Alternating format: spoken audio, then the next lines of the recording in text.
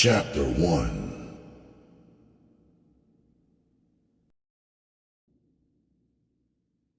Yo, y'all, come here. Hurry up, yelled Netta as she hurried back into the kitchen. Leaning over the sink, she looked out the window of her two-story row home. Netta pierced her eyes on a startling event transpiring in her alleyway. They still out there, she thought, as she waited for the other 4 occupants of her house to come and see for themselves. Mimi, Fila, Petey, and Rashida came running as if it were a race, wondering what in the world could be so important to interrupt their session. This better be good, Mimi thought to herself. Netta was boss, and what Netta wanted, Netta got. When she called, they came. Like a herd of wild horses, their footsteps could be heard thundering through the house until they reached the kitchen.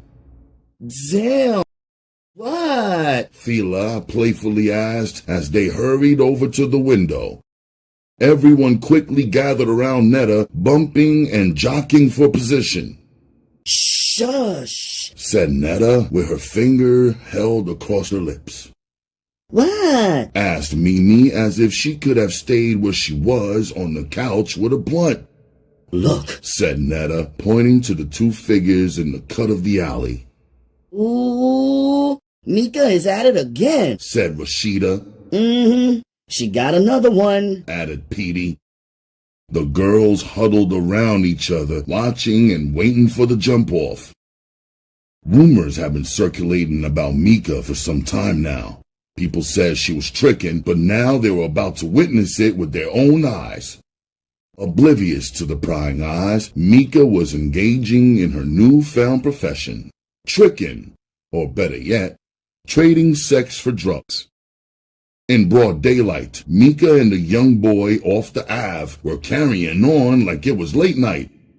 Moaned the young hustler. His eyes rolled up in the back of his head from the pleasure he was receiving. Her simply dulling his senses. He was a freak, tricking away a nice amount of his profits on a daily basis. Mika was good at using favor. She had mastered the art of that down to a science, and this was far from being her first time. However, this type of act was supposed to be reserved for the man in her life. But lately, she resorted to these kinds of degrading acts to support her growing drug habit. There was no shame in her game.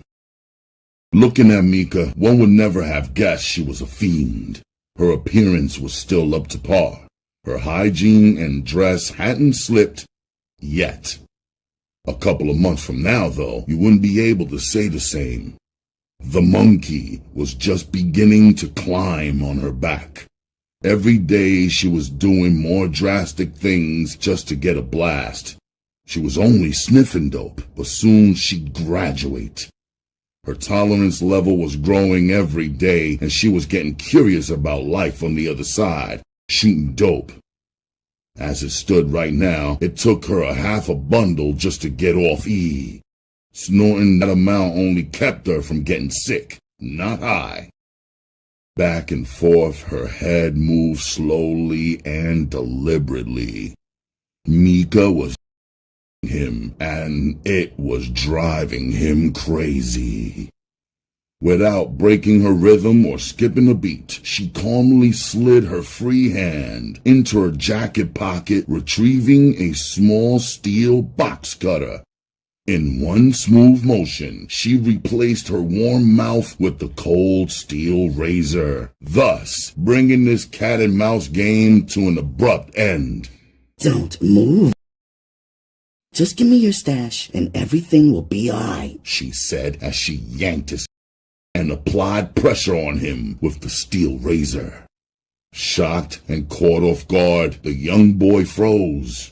He looked down at her in disbelief.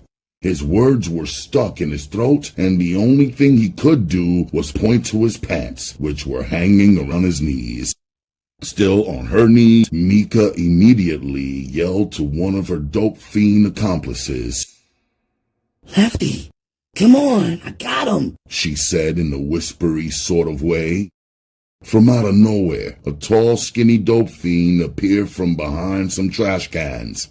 Anxiously, he began waving his arms, signaling the getaway car. They ran this game all over Baltimore, from east to west, and they used Mika as bait. They had it down. Quickly, the pair fumbled through the boys' pockets until they found what they were looking for. Jackpot, Mika said as her eyes lit up like little Christmas trees. She pulled out a sandwich bag from her victim's pocket filled with bundles of dope and money. She found what appeared to be at least $1,000 in product and $500 in cash. She placed it all inside her bra as Lefty watched over her like a hawk. He already knew Mika might try to stash anything extra she could if he wasn't watching, and that wasn't going to happen. On cue, the old beat-up hoopty came to a screeching halt right next to them. The driver, another dope fiend, scanned his eyes up and down the alley looking for any signs of trouble. Mika scrambled to her feet, releasing her iron grip on the boy, still holding the box cutter in her hand for protection. She backed up into the car until the car door was safely closed, never once taking her eyes off of him. Once Lefty's door was closed, they all zoomed off. Dumbfounded, the boy watched as the car drove off for a few seconds before he decided to act. Grabbing a handful of his jeans, he quickly pulled them back up and then dashed to the trash cans where he kept his gun, hoping to squeeze off a couple of rounds at the car.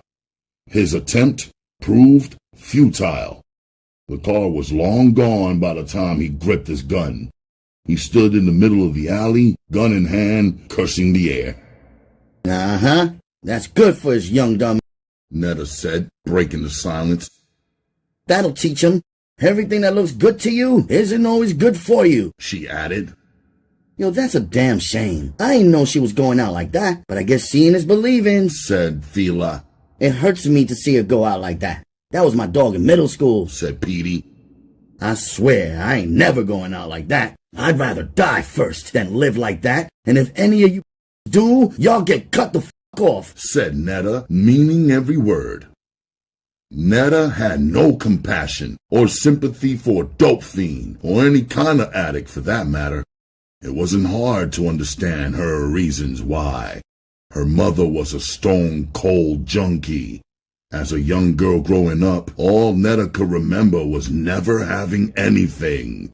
Thanks to dope, she never got any birthday or Christmas presents. Her childhood scarred her so deeply, she carried these memories around with her like an open wound in her mind. No doubt, we feeling you on that, said Petey, completely agreeing with Netta.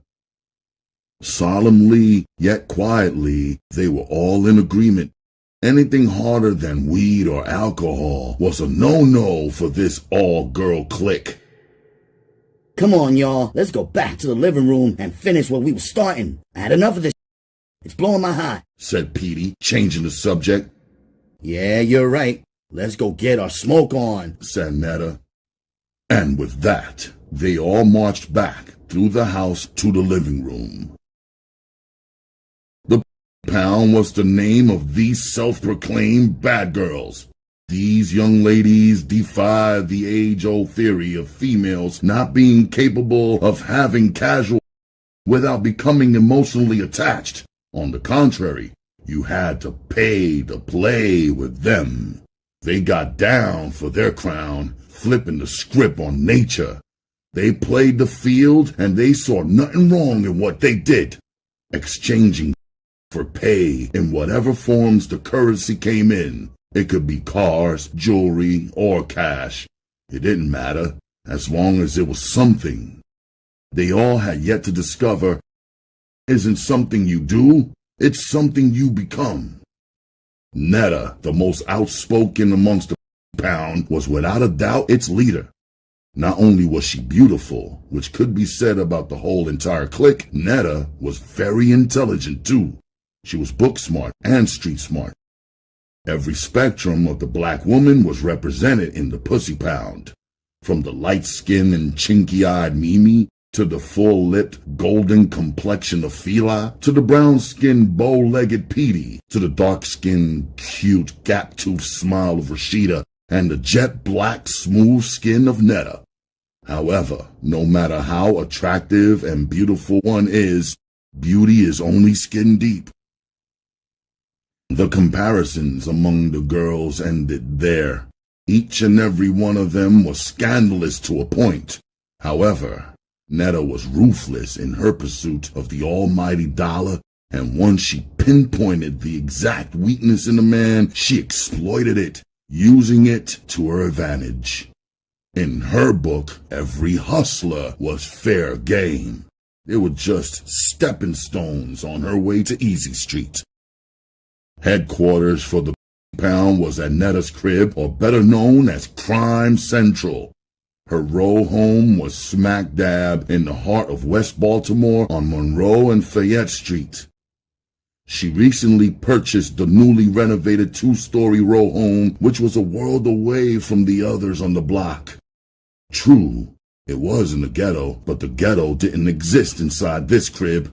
Every imaginable kitchen appliance was on display here, courtesy of all the hustlers she played. Netta had big screen TVs, black Italian leather furniture, wall-to-wall carpeting, video games, a well-stocked minibar, and everything you could imagine one needed to be comfortable. Yes, the game was good to her. Recognized citywide, the Pound was infamous amongst all thugs, ballers, and hustlers. Their fame spawned plenty of counterparts, wannabes, and rival female cliques. The Pound members were all dimes, or close to it. There was nothing average about them.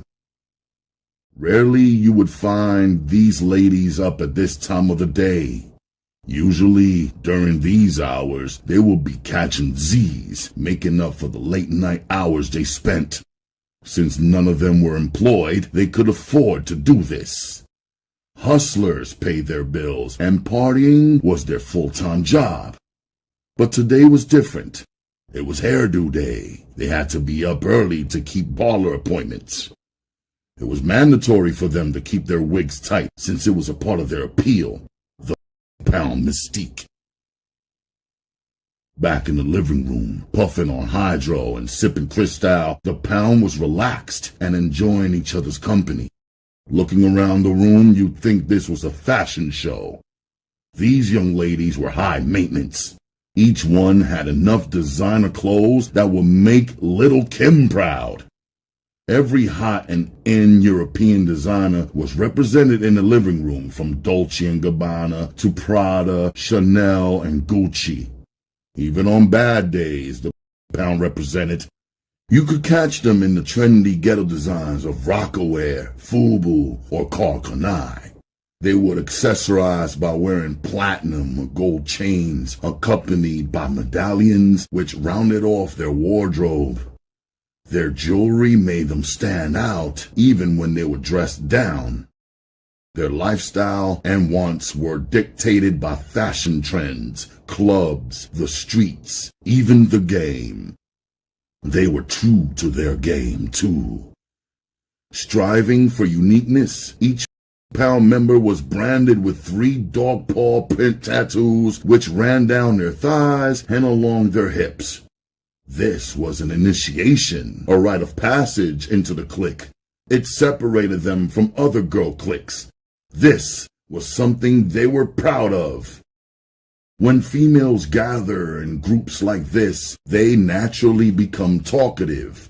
There's something about getting high and socializing that loosens the lips, allowing one to speak more freely. They say a drunken tongue speaks a sober mind, and that was certainly the case here. The hot topic amongst them was sex was discussed at length, and no details were spared. Vulgarly yet humorously, it was all said in fun. Well-known hustlers appetites and acts were put on display amongst the members of the Pound. No secret was safe. Yo, this weed is the bomb. It's making me as hell. Damn, I wish I had that who could really do me right now. I don't even know what these weeds out here be thinking they doing in the bed, said Fila, disappointedly, feeling the effect of the liquor and the weed. Girl, ain't that the truth? I don't even know why I f with that nigga Rock. His money long, but his is little, chimed in Rashida. I don't know how you do it, Joe Petey. Fat motherfucker. I swear, if he wasn't getting money, he never get no. Sometimes I think that nigga ain't never had no since at him. Y'all should see me faking it while he hitting it. Ooh, don't stop. Ooh, I should get a motherfucking Oscar for the shit I got to go through. He just swear he be killing it, Rashida said with her gap-toothed smile. High fives and laughter broke out around the room. You need to stop, said Petey. Seriously though, Fila said between chuckles. Can never be my man if he couldn't fuck me right. Girl, I'm just stroking his ego, Rashida replied. He gives me what I want and I give him what he needs. Fair exchange is no robbery. That's right, Fee, Netta agreed, between tokes on her blunt. Work that, she added. All these so-called hustling is alike. They f like they in a race to see who first. And you know they always win. They won and it's all over for the night. I feel like saying, but what about me? I want to too. But that's alright, because I'm getting money on the side, Mimi confessed. On the real, y'all ain't never had no till y'all have some dope. I will f you all night off that shit, said Petey. I know. You know Mark stole money out of my purse while I was asleep? Y'all know that was the last time his addict got some of this, said Petey, realizing a dope wasn't good for nothing but a hard. Even that horror story couldn't damper the festive mood. The drinks continued to flow while they talked and smoked endless blunts of dro. You know what kills me? Fila asked as everyone looked at her for the answer. These front don't have no problems with their mans in them. They break them off, but you asking for something, it's a fucking headache for them. And why is it these trying to front like they don't eat when they know they do? Joe from Cherry Hill knows, said Fila. More laughter ripped through the room as girlish giggles magnified their high. Fila, best known for telling the truth, always told it like it was. Look, Joe used to say he's too good with his hips to use his lips. That, I swear, y'all should see him now, munching on this fur burger, finished Fila as everyone continued laughing. Yeah, that's what they all say till you get 'em behind closed doors. Then it's a different story. You gotta beat 'em off the, added Petey. Most think they too cool, and then you got the ones that want to keep it on the down low like it's a big deal, said Rashida. Well, you know me. I could keep a secret, but I'm only gonna ask her one time. After that, it's little Kim all the way. No, it's Hannah really needs to know that. Mimi chimed in and let it be known. True that. Men pick, women choose, but fools, Netta sarcastically said. I will tell all these eating ain't nothing. It's a part of the. It's an acquired taste, like drinking beer, but better, Mimi said. Guess what? She then asked the room. What, Heffa? Rashida answered for everyone. I got a letter from Kevin yesterday. He said he misses me, and he asked me was I okay, and if I needed anything to just let him know. He said when he comes home, we're gonna do it real big together. He asked me why I stopped writing, and he asked about the family. His lawyer told him that he's gonna beat his case. He's just gonna have to sit for a minute and let the publicity die down. Non-stop and enthusiastically, Mimi spit out all this information in a quick breath, wanting to share her good news with her clique. Everybody knew that Kev had strong feelings when it came to Mimi. For her, he was more than a Mac machine, and Mimi was more than a piece of to him.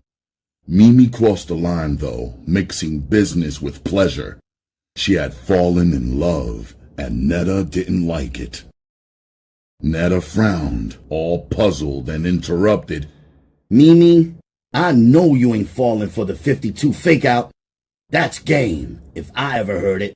Some old jailhouse rap. Tell that go find somebody else to bid off of, said Netta, busting Mimi's make-pretend jailhouse romance. She was only trying to look out for a friend's best interests by exposing game. Unfortunately, Mimi didn't see it that way. That baby mama probably shitted on him, and now he's trying to get your down to city jail to visit him. After that, I bet my motherfucking last dollar he'll try to get you to bring him some packages of dope in, Netta continued. She wasn't half done on the reasons why Mimi shouldn't waste her time. Every last one of them in jail wants somebody to hold them and bid with them. Who got time for that shit when you free? I don't got no case. I don't want no co-defendants. I ain't bidding with nobody, Netta said firmly. Sucking her teeth loudly, Mimi exploded. Netta, you always got something to say. You're not always right. Your problem is you don't love nothing or nobody but yourself, said Mimi, heated. But in her heart, she knew that wasn't true. After all they had been through, she knew Netta loved her as she loved Netta. She was upset though, so she tried to hurt Netta's feelings. She felt a surge of anger rising inside of her. Kev was always good to me, and now that he's down, I gotta keep it real with him. I can't turn my back on him. I'm not you, Mimi hollered back. And with that, the entire room became still. No one said a word. Silence fell like the quiet before the storm. Netta stood there face to face with Mimi. This was when true friendship played its part. It was always hard for Netta. She expected everybody in the pound to be as cold-blooded as she was. She couldn't see why they wouldn't or couldn't be at times. This was a man's world. A woman had to be extra tough to survive and be on top of her game. Please, you damn right you ain't me. I would have left that before the trial. Wouldn't have been no rap about it. He would have been history the minute he got knocked. Hustlers come a dime a dozen. When one goes to jail, another will step up to take his place. That's the game, said Netta. There was no joy in her voice and no smile on her face. She was just spitting the facts as she knew them to be the truth. Let me ask you something, Netta continued. If you get knocked, do you really think Kevin will be kicking down the visiting room door to get at you? Not waiting for Mimi's response and already knowing there wasn't one, she responded for her. Hell no, he wouldn't be. See, I dig black and the whole nine, but I ain't got time for nobody in jail. What can he do for me, Mimi? Netta rhetorically asked. I'm not going up in the mountains dealing with them crazy cracker COs to see nobody. I gotta do me. I'm true to fun and not to one, said Netta, absolutely feeling herself. I guess you can't go see black, but it ain't 'cause you don't want to. It's 'cause you can't, thought Mimi, standing there vexed. But she didn't say anything. It wasn't her business, and everything wasn't for everybody. Expressionless, she stared at Netta as if she could see right through her. She knew her better than anybody in this room or anyone alive. They were like sisters, so why did Netta always have to try and shine on her? Misinterpreting the love for hate, Mimi felt betrayed by Netta. She didn't see where Netta was coming from with this. If she only thought about what Netta was saying instead of letting her feelings get involved, then everything would have been all right. It wasn't what Netta said, it was how she said it, and in front of whom. So see, Mimi, it's not a question of who or what I love. Love don't pay the rent. It does, Netta added. I don't love no man, not even my own father. The only men that make me happy are dead ones, dead presidents. If I were you, I'd forget Kev and concentrate on taking that little New York man, the one that you met today. That's who you need to be focusing on. I'm gonna work his cousin Tone. I know they got some paper. They ain't down here all the way from New York for their health, said Netta, looking at her friend like she was stupid. absorbing every word in this verbal exchange, and thankful it wasn't any of them getting sounded like that was Petey, Rashida, and Fila. They just sat there like they were watching a tennis match go back and forth. Whatever. It's like this now, thought Mimi to herself. If Netta had seen the piercing of Mimi's eyes as she tightened her lips, then maybe she could have said some softer words. But Netta didn't notice how embarrassed and hurt Mimi's feelings were.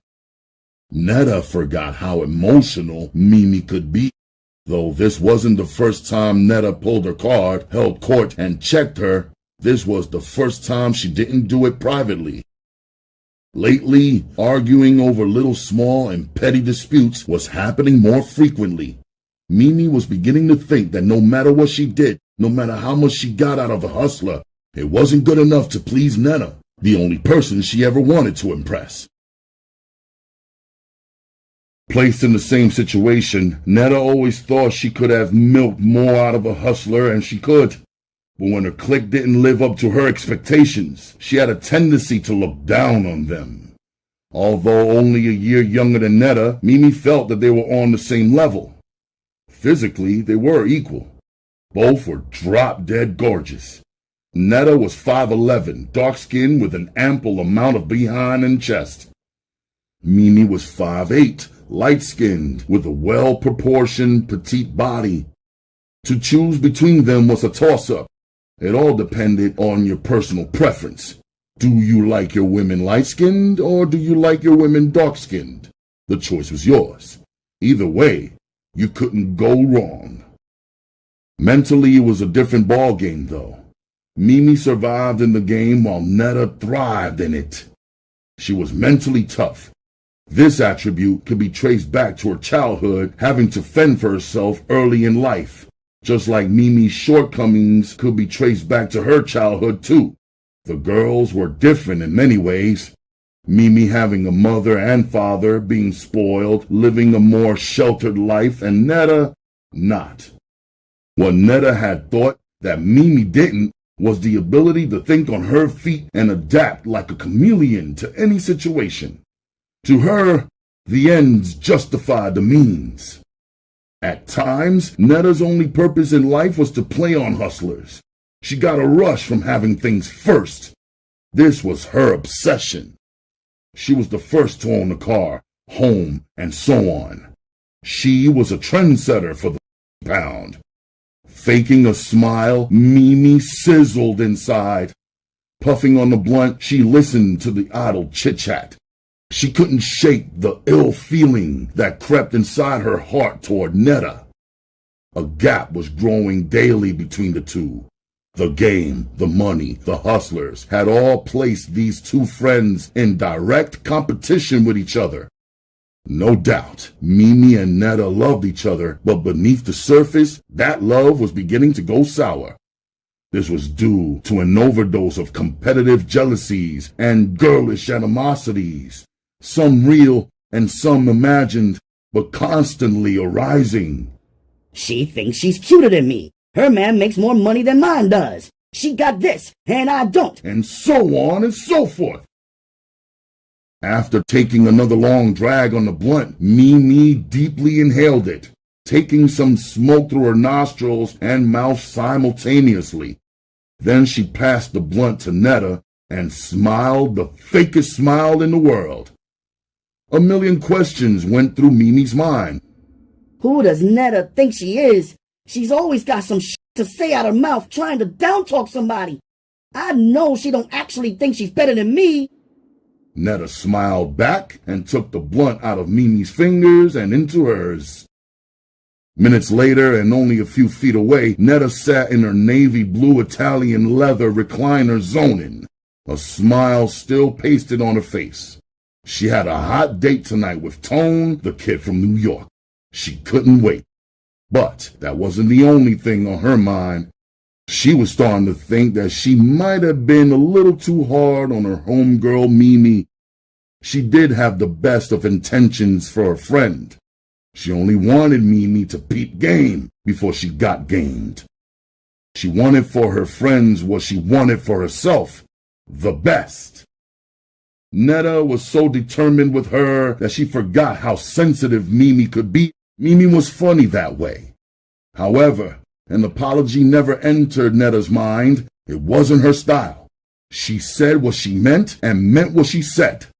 Netta was definitely rough around the edges. Like it or not, she gave it to you how she got it. Raw. She didn't know how to sugarcoat the truth. Netta rocked back and forth in the recliner, watching Mimi get up and leave the room. Netta hoped she wasn't bent out of shape. It wasn't personal, but for Mimi, it was.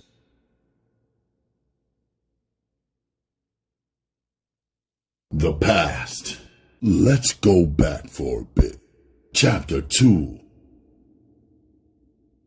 Murphy Holmes, better known as Murder Holmes, was a rundown housing project located in West Baltimore, a stone's throw away from downtown. This housing complex was a ghetto gold mine for criminals. Any violation of the law one could think of happened here on a daily basis. Murder, robbery, assault, prostitution, and drug dealing. It was a city within a city. It was breeding grounds for lawlessness, a destroyer of dreams, and a death trap for poor black low-income families. However, to Shanetta Jackson, better known as Netta, it was home. Netta was conceived out of wedlock to Renee Jackson and some big-time hustler named Dollar. Netta never met her father. She didn't even know who he was. To her, he was only a tool God used to bring about her existence. He was nothing except her biological father. For his part, Dollar never denied that Netta was his. He just never stuck around long enough to financially support her. He claimed Renee had purposely gotten pregnant to trap him. Renee in return passed the buck to her unborn child, blaming the pregnancy for running her man away. She contemplated having an abortion, but well into her second trimester, no physician would touch her. Truth be told, she was never Dollar's one and only woman to begin with, despite what Renee may have thought. As Renee's stomach began to protrude, Dollar started distancing himself from her. He got what he wanted. Now, he thought she was after his money. To keep Renee away, he concocted a story about a beef between him and another hustler over some money. Dollar was so convincing, Renee believed him. And once his appearances stopped, so did the money. This forced Renee to abandon the good life lifestyle she had grown so accustomed to. Not to mention, she chose a man over her family by going against her mother's wishes, by dating Dollar and getting pregnant at 16. She had no choices. The bridge with her mother was burned. So 8 months pregnant, she moved in with a girlfriend in the projects until her name came up on the housing authority's waiting list for a Section 8 apartment. In the meantime, she got on welfare and WIC to support herself and her baby. She also had to help pay a portion of the rent. With 6 kids of her own, her girlfriend was struggling. There was 8 people living in a 2-bedroom apartment. Renee was miserable in those cramped and crowded conditions. She prayed that Dollar would come to his senses and do the right thing by rescuing her, but he never did. A month and a half later, Renee gave birth, and once Netta was born, it was on. Renee felt liberated after 9 months of carrying around all that excess baggage. Her body quickly retained its previous shape and male suitors came calling, but not Dollar or any man on his level. A year later, Renee was now living in her own 2-bedroom apartment. Her name couldn't have come up on the list any sooner. Renee now had all the privacy she needed. One day, while coming in from the rain, she held the door and helped an older woman with her bags, though she was struggling with Netta and the stroller. The older woman thanked her and looked down at Netta. "She's so pretty. Look at those eyes. She looks just like you," said the woman with a kind smile. "I don't think so, but that's what everyone says," said Renee, wondering why people always had the same thing to say when they saw her daughter. "She don't hardly look like me," thought Renee, showing a smile anyway. Renee and the older woman talked briefly in the elevator. Netta smiled as the older woman made cuckoo noises and smiley faces at her. "You live in the building by yourself?" asked the older woman. "Yes, me and my daughter. Well, I'm May Morris. If you ever need anything, please feel free to come see me. I live in 7D, said May Morris as she gathered her groceries and exited the elevator. Miss May smiled her kind, warm smile at Netta as the doors closed. She'd make a good babysitter, thought Renee. The woman lived in the building and liked the baby, not to mention she did offer her assistance. It was perfect. While Renee ran the streets, her infant daughter, Netta, was left downstairs in the care of Miss May. The kind lady befriended all the young mothers in the building. She babysat for next to nothing. Babysitting was good therapy for her in her old age. It kept her alert and alive. Often she kept Netta overnight and well into the next day. This became routine when Renee's party-hardy ways got the best of her. Over the years, Miss May and Netta became extremely close. It was Miss May who gave her the nickname Netta and then had all the people in the building calling her the same. Netta spent so much time downstairs with Miss May in her formative years, she mistakenly thought the old woman was her mother, crying when Renee finally decided to come retrieve her. "If you want, she can stay a little longer," said May, clutching for the little 2-year-old who was screaming and kicking for Miss May. "No, she gots to come home. She can come back tomorrow night," said Renee, looking at Miss May, making sure her arrangements were okay with the older woman. "Okay, that's fine," said Miss May, as tears came to her eyes as she watched teenage Renee drag the 2-year-old down the hall. Netta's cutting up when it was time to go home infuriated Renee, adding fuel to her fire. In her ignorance, she couldn't see she was neglecting her daughter. She couldn't see that there was more to being a mother than just giving birth. Behind closed doors, Renee punished Netta for what she perceived as her betrayal. Instead of rocking her daughter to sleep, she let her cry herself to sleep. When confronted about this by a friend, she explained she didn't want to spoil the child. "She's already spoiled. The doctor said it's good to let them learn to go to bed by themselves. She's 2 years old."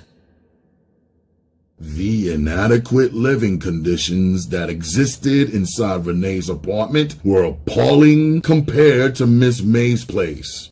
It was like night and day. The apartment was scarcely furnished and in shambles.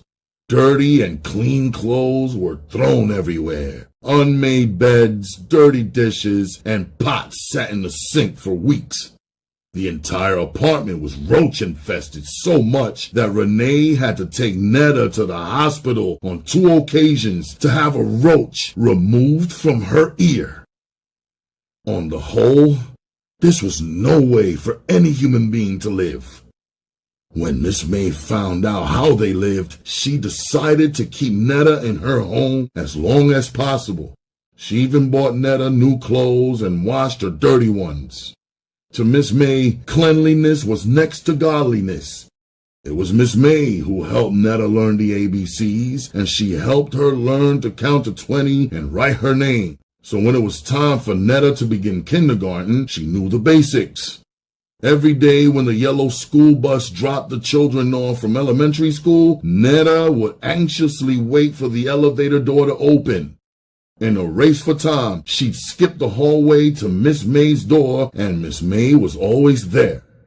Miss May, I got 100 on my math test today, said Netta, knowing when she showed Miss May that gold star on her paper, not only would she get a real big hug, but a chocolate chip cookie too.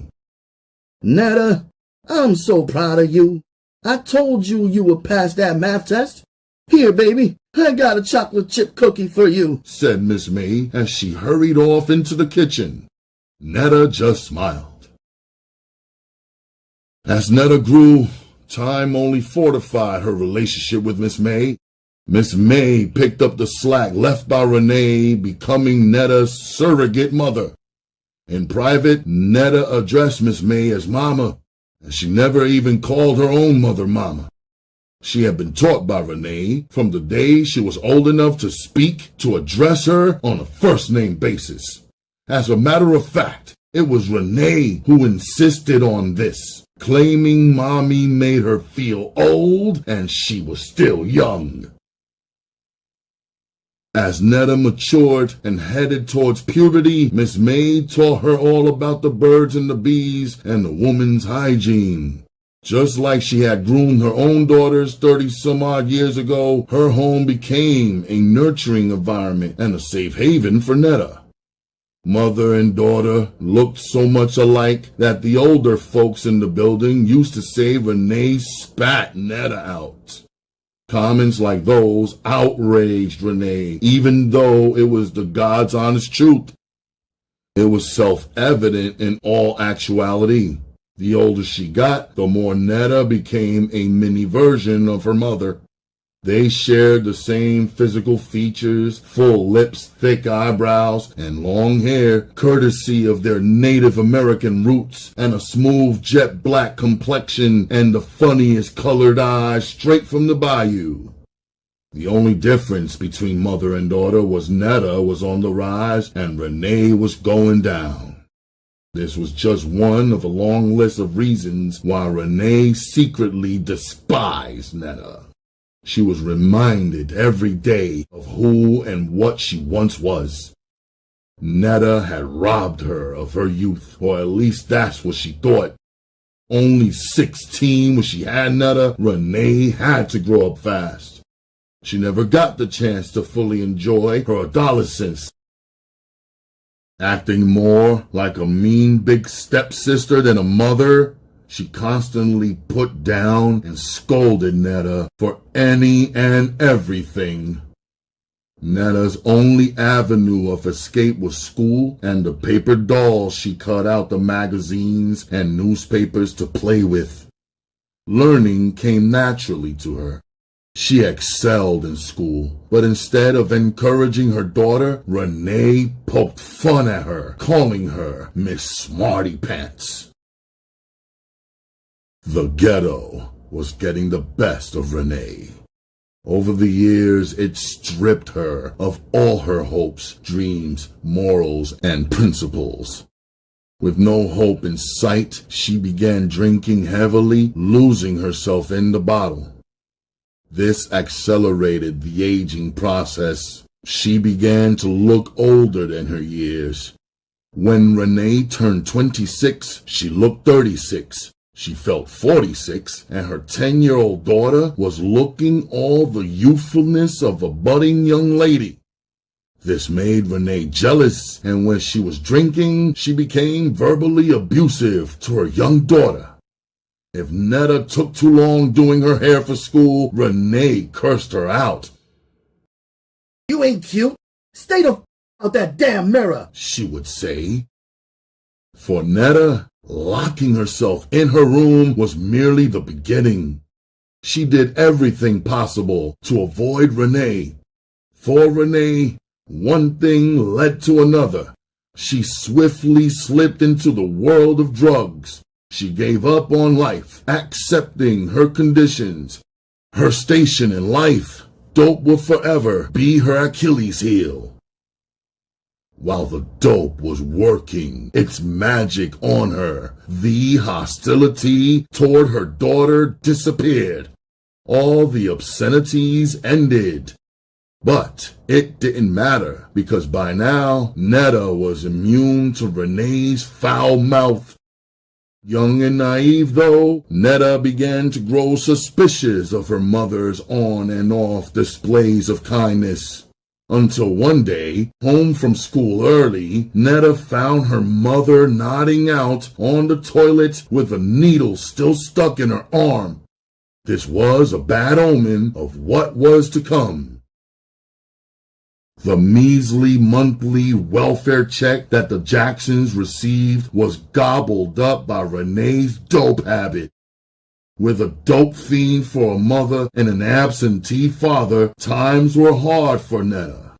She confided her problems to Miss May, spilling her heart out about her mother's addiction.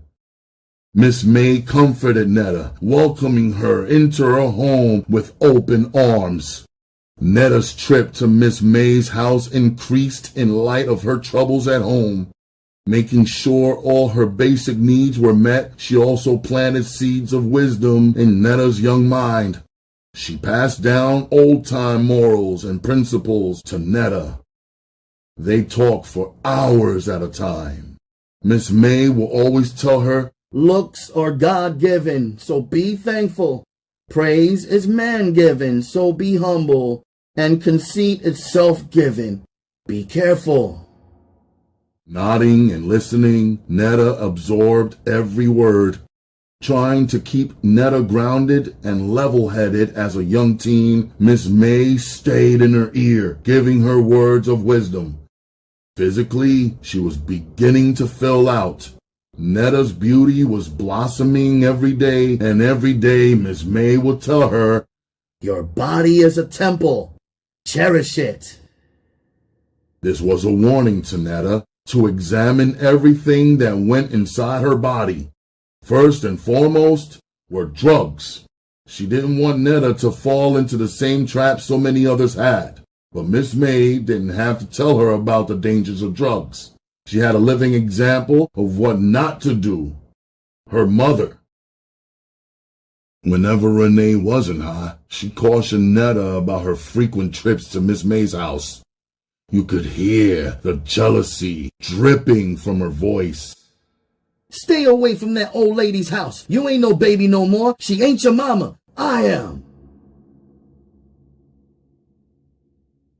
A day Netta would never forget in her lifetime was the week before her 12th birthday.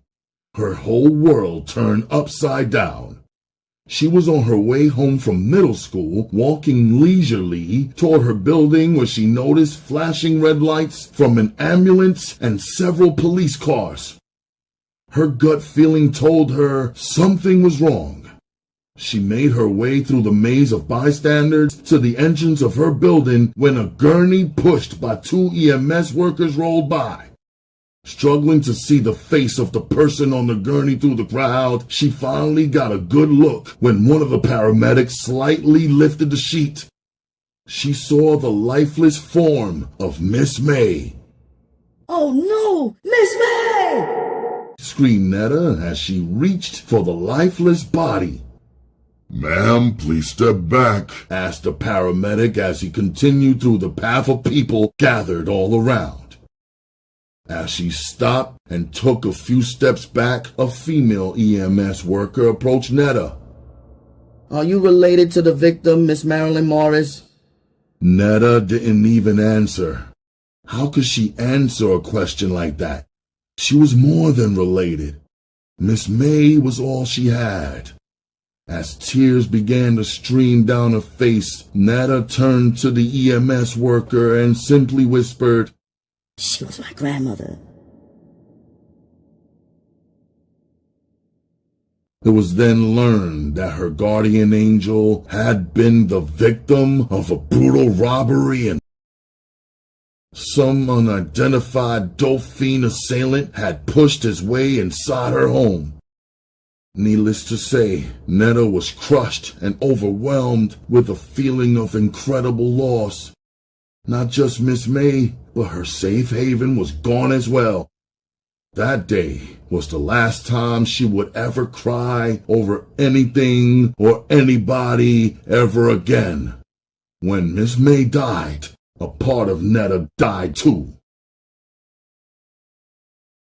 The clouds can be dark even when there's no storm, and even in her drug-induced state, Renee was sympathetic toward Netta, being kind and giving her time and space to grieve. She knew how close the two were, but it always has to rain before the sun can shine again. So it wasn't too long after the funeral services of Miss May that it was on between the mother and daughter duo, and for no apparent reason other than she could, Renee was at her daughter's throat. Renee was miserable, agitated, and aggravated over the lack of dope money. And when she was miserable, she had the tendency to attempt to make Netta or anyone who happened to be around her miserable. So as soon as Netta walked through her door, she let loose a stream of curses at her. This, that, Where the f*** you been? was all she repeatedly said. For a moment, Netta forgot she had a mother and she blacked out. Calmly, she walked toward Renee as if to go in her room. Then suddenly, she snatched Renee out of a chair by her shirt collar and slammed her into a wall. Still holding her collar, looking dead in her eyes, Netta told her, Stop calling me a... My name is Netta. Netta. If you ever call me out my name again, so help me God, I'll kill you. Then real calmly, she released her grip as if the blackout was over and let her mother's thin, strangly body slide down the wall until her feet touched the floor. Then she let her neck go. Terrified, Renee had never seen this side of Netta. She shook her head in agreement. Okay, said Renee, catching her breath and regaining her composure. Her daughter was physically bigger than she was now and much stronger. Renee didn't realize just how strong Netta was. However, she knew now, and from that day forward, any thought Netta had ever entertained in her daydreams about a normal mother-daughter relationship ended with that incident. The two simply occupied the same space and rarely, if ever, did they speak. Renee, being drug-induced and twisted, left Netta alone to fend for herself with no parental support whatsoever. Her sick reasoning behind this was, since Netta wants to act grown, let her be grown. Ain't gonna put her hands on me and then think I'ma bust my for her. Let her get her own. Nothing in life was ever given to Netta but life itself. Sad to say, and so hard for people on the outside looking in to ever really comprehend. Netta walked with an imaginary label that read "Have Not" on her forehead, so she resorted to stealing and taking what she needed. Denied the bare necessities in life like food and clothing. She had to do what she had to do. At 13, she began stealing food out of the grocery. At first, these thefts were out of necessity. But the rush of power she received from stealing after getting away with her crime turned Netta into a kleptomaniac. The more she got away with it, the more addictive stealing became. As time went on, it became an everyday habit. The name of the game to her was survival, adapt, and adopt. When Renee would bring home her no-good junkie friends to get high with, Netta would watch them patiently through the cracked doorway of her bedroom. She'd sometime make an appearance, but would quickly return to her room, as Renee told her she had to stay in her room whenever she had company. However, as soon as they would drift off in nod mode, Netta would relieve them of any and all valuables they had. She didn't care if they had spare change. She was taking it. She stole everywhere she went. Life wasn't fun and games. She had to steal to eat, and that's just how it was. Corner stores were among her first targets. Realizing those were too risky, she started hitting supermarkets, slipping in and out undetected. As the time passed and Netta turned 14, food was no longer the only necessity. Clothing became just as important. Taking notice of how shabby her wardrobe was, she began to boost clothes. She felt like Cinderella, trying on all the new outfits in her room as she fixed her hair in a different style with every outfit she tried on. The stolen clothes she wore made her feel good about herself. She felt important, like she was somebody. All the morals and principles she learned while under Miss May's care were abandoned. Greed set in, and greed has the ability to blind a person, making wrong seem right and vice versa, changing a person from good to bad, and Netta was ready and willing to change. Whatever it was, it had to be better than this. She had been a good girl all her life, and what had it gotten her? She was tired of not having nothing and having to go without. Never again. Never again would she settle for less when she needed more. Boosting clothes became Netta's hustle. She became good at it. Hustlers would pay her in advance by placing orders for a specific article of clothing by a certain designer.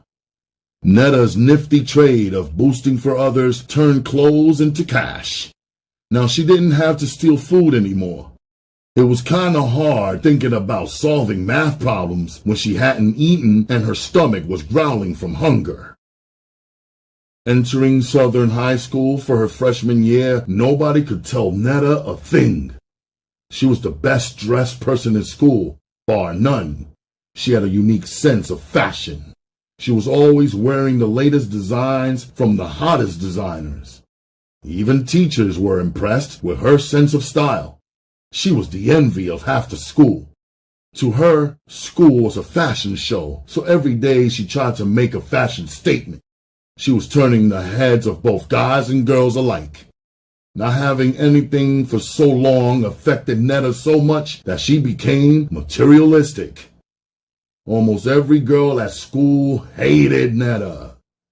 Females could be so petty and jealous at times, especially over nothing. Now, Netta was the target of their hate. If they only knew all the trials and tribulations she went through to get what she had, if they only knew what her home life was like, they might have sympathized with her. But they didn't, so they couldn't.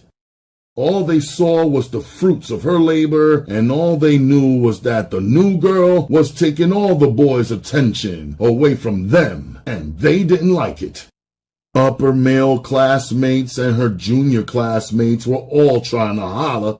They liked what they saw, but Netta had no time for boys. Day-to-day survival took up all of her time.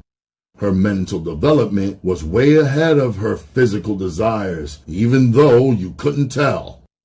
When Netta walked into a classroom or down the hall, she deliberately walked provocatively.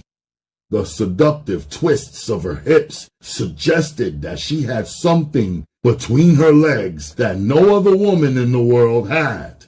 The jeans and skirts she wore hugged every curve of her body, emphasizing her round or fat.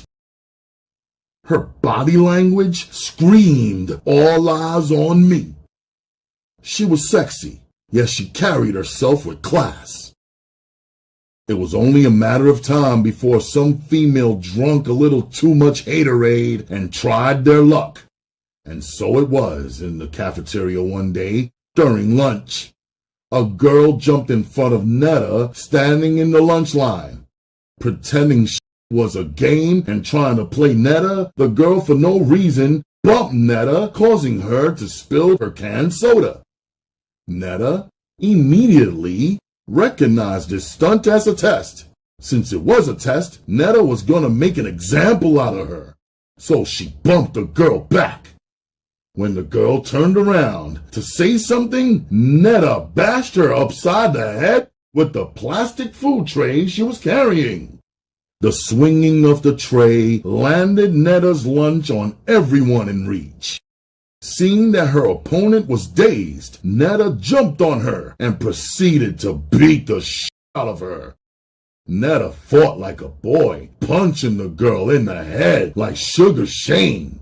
It took 2 male security guards to pull Netta off the girl, and they almost got knocked out too.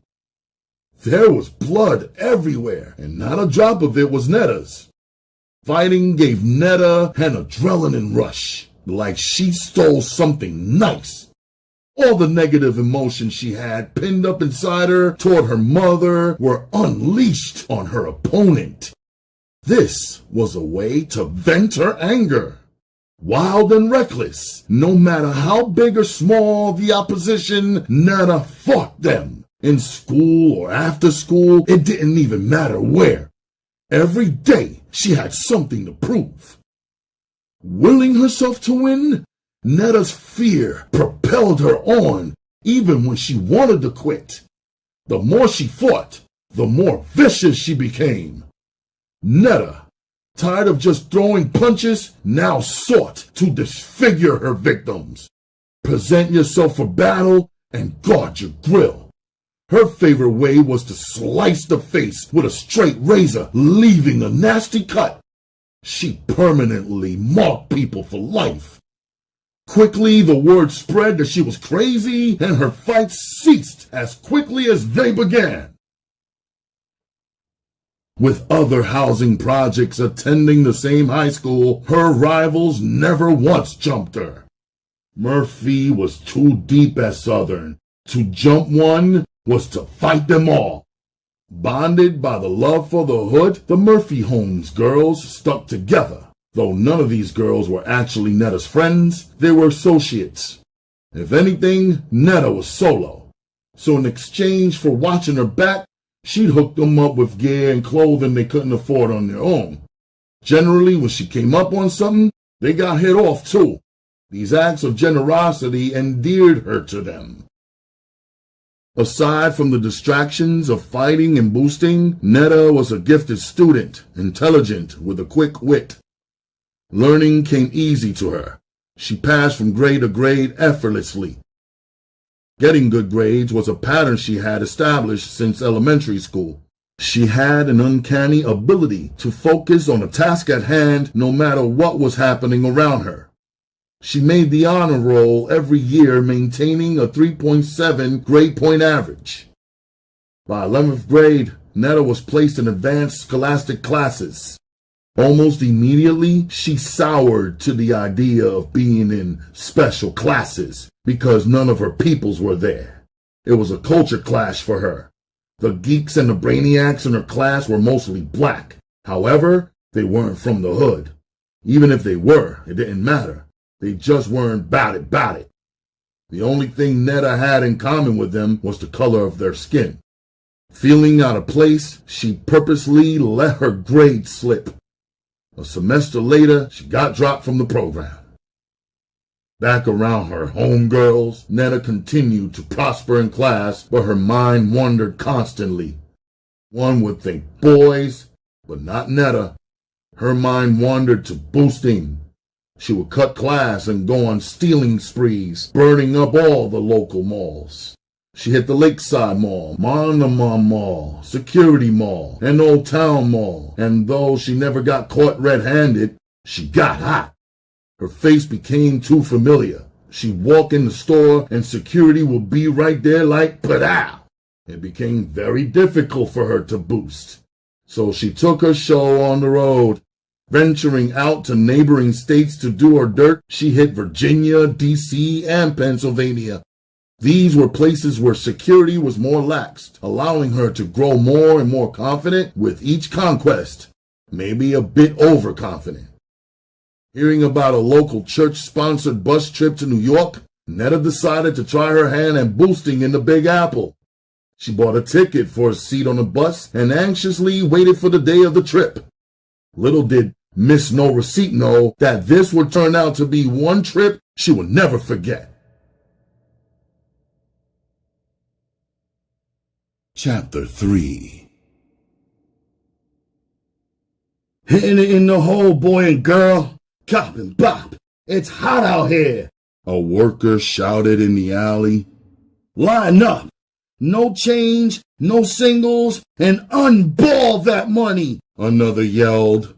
This was the concrete jungle Mimi had to navigate every morning on her way to parochial school, passing dozens of dealers and fiends alike. Her only comfort was that she knew no one would dare bother her. Everyone knew Mimi and her notorious father, not to mention her twin brothers. The twins were two of the biggest drug dealers in Baltimore. Her father was an aging gangster who was still widely respected. North Avenue and Long was her block. It was one of the main drug strips in all of Baltimore. It was just a notch below the notorious Pennsylvania Avenue and Gold. Fiends from far and wide came here to sample some of the best dope and coke in the city. Her new neighborhood was a far cry from her former county residence, but since her parents' breakup, Mimi's mother, Tina, wanted nothing from her father, not even financial assistance. Humbling herself, Tina wanted no parts of her ex-gangster husband and her ex-gangster life. It was a tiring, draining life she had lived for most of her young and adult life. She didn't want it anymore, and she didn't care about the money. So Tina had no choice. She went back to work, saving just enough to buy a row house for her and her 3 children. Tamia Johnson, a.k.a. Mimi, was the baby of her family. She was also the only girl. Her family consisted of her 2 twin brothers, Timothy, a.k.a. Tim, and Thomas, a.k.a. Tommy, her mother Tina, and her father, Willie Johnson. A product of a failed marriage, Mimi's dad dropped out of her daily life at the tender age of 10. The breakup was due to the constant arguments over Willie's women, or legally speaking, mistresses. And when he left, this caused the family foundation to crack. The man of the house was gone, so her stable family life slowly turned into a curse. Too young for Mimi to understand, Willie, her father, was from the old school. He was an old-time hustler. He had a gang of women and illegitimate kids. He also had several bars scattered all over Baltimore. This is what caused the problems in his marriage. He believed it was right for a man to be a man as long as he took care of the home. And Willie did that. His family was well taken care of. They never knew what it was like to do without. Willie was a very good hustler, and as a result, his family was what you would call ghetto rich. Tina, in her own right, was a beautiful woman, and one would wonder why a man would stray. What was it that she did not do right to keep Willie happy at home? Beautiful inside out, with a perfect size 7'8" frame, Tina had traces of French and Indian mixed with her African heritage. Exotic eyes, glowing Hawaiian-looking skin, and fine jet black hair were some of Tina's best attributes of beauty. One look, and you'd have to look twice. A fine homekeeper, doting over her husband and her children from the time she awoke until sleep fell upon her at night. She stayed on top of every duty that a good loving wife and mother was supposed to. Beautiful, strong, and extremely talented in the art of painting, Tina tolerated her husband sleeping around for many years before she finally put her foot down. Maybe it was raising the children when they were young that kept her occupied in her home life, or perhaps the days of idling away time on canvas that kept the marriage together. Tina didn't have that answer. But now the kids were older and her home life wasn't happy. It was hard because Willie was a good father and a good provider. She loved him deeply, but fed up and ready to do Tina, she issued an ultimatum to Willie. Either them or me. Them being the other female she called his and me being the kids and her. It was a choice he had to make. He took the easy way out, convincing himself he wore the pants in the family and no woman would tell him what to do, wife or no wife. He packed his things and left, moving in with one of his young tramps, according to Tina's book. Although he hated to leave his wife and kids, he was so set in his ways, he thought, why stop now? His movements hadn't been restricted since he did his first and last bid in the penitentiary. From then on, he swore that would never happen again. No one would ever control him, and he meant it. Besides her mother, it was Mimi who missed her dad the most. She was Daddy's little girl. She had him wrapped around her finger since the day she was born. He spoiled Mimi rotten, giving her everything she wanted. Stop giving her that candy, Willie. She's not gonna be good for nothing when she gets older, scolded Tina. Shut up, woman. That's my baby right there. You ain't got nothing to do with this, Tina, said Willie, picking his baby up off the floor and giving her a big bear hug. That's how it was, too. All her life, Mimi had Daddy. If Mommy wouldn't, she knew Daddy would. And the world was a perfect place to be until they separated and divorced. Coming home one day from summer camp, Mimi couldn't help but smile at her father's red Porsche parked outside their door. Daddy's here, she thought as her smile widened. Mimi opened the door as her parents sat side by side on the couch, both stopping whatever conversation they were having as they looked straight ahead in her direction. What? Are you guys getting back together? Asked Mimi, desperately wanting to believe that God answered her prayers. No, baby girl. We decided that Catholic school would be the best thing for you, said Willie. Who the hell decided that? Thought teen Mimi as she smiled and returned to Daddy, clouding her forehead at her mother, knowing it had to be her. Daddy, I don't want to go to Catholic school, said Mimi, looking at her mother, knowing that she'd be the one to handle the situation. However, Mimi thought wrong. It was his idea to enroll her in a Catholic school, and when Willie Johnson wanted something, Willie Johnson got it. The problem was, at 14 years of age, Mimi will never be able to understand the word no. No one had ever taught her the meaning of the word. Mimi didn't understand why her father wasn't giving her way. He tried explaining that it was a better quality education compared to the public schools. I only want the best for you. I will spend my last dollar making sure you got the best. Do you understand, Mimi? He said, with his hands snugly wrapped around his young daughter's shoulders. No, she cried out as tears ran down her face. I don't want to go, Dad. Please, I don't want to, cried Mimi.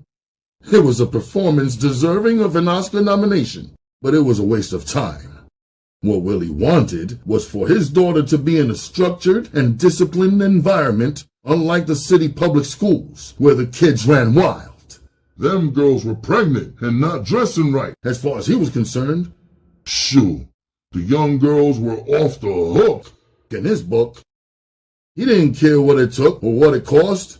He would spare every dime he had to make sure Mimi turned out a good and respectable girl, no matter what the cost. He wanted something better for Mimi. So St. Agnes Patrick Catholic School for Girls is where Mimi would be, and that was the end of it. Now his sons, they were a different story. He wanted them to be rough and rugged. He didn't want no sissies for sons. He wanted them to come up the same way he did, the hard way. Secretly, he was grooming his sons from the start for the game. He wanted them to follow his footsteps, so he encouraged them by letting them watch while he counted his money and cut dope. He took them along while he made moves, exposing them to the street life. All this was unknown to Tina. She was too busy worried about another woman near her children. Where'd your daddy take you today? That was the first question she asked the twins when they came home. All she was ever concerned with was which house did their father take them to. She never in a million years would have thought they were watching their father conduct illegal drug activity. So letting boys be boys, she turned them loose, knowing they couldn't come home pregnant. It was Mimi who she reserved her rules and restrictions for. A clear double standard. Mimi couldn't understand why she couldn't do as her twin brothers did. As she grew up, Mimi understood the importance of role-playing, and she did it well. Mimi's personality at home and school was like night and day. She was Miss Innocent around her mother and father, seeming to be the perfect daughter. But Mimi was sneaky. Her act was for appearances only. At school, she was off the hook. Curious by nature, though not yet sexually active, young Mimi was ready to explore her body and the bodies of the opposite sex. Her womanly features were already bulging from beneath her school uniform. By the time high school rolled around, Mimi successfully managed to get thrown out of the all-girls Catholic school. Of course she did it on purpose. A he-say, she-say incident sparked a fight between Mimi and a white girl, which led to a mini race riot at the school. This forced her mother's hand into letting her attend a public high school, Edmondson High. Extremely pretty, Mimi had no problems finding attention. It followed her like a bad shadow. In school, she had already gotten a bad reputation. The boys considered her a teaser, and so they teased her. Teaser was just one of the nicer labels they slapped on her. One boy even spread a rumor and told everyone that once while fondling her, he smelt his fingers, and they smelt like fish. Fish Market Mimi is what they called her behind her back. Mimi was frisky and experimental with boys, even though she never let them go all the way. She did play the finger game, rubbing genitals and grinding real hard under bleachers, in school closets, and once even in the boys' locker room in the bathroom stall. Had her twin brothers known what was going on at that school with their hot-in-the-pants little sister, they would have embarrassed her and fought all the guys trying to take advantage of her. They were fiercely protective of their little sister. The family name had to be upheld at all costs. Never would they let anybody disrespect those two things. Aspiring kingpins, with their father's blessing, the twins dropped out of Edmondson and jumped headfirst into the game. They got put on their feet by their dad. He gave them 2 ounces of raw dope on consignment. He also made it perfectly clear. This was a one-shot deal. Win, lose, or draw. They wasn't getting no more. The dope was the bomb, but raw was questionable. Put it like this, it was as raw as the ghetto got it. Tim and Tommy hustled hard and quickly blew up. They were making a name for themselves as 2 money-making, no-nonsense brothers. But the twins went against the grain while doing their thing, violating one of the game's golden rules. Don't eat where you shit. They hustled on their own block, defying conventional wisdom, and this mistake would cost them dearly. None the wiser to her son's activities, Tina was too preoccupied with Mimi and work. The latter was a replacement for her love life. She chose to stay single. She wanted to set an example for her daughter. Tina had only been with one man in her entire life. She didn't want to bring any strange men around Mimi. Working hard was one way she kept her sanity and fulfilled her vow to stay independent of all men. For too many years she depended on Willie for her well-being. But never again. Never again. Mimi bore the brunt of her mother's newfound feminism. Tina pushed Mimi to excel in school so she'd always be independent of the opposite sex, trying to make her something she would never be. Wanting the best for Mimi, she went about it the wrong way. The more she pushed, the more Mimi pulled, simply rebelling against her. The streets were watching, because they always do. The twins were stepping on toes. Their dope was too good for their own good, knocking cats out the box. Late night when their shop closed seemed to be the only time other hustlers could get a little money. On the block, animosity toward the twins was growing daily. The first of the month fell on a Friday. Business was booming, and as usual, the block was packed. To an innocent bystander, the long dope lines must have looked like a free cheese line. The twins were operating at full capacity, handling an excessive amount of money and dope. Running it in and out, back and forth, to their stash house, the twins, their lieutenants, and the workers attracted a lot of unwanted attention. Parked a half block away from the spot sat a stolen Hunter Green Cherokee. Its passengers, two stick-up kids, waiting patiently to mark that spot. Waiting patiently. All morning long, they traced the twins' steps. From the stash house to the alley where the sales were made, they watched. Having seen enough drug transactions for the day and satisfied that the money was right, the Hunter Green Cherokee drove away from the block. It was time to put the other part of their plan into effect. Stashed in secret compartments in the trunks of their cars, the twins had a little over $100,000 in cash. They always split up the money and took separate routes to Tim's condo in Owings Mills. The reason for this was just in case the police stopped them, the whole stash would never be taken. As clever as they thought they were, this precaution didn't prevent them from previously being followed. They always drove straight home, never taking any detours to shake anybody that might be tailing them. Up until this point in the game, the twins had it pretty easy. Besides a few minor squabbles, the twins rolled with easy punches. They had yet to pay their dues, having never seen the flip side of the game. Robbery, kidnapping, extortion, and murder were all a part of the drug game, the part plenty of hustlers never prepared for. Just as hard as the twins worked to make money, somebody was working extra hard to take it. The jingling of keys outside the apartment door alerted the two armed intruders of the twins' arrival. Quietly positioned in the blind spot of the living room apartment, one had a 9mm Glock and the other had a Tech 9 assault weapon. Both were cocked and ready.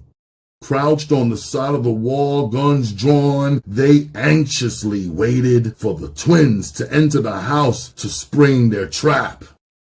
Lost in their thoughts, perhaps the twins hadn't noticed the green Hunter Jeep parked in one of their parking spots. The same Hunter Green Jeep they should have noted was up the block every day for the past 2 weeks. Whatever the case may have been, they unlocked the door and entered the condo. Tommy was the first to enter with his duffel bag. He was followed closely by Tim, who was carrying his. Tim paused to lock the door while his brother walked past the kitchen and into the living room. Out of nowhere, and like a strike of lightning, Tommy was taken by surprise. Two figures appeared and fear struck him like a scary movie as a stick-up kid pointed a gun at his head. The other stood gallantly, pointing a gun to his brother's back. Turning around after locking the door, a startled Tim uttered a curse. "Aight, y'all know what it is. Don't make this no motherfucking homicide," said Mo, the wildest of the two. "Drop them bags right there and do it real slow. One wrong move, and I'll make both of y'all a statistic.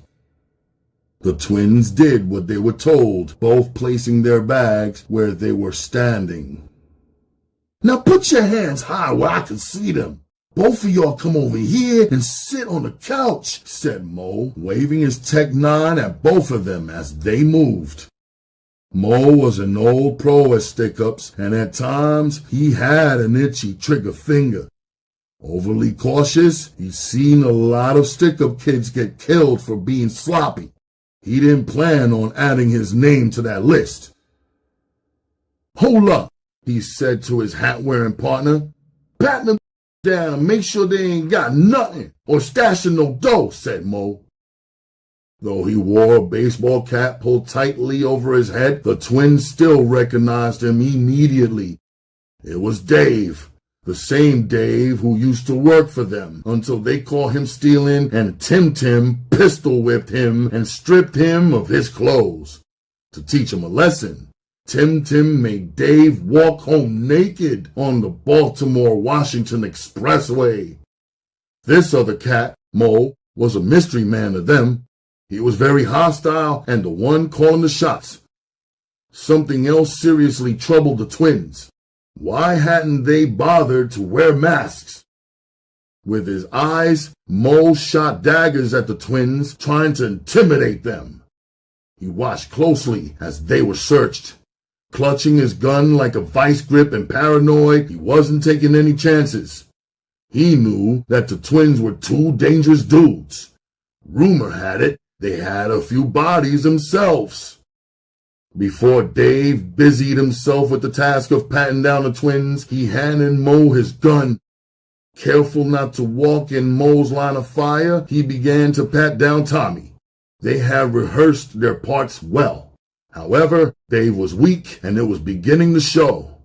He wouldn't return the mean looks that the twins shot at him. He pretended not to see them. Even as powerless as they were, he still feared them. As he began to pat down Tim, his hand ran across the butt of a small caliber gun. He pulled it out of Tim's groin. It was a small black .22. Without taking his eyes off the twins, he reached back and handed the .22 to Mo. Y'all got anything else on you I should know about? Because the next surprise like that, I'll start blasting both y'all. An angry Mo coldly stated. Nah, dog, that's it, yo, Tommy quickly said, trying to keep the hot-headed Mo calm. He had a bad vibe about this dude. Dave emptied out their pockets, taking the couple G's in petty cash they had between them. He then took their platinum link chains and matching Zodiac pendants, 2 cell phones, and their Frank Muller watches. Stripped of all their valuables, Mo began to question them. Yo, how much loot is in them bags? He asked, directing his question to no one in particular.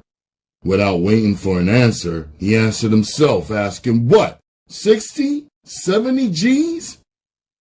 Mo made a living taking money, but he never came upon anything as big as this thing.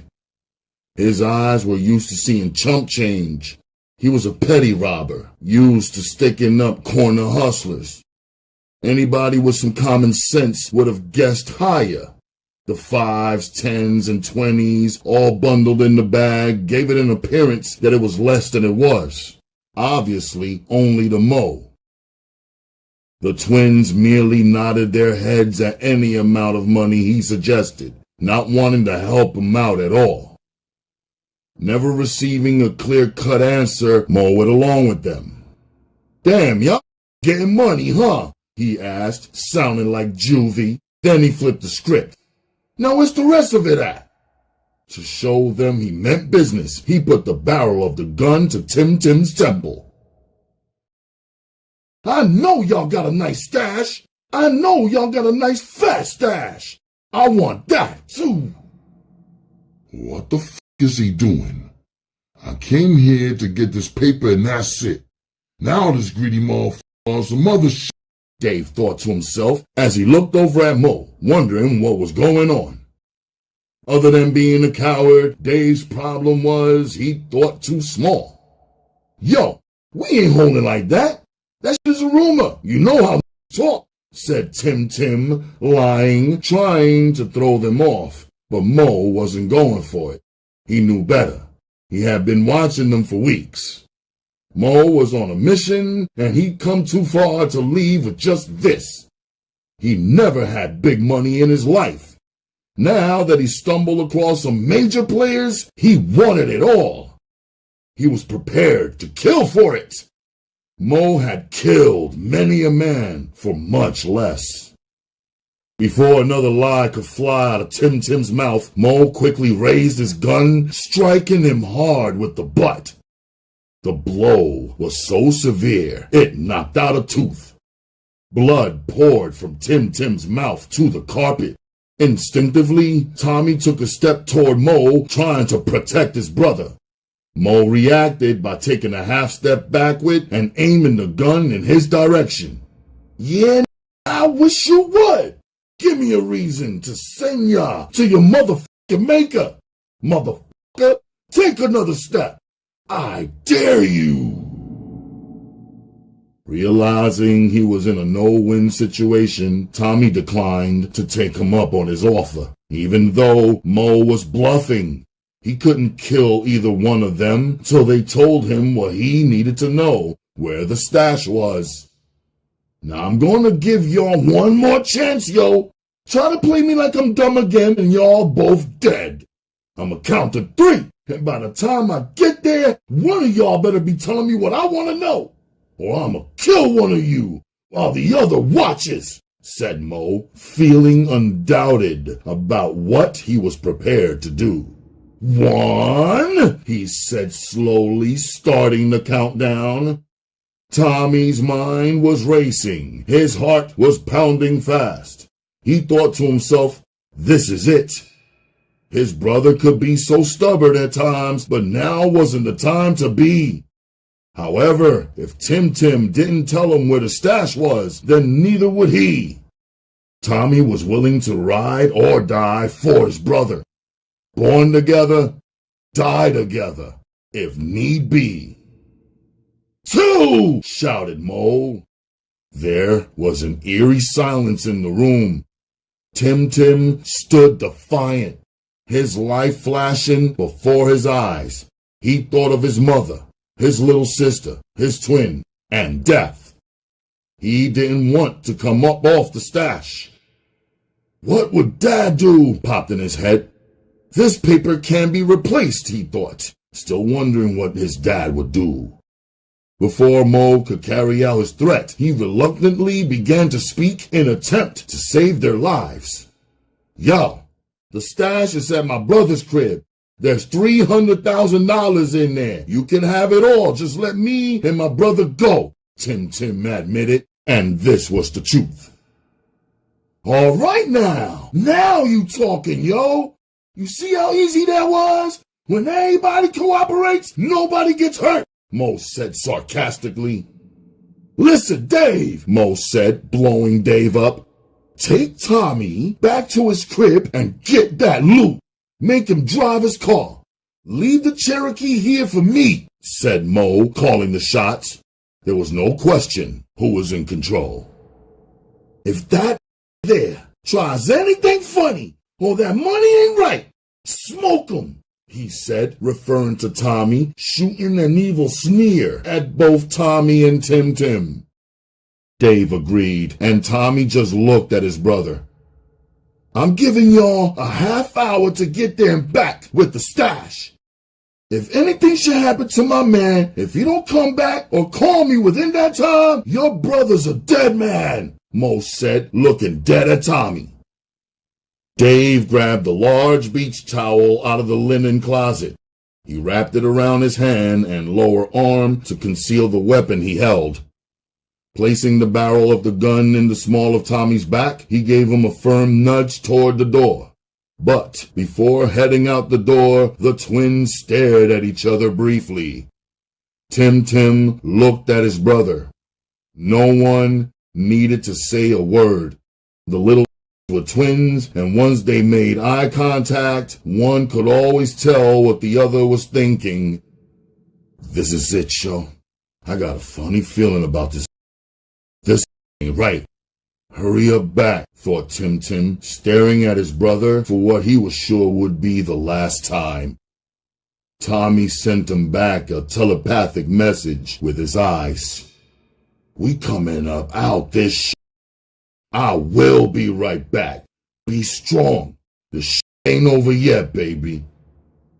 Tommy could feel the steel barrel of the gun pressed upon his back. He turned from his brother, breaking their private conversation. Dave led him out the door to go and retrieve the stash. As the door closed, Tim Tim's heart began to pound. He didn't even want to look Mo's way, but just exactly where was this? His heart began to pound as he thought of the right behind his left ear. Why is this happening? Dave's ignorant. Wait till I get a hold of that motherfucker. He quietly prayed these two robbers wouldn't do anything stupid, but it didn't look good for the home team.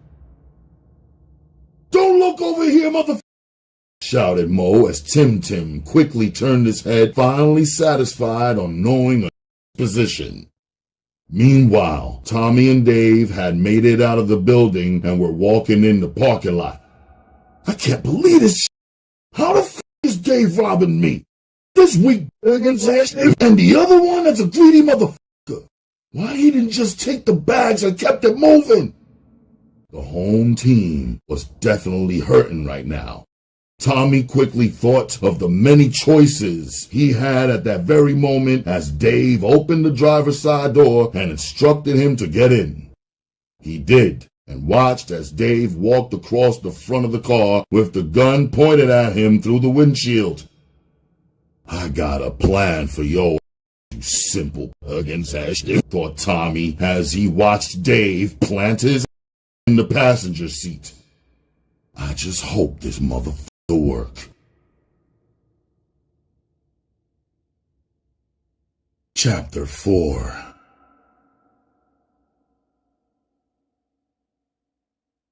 Tim Tim watched Mo in the unlit room make his way over to the stereo system. His movements were offbeat yet systematic. Keeping an eye on Tim Tim while he fumbled over the buttons, he quickly found the power button and pressed it, bringing the stereo alive with lights and sound. Puccini filtered through the speakers, echoing Tosca in the air throughout the room. Tim Tim looked up at Mo, and in Mo's black, cold eyes, he saw death staring at him.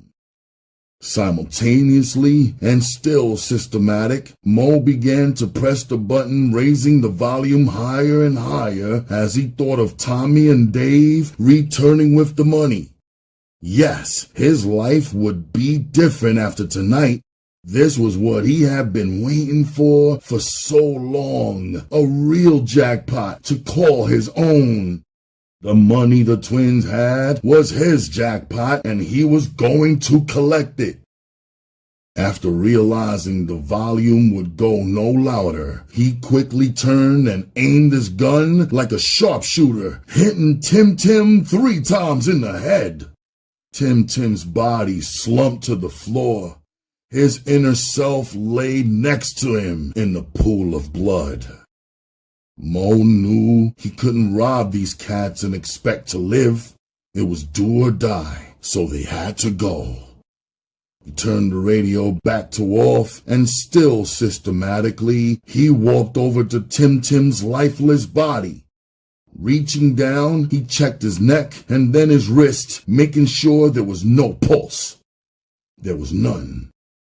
He sat down on the couch next to where Tim Tim had just been sitting. He waited patiently, not even blinking, just thinking and hoping that Dave handled his end and took care of Tommy after Tommy turned over the dough. I hope this ain't nothing up. While driving to his spot where the $300,000 was stashed, Tommy miraculously discovered that Dave didn't know his way once they were outside of Baltimore. So Tommy took him on a scenic route, and Dave was none the wiser as to what was going on. Driving through the strip, he hoped to spot some of his wild young boys. But he had no such luck. Where the f*** are my dogs at? Tommy thought to himself. Remembering he was on the clock, he headed home. He tried to make small talk, but Dave wasn't feeding into it, keeping his screw face on. Dave said nothing. Why you doing this, dog? Tommy asked. You know me and you was cool. Before that shit went down, I used to look out for you, said Tommy, trying to play on his intelligence. When you got knocked, I bailed you out and paid for your lawyer. Plus, I was the one who put money in your pocket when you came home. Remember that? Said Tommy in a friendly tone. If you never did what you did, you still be down with the squad, said Tommy, reminding him of the good old days. His eyes cut in Dave's direction to see if his words had the desired effect on him, but still there was no response. He tried again anyway. Remember when you came home and we threw that party for you with all those strippers? You was doing your thing that night, right, dog? He asked, hoping to jog his memory. That's the game, yo.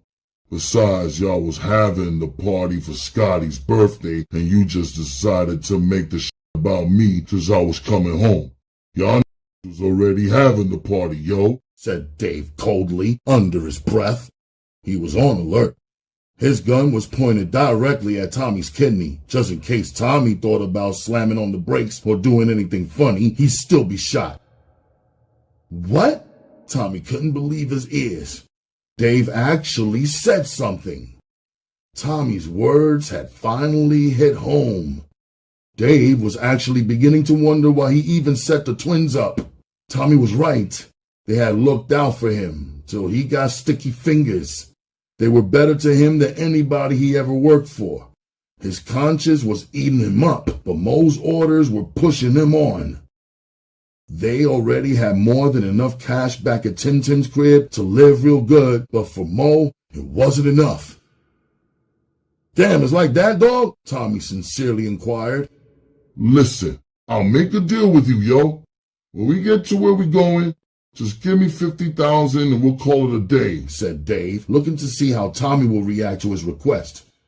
After you give me the dough, you gotta promise me you won't try to get me back, he said, copping a plea. Even though he was robbing them, he still feared them. He'd seen their work in the past. Yo, I won't. You got my word, I swear, he said, faking concern. Tommy tried to reassure him everything would end right there, that all would be forgotten and everything was cool.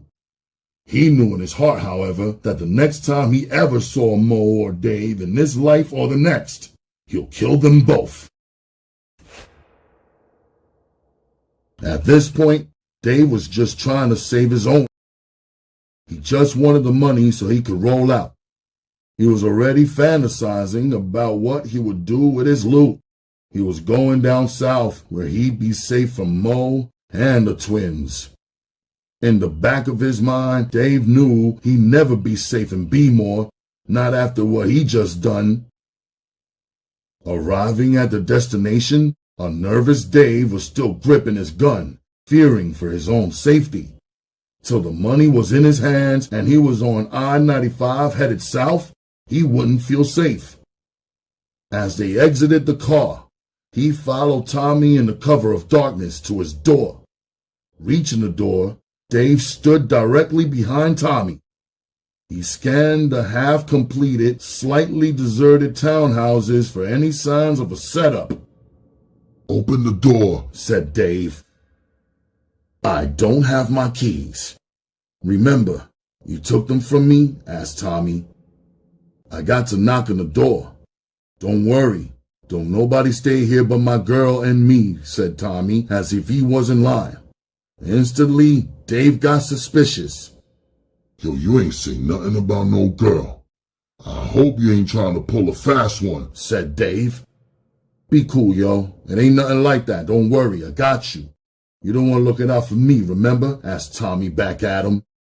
Tommy walked up to the door. He knocked hard on it 3 times in rapid succession, not once, but twice.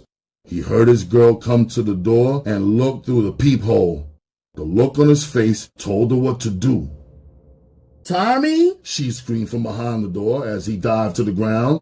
10 shots from inside the house ripped through the door, turning it into Swiss cheese.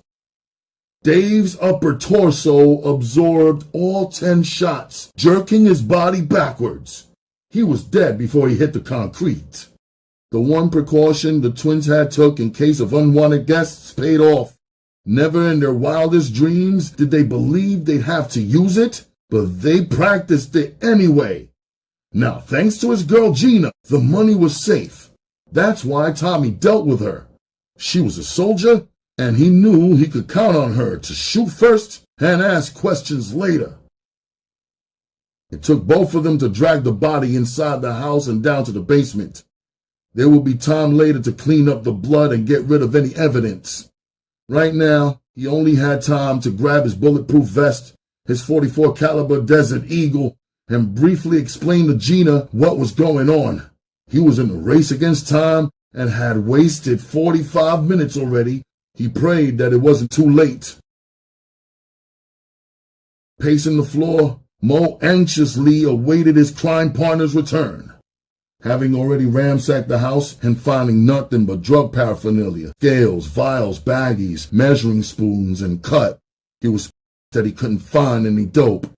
Petty Mo did manage to find a couple pair of gator shoes, some sweaters and leather jackets in a trash bag, and placed it by the door.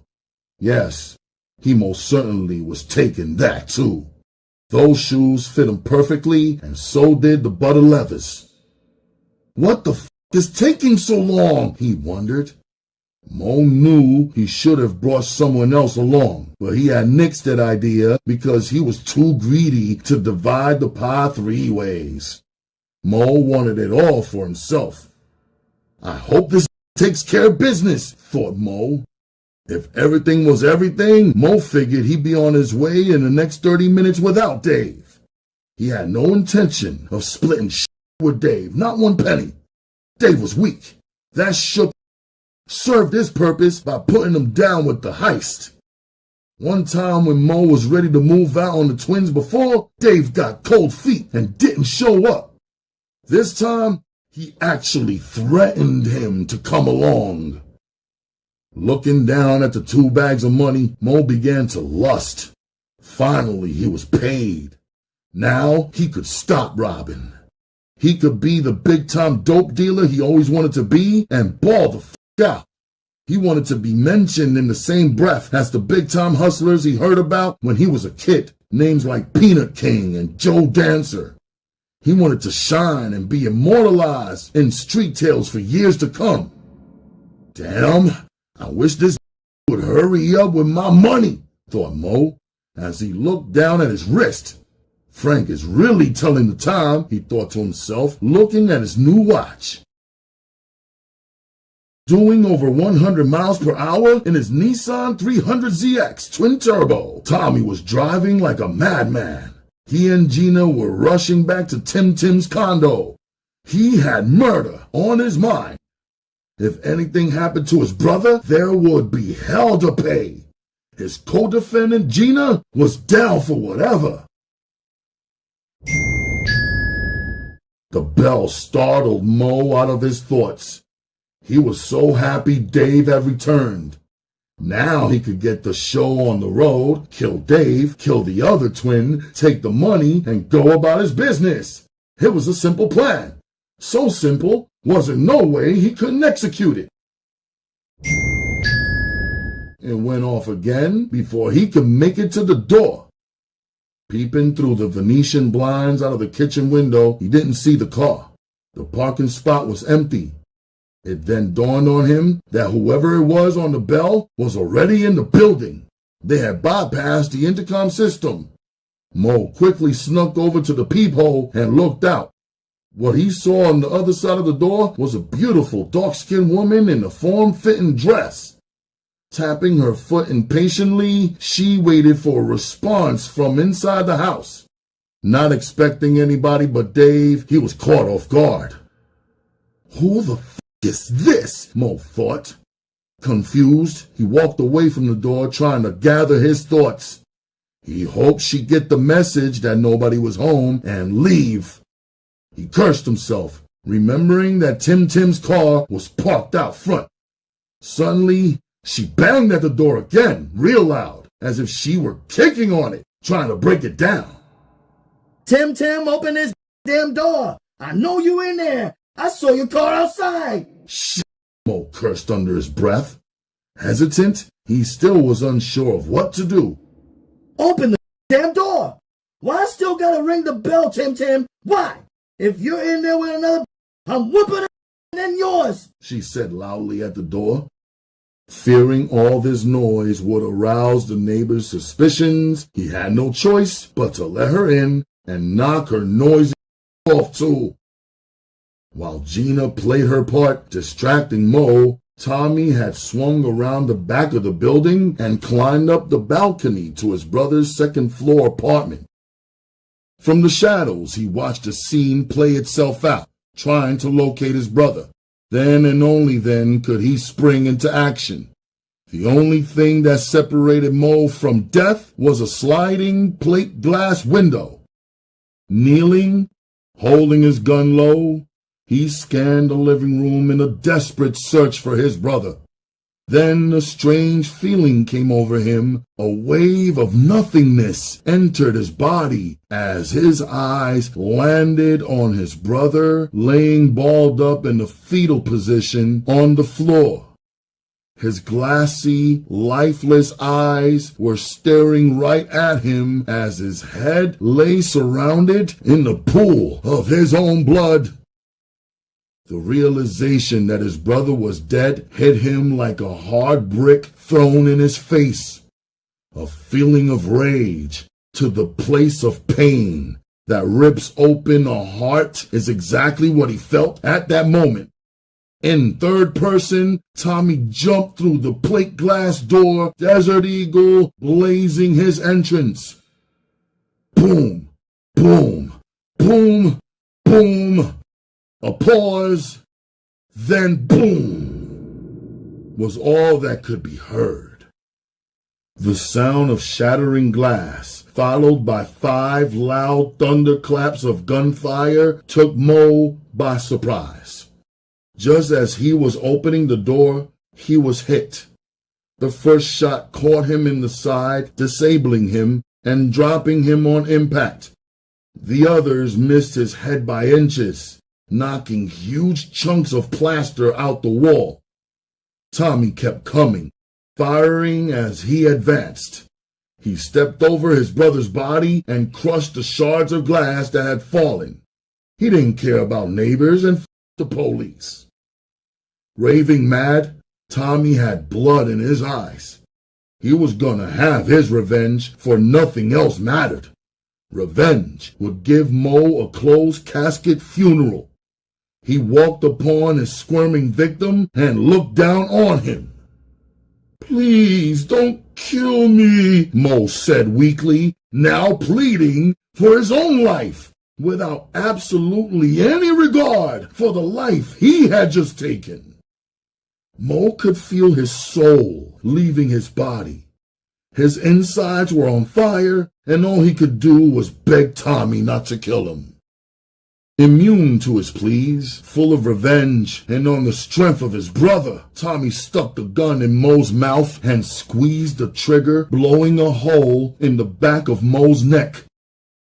As if nothing had happened, he immediately stood and looked down at his lifeless opponent. Leaving third person, he turned his back to Mo's dead body. Slowly, he walked over to his brother and knelt down against his cold, lifeless body, laying his head on Tim's chest. "I took out, Tim. I took out for you," he said, now cradling his brother in his lap as tears streamed down his face. "Tommy," said Gina, moving towards him. "Go!" he shouted, pointing to the door with his gun as he heard her voice, almost forgetting she was there. "Please, just go. Please, go," he ordered, wiping his tears, not wanting to share them with her, only his brother. Gina not needing to go through it with Tommy waving his gun around and rolled out. She had a dead body at the house to deal with and knew just who would take care of that. The news of Tim's death and Tommy's arrest drove their mother hysterical. Found right next to his brother's dead body, gun in hand, Tommy was promised to see life in prison. The grief and depression consumed Tina. Stress gripped the family as a whole. Under a doctor's prescription for Zoloft to help make it through the funeral and burial of her dead son and the realization that her other son was facing life in prison, this was the point of her life, in her time of suffering, that she turned to the Lord. She found religion and ran with it. She was a borderline religious fanatic, and to some degree, the word cult would even be appropriate. For Mimi, she was the exact opposite. Not quite as open nor believing as her mother, Mimi fell face first into negativity. She stopped caring about everybody and everything, including herself. Anybody who was somebody on the streets, hundreds of people's junkies, hustlers, friends, and females packed March's funeral parlor to pay their last respects to Tim. He was heavily respected and known throughout Baltimore for playing fair. If he did something to anybody, more than likely, they had it coming to them. All the hustlers in the hood got together and did something unprecedented. Everybody closed up shop. Simultaneously, shut down during the hours of his wake and funeral. Not a nickel vial of coke or a dime bag of dope was sold. It was like the whole city stopped to say goodbye. Months after the funeral, T-shirts bearing his likeness with the inscription reading "Super Tim, we miss you" were being worn by everyone in the city. After burying one son, Tina faced the inevitable dilemma, the murder trial of her other son. Armed with her newfound faith in God and Mimi dragging behind on her arm, she made her way to the courthouse to support her son. Unfortunately, a mother's love and good intentions can only go so far in the legal system. Testifying as a character witness for her son, Tina talked about his nice childhood and good upbringing. But Mother Teresa and Perry Mason couldn't beat this case for Tommy. It was high profile and well publicized, which wasn't in Tommy's favor at all.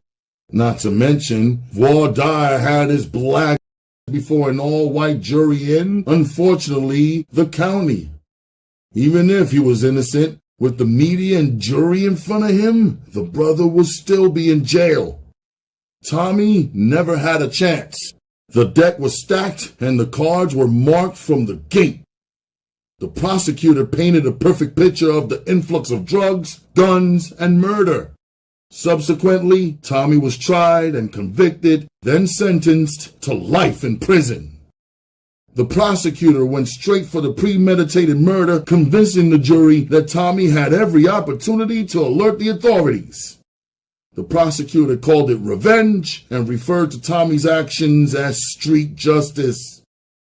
Thanks to his girl Gina, he didn't get charged with double murder. Gina called his father and Willie got rid of the other body. Tina ultimately lost two sons, one to prison and the other to an early grave. In her everyday life, she only had one remaining child, Mimi, and she vowed to protect her from harm. It was so funny when one reflected on one's past and one's life. All those years with Willie, the lifestyle and the drugs never had affected her directly, only indirectly, being the cash Willie provided her with. All that shopping, all that spending, flying to Vegas just to cop a shirt, all the years that had gone by, for every dollar, what a price to pay. Her own children. Tina hurt for her dead son, and she prayed for her son that was left. A life in prison is better than no life at all. Her children's lives were all that mattered since the day she had given them life. It was all she could do to maintain. It was so bad for Tina trying to cope that Willie had to be on standby and was over her house every day checking on her. In light of the recent drama involving the twins and considering all the adversity that they faced together, Tina tried desperately to reestablish a strong mother-daughter relationship. But Mimi wasn't having it. She didn't want to be smothered with love from her mother. She wanted time alone to mourn and remember her brother. There was no timetable for her grieving. Mimi was especially close to Tim, so it was hard for her to accept that he was gone. Tommy's life sentence was just as hard for her to accept. Judging by appearance, she took it all well on the outside, but on the inside, it was another matter. She was confused, naive to the harshness of the game, facing life without her brothers, her protectors, her bridge for the troubled waters. The future looked bleak in her eyes. Mimi became withdrawn. Her room became her cocoon. She never left it. She felt abandoned by all the men which were ever in her life, first her father, now her brothers. Doors once closed to Mimi were now open, literally flung wide open for her to walk through. She started hanging with some fast girls she met in school. She partied heavily, making her way through the club circuit. From Hammerjacks, the Underground, to the Paradox, Miss Mimi was in the house. She was like a shaken can of carbonated soda, and Tina was the one who popped the lid, realizing her daughter was out of control. There was nothing Tina could say or do that would make Mimi mind her. Concerned for her daughter, she had her pastor come over to talk to her. When that didn't work, in a last-ditch effort, she solicited help from Mimi's father. Talk to her, please. Talk some sense into your daughter. That's what Tina kept asking him to do. Willie tried to be the dad he had always wanted to be. He tried lecturing his daughter on the evils of the streets, but it was too much, too little, too late. He couldn't get through to her. She wasn't feeling anything he was trying to say. Where were you when I really needed you? She sat there asking him that question in her mind as his speech continued. That was going in one ear and out the other. He wasn't at all concerned no other time. Truthfully, he didn't think it was that bad. He knew Tina and how she reacted to everything. Besides, Mimi wasn't pregnant or doing badly in school, so what's the problem? This was just a phase she was going through. Well, at least that's what Willie thought. A female problem best left between two females, Mimi and her mother. He did what he could. Then, he washed his hands of the situation. Disobedience filled Mimi's days. Her release, her temporary escape from reality, started the first time she smoked weed. She was hooked, loving the euphoric sensation. It made her feel happy and carefree. Getting blunted and partying became Mimi's favorite two pastimes. Mimi and her girls from school lived for the weekends. The clubs were the place to be for them to see and be seen. It was only a matter of time before Mimi's beauty caught some hustler's eye. Volcanoes was the city's hottest nightclub where everybody who was about something met and mingled. Hustlers and anybody who was anybody came to socialize. On any given weekend, this was the place to be. Located in the heart of East Baltimore, Volcano stayed packed. It was only natural for Mimi and her crew to be up in there, getting their groove on. The club's sound system was banging. The DJ was on the turntable spinning the ones and twos. Her local celebrity, Miss Tony, was in the house, and the DJ began playing her song.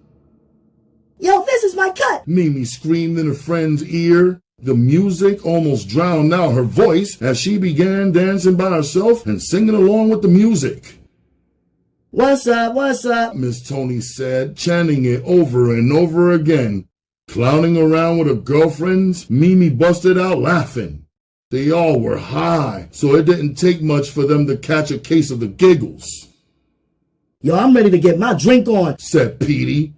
I'm with it too, said Mimi, seconding the motion. As they walked towards the bar, Mimi could feel all eyes on her. Heads turned and the stares were long. While waiting on their drinks, the girls chatted with one another as a hustler, quicker and slicker than the rest, stepped up to holler at Mimi. His name was Twan, a cornrow-wearing, handsome, dark-skinned brother hailing from East Baltimore's Greenmount Avenue. He was a young gun on the rise. He was seeing major paper, and with his good looks and his hustling skills, he was that. The gift of gab came naturally to Twan. It stemmed from his time spent on the block trying to convince picky fiends to buy his product. He had no problem running game on the ladies either. Yo, shorty, put that money away. I got y'all, Twan said, flashing a large knot of cash with a friendly smile that revealed 2 front gold teeth. Playing hard to get and doing her best to look evil, Mimi said, "We alright, yo." Pretending not to have seen his pockets, she rolled her eyes and turned her head away. "What I say, shorty?" he replied, as if she was going to do as he said. "My name ain't Shorty, it's Mimi," she snapped this time, getting a better look at him. "Shorty, what's up with you, yo? What, you on some anti-social shit or something?" he asked real cool. Twan took Mimi's response as a challenge and paid for their drinks anyway. He sensed there was something special about this girl. She wasn't your average chicken head, because if she was, he would have slapped the taste out of her mouth. Instead, he cocked his head back and laughed, letting the insult slide. "Dig, Mimi. I don't mean you no harm. My name is Twan," he said, flashing his gold teeth. But before he could follow that up with some super slick shit, the club suddenly exploded with gunfire. Boom, boom, boom. The gunshots echoed through the club walls, bringing an abrupt halt to the party atmosphere. 2 rival drug cliques brought a territorial dispute to the club as usual. Thinking fast, Twan grabbed Mimi and her girlfriend, pulling them both to the floor. With his body, he shielded Mimi from danger. Just as quickly as the shooting started, it stopped. Regaining his composure, he gathered up Mimi and her girlfriends, then escorted them out the club and into his Land Rover. "Yo, you alright?" Twan asked, speeding away from the club and checking his rearview mirror for a response. "Yeah, we cool. Stupid always gotta up," said Petey from the back seat. Mimi sat in the front, a little dazed and a little shook. That was the first shootout she has ever been in. It was hectic. The gunshots and screams had left echoes in her head. "Can you take us home?" a voice in the back asked. Suddenly, Twan realized he was driving aimlessly. He had a hard time concentrating on the road. He constantly looked over at Mimi, who was quiet. He turned on North Ave and started taking directions to the individual homes. In different parts of West Baltimore, Emerson Village, and Park Heights, Twan dropped them off one by one, saving Mimi's house for last. When he got to her block, he parked instead of pulling up in front of her door and dropping her off as he had her friends. Instantly, they clicked. All the sarcasm that Mimi had earlier was gone. She appreciated the fact that he had shielded her, and for hours she sat in the car talking to him. The conversation varied from music to clothes. Then things turned personal. "You got a girl?" she asked. "Nah, me and my girl broke up a couple of months ago," Twan replied, lying. "Why?" A curious Mimi couldn't help but to ask. "A lot of reasons. To make a long story short, she didn't understand what I had to do. She said she did, but when it came time for her to demonstrate her understanding, she couldn't. She was real insecure. We used to argue every day, all day, sometimes for no reason at all," he said, running his game. His sincere facial expressions and the tone of his voice made him endearing to her. There was something about Twan that made Mimi want to open up to him. He wasn't like other guys. Effortlessly, their conversation flowed. He was so easy to talk to. Mimi definitely wanted to get to know him better. Before they both knew it, the sun was rising and the birds were chirping. They exchanged numbers and a brief kiss. Parting, Twan promised to call her soon.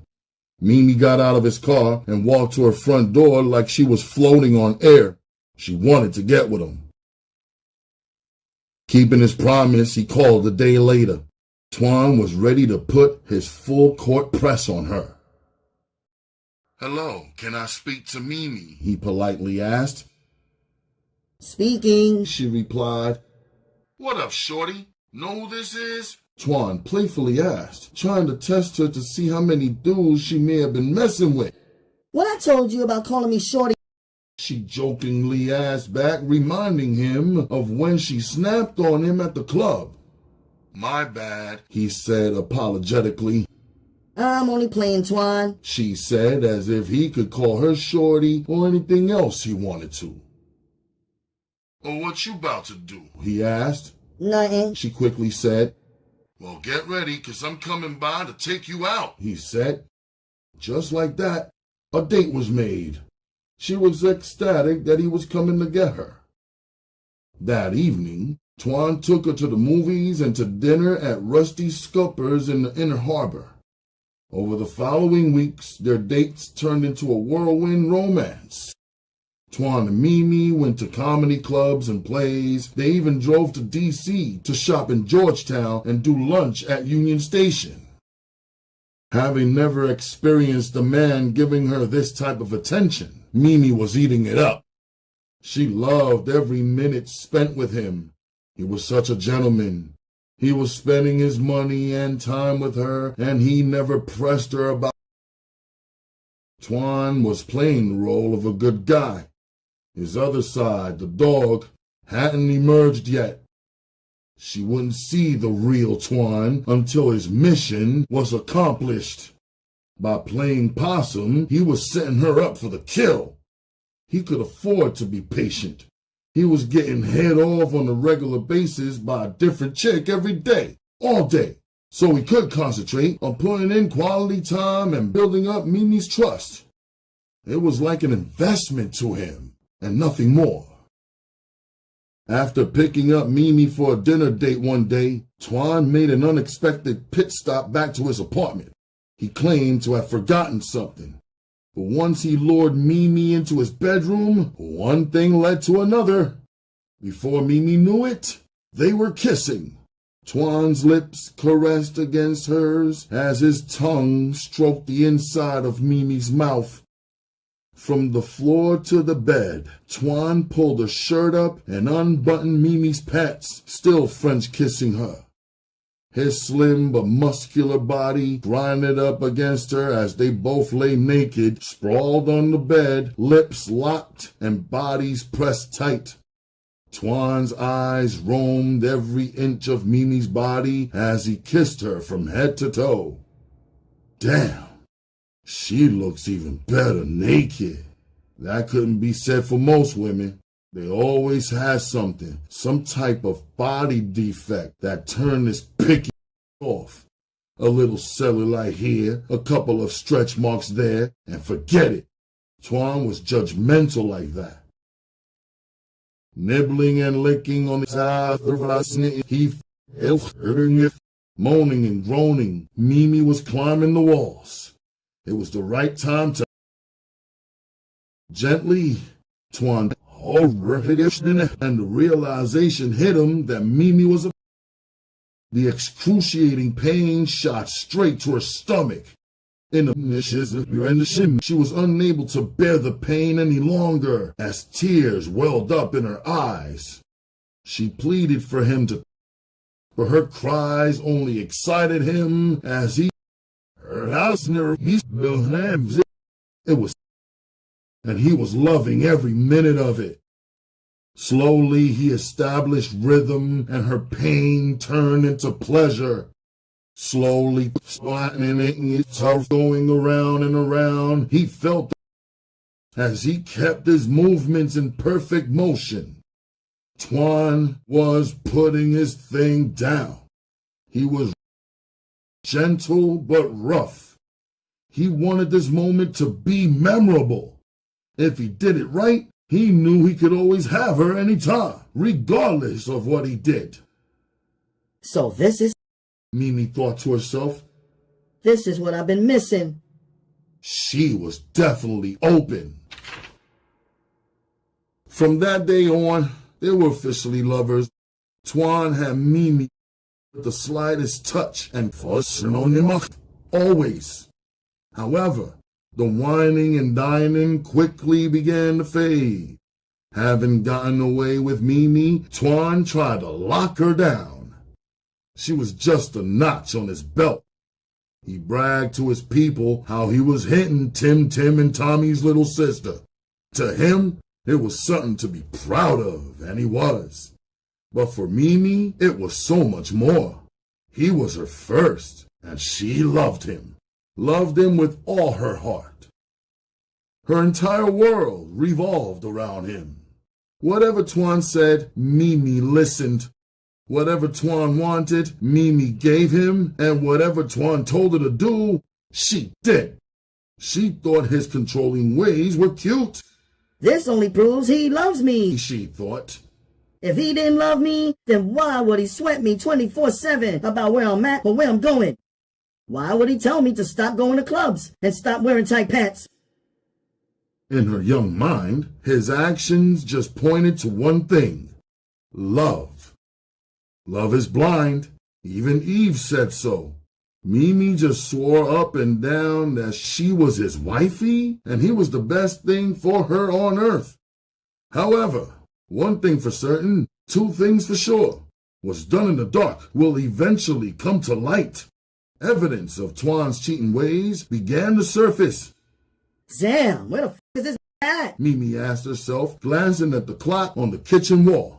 She noticed he was over 2 hours late, and she'd already beeped him 3 times. Now she decided to call his cell phone, which she only did in extreme emergencies as instructed by him. On the 5th ring, a girl's voice could be heard through the handset. Hello? Hello, Twan? Mimi questioned, knowing that didn't sound like him. Who is this? A female voice asked, somewhat agitated. This is his girl. Mimi answered back. Put Twan on the phone, and he'll tell you who the f. Click went the phone, and Mimi never finished her sentence. That was as far as she got before the line went dead.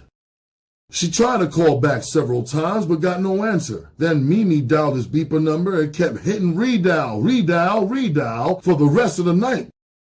She knew a way numerically to spell curses like F you or go to hell. So she jammed his beeper with that for hours and hours and hours and hours. The next day, he finally called with the lamest excuse in the world. Where the f was you last night? Who the f was that who answered your phone? Mimi asked, as if the world was coming to an end. Playing it off, Twan calmly said, "What you talking about? I got locked up last night, and I just got out of central booking." He responded like that was the truth. For what? She was interrogating him. "Driving with a suspended license," he weakly answered.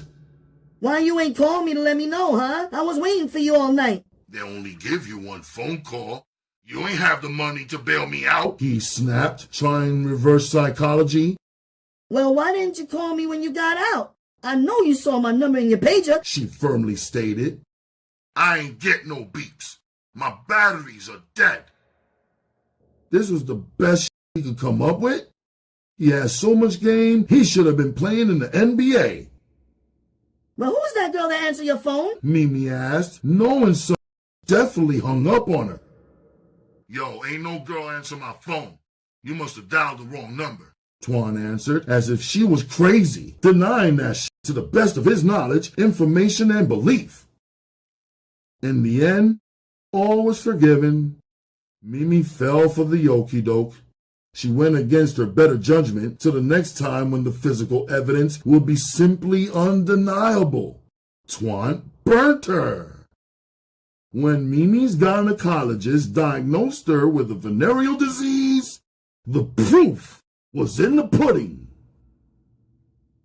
No, it must be a mistake. Are you sure? I can't have gonorrhea. Are you absolutely sure? Asked Mimi, like the doctor didn't have a degree in medicine. I'm 100% positive, said the doctor, preparing to inject Mimi's right buttock with a needle, having no second thoughts about Mimi's diagnosis. Mimi, on the other hand, was shell-shocked. She just couldn't believe it.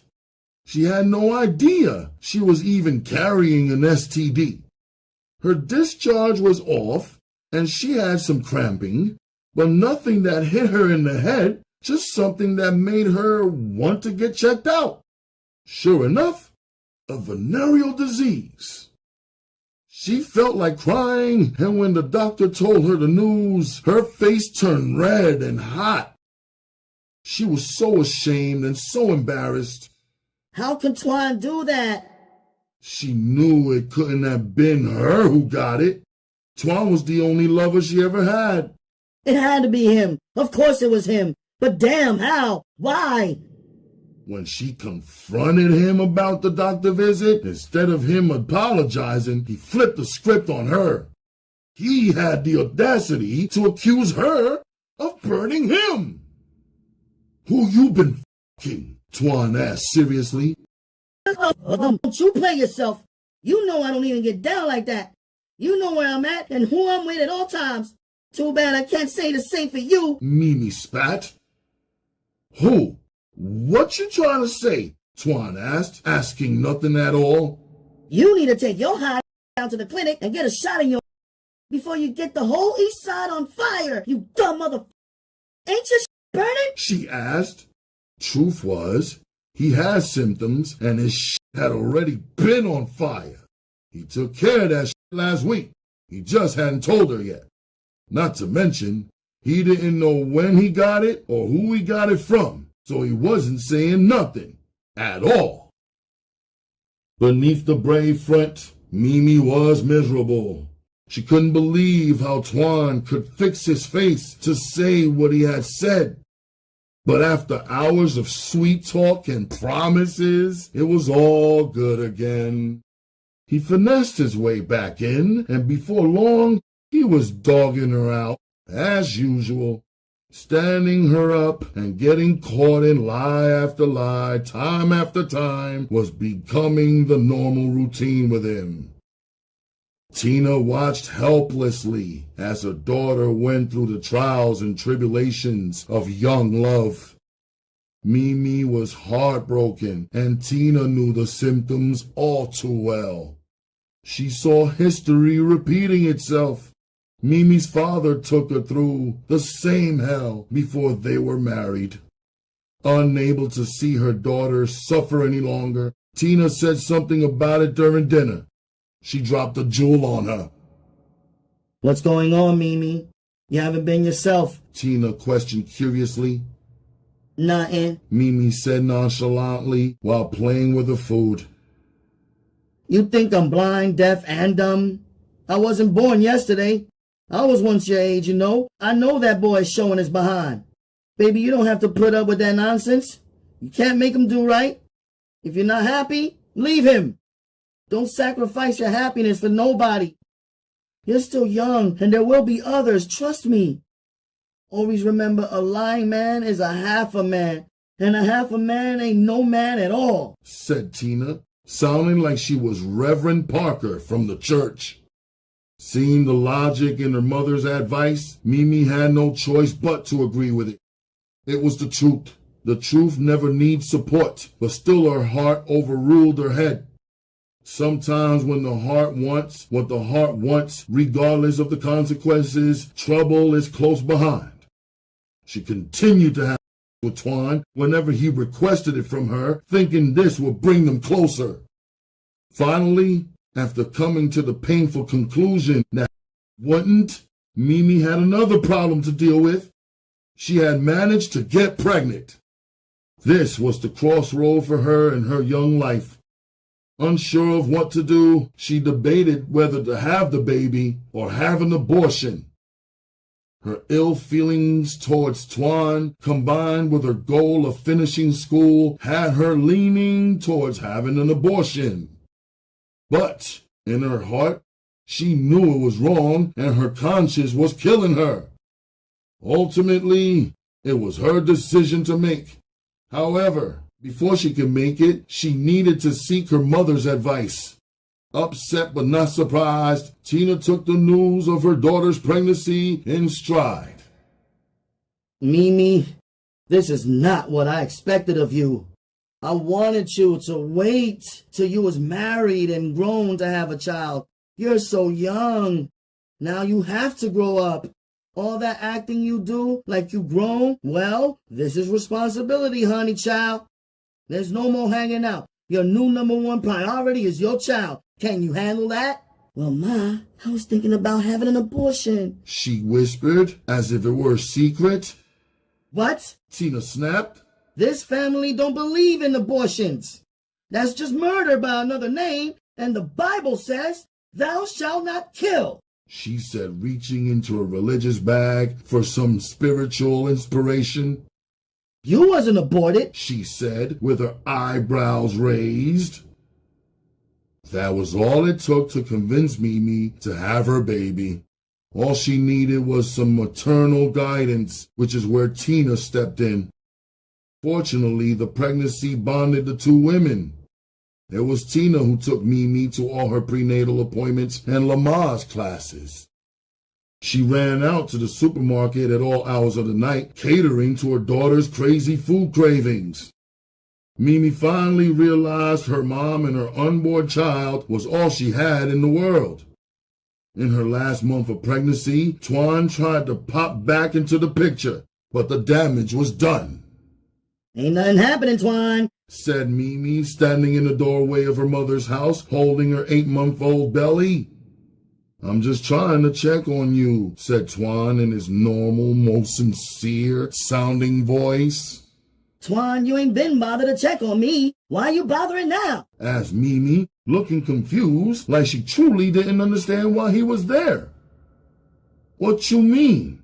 Ain't you having my baby? He said, as if that's why, after the last trimester of Mr. Invisible, he was suddenly being seen.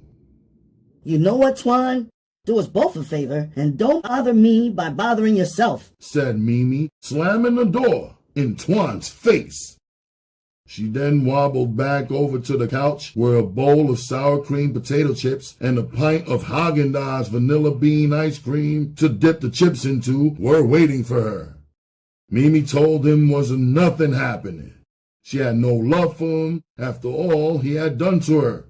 Still, Twan kept calling, trying to wear her down. He thought he could get back in like all those other times. He thought wrong. Mimi had loved him so hard, even she didn't understand her new resilience for him. He had worn her down with his mistreatment, his lies, his games, his betrayal, his misuse of the word trust, and knowing that he wasn't the one for her had finally set in.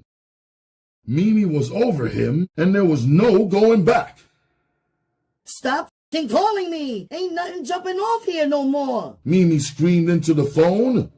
Go back to your other yo! She added, tired of his phone games. Come on now, stop playing. Keep acting stupid, and I ain't gonna claim that baby, said Twan, threatening her. Twan, that's some real sucker shit to say. That's how you want to play your big and fast shit? Don't worry about me or my baby, 'cause you won't never see it, she said, hanging up the phone. Her mother had just walked in the room and caught the end of Mimi's conversation. Don't ever let me hear you talk like that again. Never ever say that to a man. Do you understand? But Ma, you should have heard what he said to me, said Mimi in self-defense. Tina raised her hand, signaling Mimi to be quiet. I don't care what he said. No matter what y'all two may be going through now, don't you ever use the baby to get back at him. A child is not a toy. Don't put it in the middle of a tug-of-war. It needs its father just as much as its mother. Hearing that, Mimi backed down for her mother. She would never apologize, though. Mimi was vindictive by her Scorpio nature, but this situation was justifiably so. She gave Twan her heart, and he stomped on it. After 9 turbulent months, Mimi went into labor. She delivered a healthy 8-pound, 2-ounce baby boy. Since her mother had supported her through her pregnancy, she let her name the baby. Naming the baby after Twan was never a possibility. Mimi swore her baby wouldn't have Twan's name, his first or his last.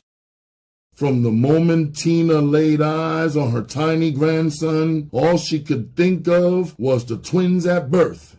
In honor of her dead son, she named her grandson Timothy Thomas. For Tina, her new grandson marked both her own sons' lives.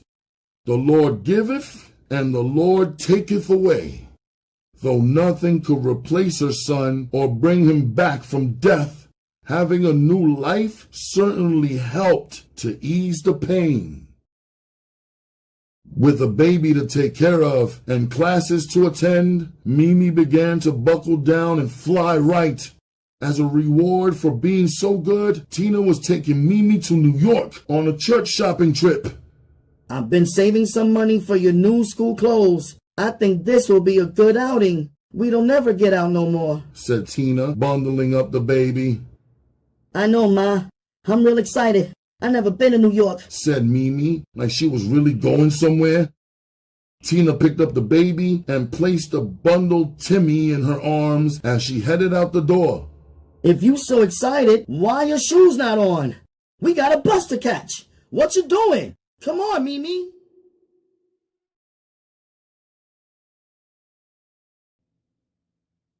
Chapter 5. Everybody knew everybody on the bus, so Netta stuck out like a sore thumb.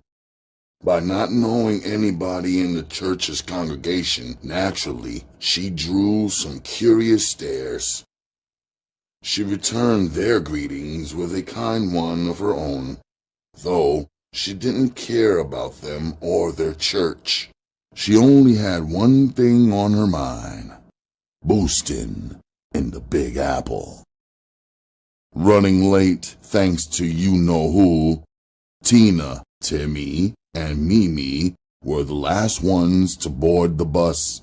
There were only 2 remaining seats, one next to the Reverend's wife and the other besides Netta. There was no way Mimi was going to sit next to the Reverend's wife and get beaten in the head with scriptures all the way to New York. She rushed down the aisle to the other seat and let her mother and son sit there. She didn't know the strange face of Netta's, having never seen her at church before. Hi. Mimi said, warm and inviting. Hi, said Netta, cold as ice. Quickly, Netta then turned her head towards the window. Oh, f*** you two then. What the hell is your problem? Thought Mimi to herself, reasoning at the same time that she was too nice to people. Netta completely ignored her. She thought Mimi was trying to get familiar, and she didn't need no born-agains all in her business. She went into her coach bag and grabbed her Walkman. Switching it on and turning the volume up, she prepared for the long ride to New York. Closing her eyes, flowing to faith, she was zoning as she pictured herself coming off with fly gear. Them broads at school will really be sick if I show up in some new unheard of fly Netta thought, smiling to herself. Right next to her, Mimi quickly dozed off and her head gently came to a rest on Netta's shoulder. All those late-night feedings had caught up with her. At first, Netta started to wake her up, but she looked so peaceful sleeping, she let it slide. In 3 hours, they'd be in New York, and she'd be getting jiggy. Finally, the bus arrived in Midtown Manhattan. It was a blustery winter afternoon in New York City. The lack of motion by the bus and Netta's sudden departure awoke Mimi. She opened her eyes just in time to see Netta hightailing it off the bus. As soon as she hit the pavement, she disappeared, blending into the sea of people on 34th Street. Netta was all business. She had a lot of stores to hit and only a few hours to do it. Not one to be intimidated, Netta walked down the streets of New York like she owned them, returning the mean look she received. She wasn't some dumb tourist amazed by the mass of people or gazing up at skyscrapers. She was on a mission and carried herself like a native New Yorker moving from point A to point B. She was in a rush like everyone else. First up on her list was the Fendi shop. There she boosted sweaters and khakis. Next came the Gucci shop. Netta thought she died and went to heaven when she entered the store. She boosted Gucci bags, slacks, shoes, and shirts, all high-priced stuff. She planned on keeping all this for herself, too.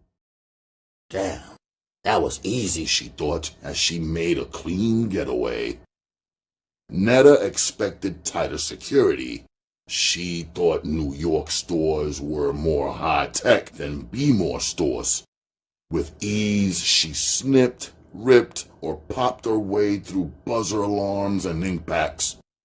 It was like taking candy from a baby. Stopping back at the bus, she unloaded her haul.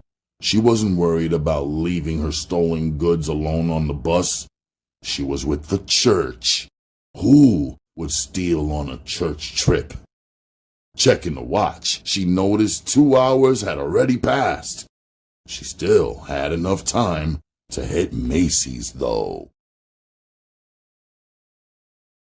Strolling carefree around Midtown, Mimi, her mother, and her baby looked every bit of the tourists that they were. They stared up at all the tall buildings, and they actually stopped and gawked in amazement at the vibrant, scenic look of New York. Going from store to store, comparing prices till they found the best buy. They went to various department stores and boutiques. They stopped to eat lunch and to change the baby before heading over to Macy's. One of the world's largest department stores, Macy's had something for everybody. From yuppies to hip-hoppers, Macy's featured all the designer fashions and was one of the biggest shopping attractions in New York. The children's department was their first destination. Tina and Mimi were looking at clothes for Timmy. When they were finished, they went from department to department browsing. Tina was notoriously slow and picky. Mimi's attention span began to waver. Anxious to get her own shopping spree on, Mimi huffed and puffed, dragging Timmy along behind her mother. Finally, Tina let Mimi go shopping on her own. The urban department was where Mimi again laid eyes on Netta. What a coincidence. It's the girl I sat with on the bus. Maybe she'd like to walk back to the bus together, thought Mimi. Damn, where'd this come from? Netta said, cursing to herself. I hope she don't see me doing my thing. That's all I need, some born-again Christian turning me in. It's holier than thou, motherfucker. I gotta get mine. Netta stood there and debated whether she should or shouldn't. Completely ignoring Mimi for the second time and without a second thought, Netta went to work. Back and forth she slipped in and out of dressing rooms, carrying hangers of clothes. She had DKNY, Sean John, Rockaware, and FUBU. These items were mostly to fill for her customer orders. It would pay top dollar to be the first in Baltimore to have this gear. It was common knowledge that everything hit New York before other cities like Philly, D.C., and Baltimore, especially clothing. Meanwhile, Mimi busied herself trying on gear, but her intentions were totally different from Netta's. She planned on paying for her stuff. She peeped Netta in the dressing room doing her thing. Netta kept bringing more racks of clothes while never returning any.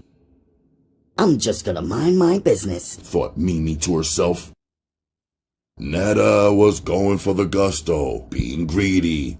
She wasn't on her job as she thought shit was sweet. If she hadn't been slipping, she might have noticed the female store detective stalking her. Mimi saw her though. Mimi was being mad observant, hoping to catch a sight of a rapper in the Big Apple. Who could miss the white lady behind the mannequin?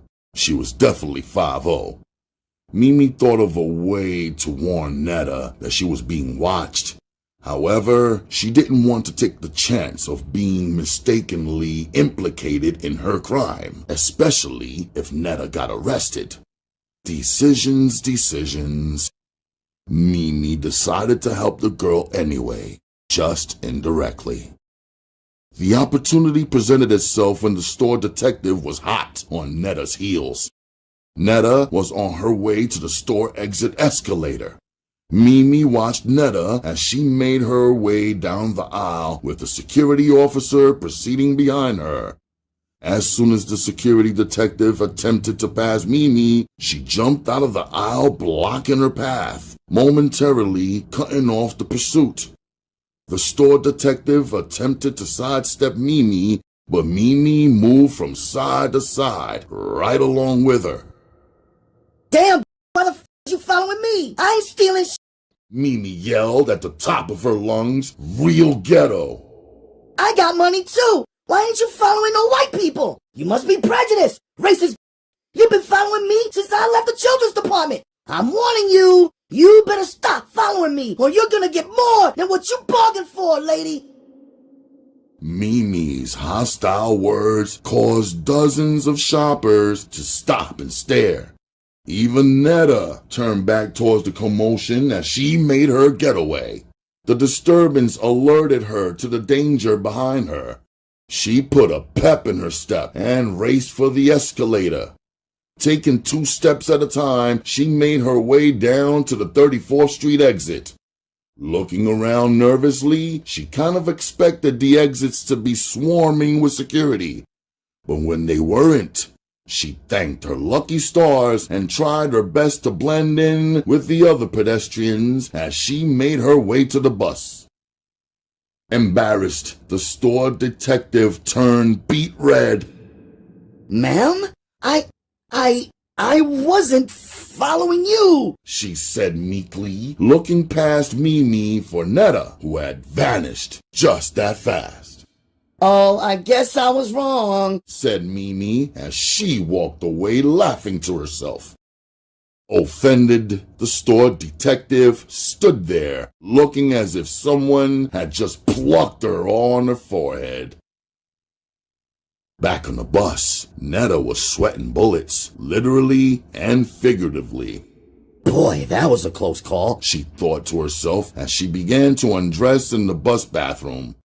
All the clothes she had boosted, she wore in layers underneath her oversized black leather trench coat.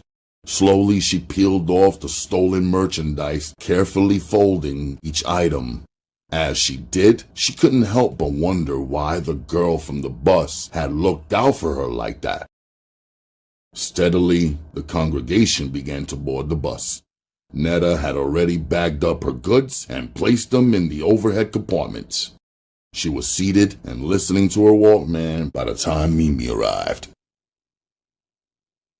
Mimi walked onto the bus alone with bags in hand. As she made her way down the aisle, Netta watched Mimi closely. She seems nice.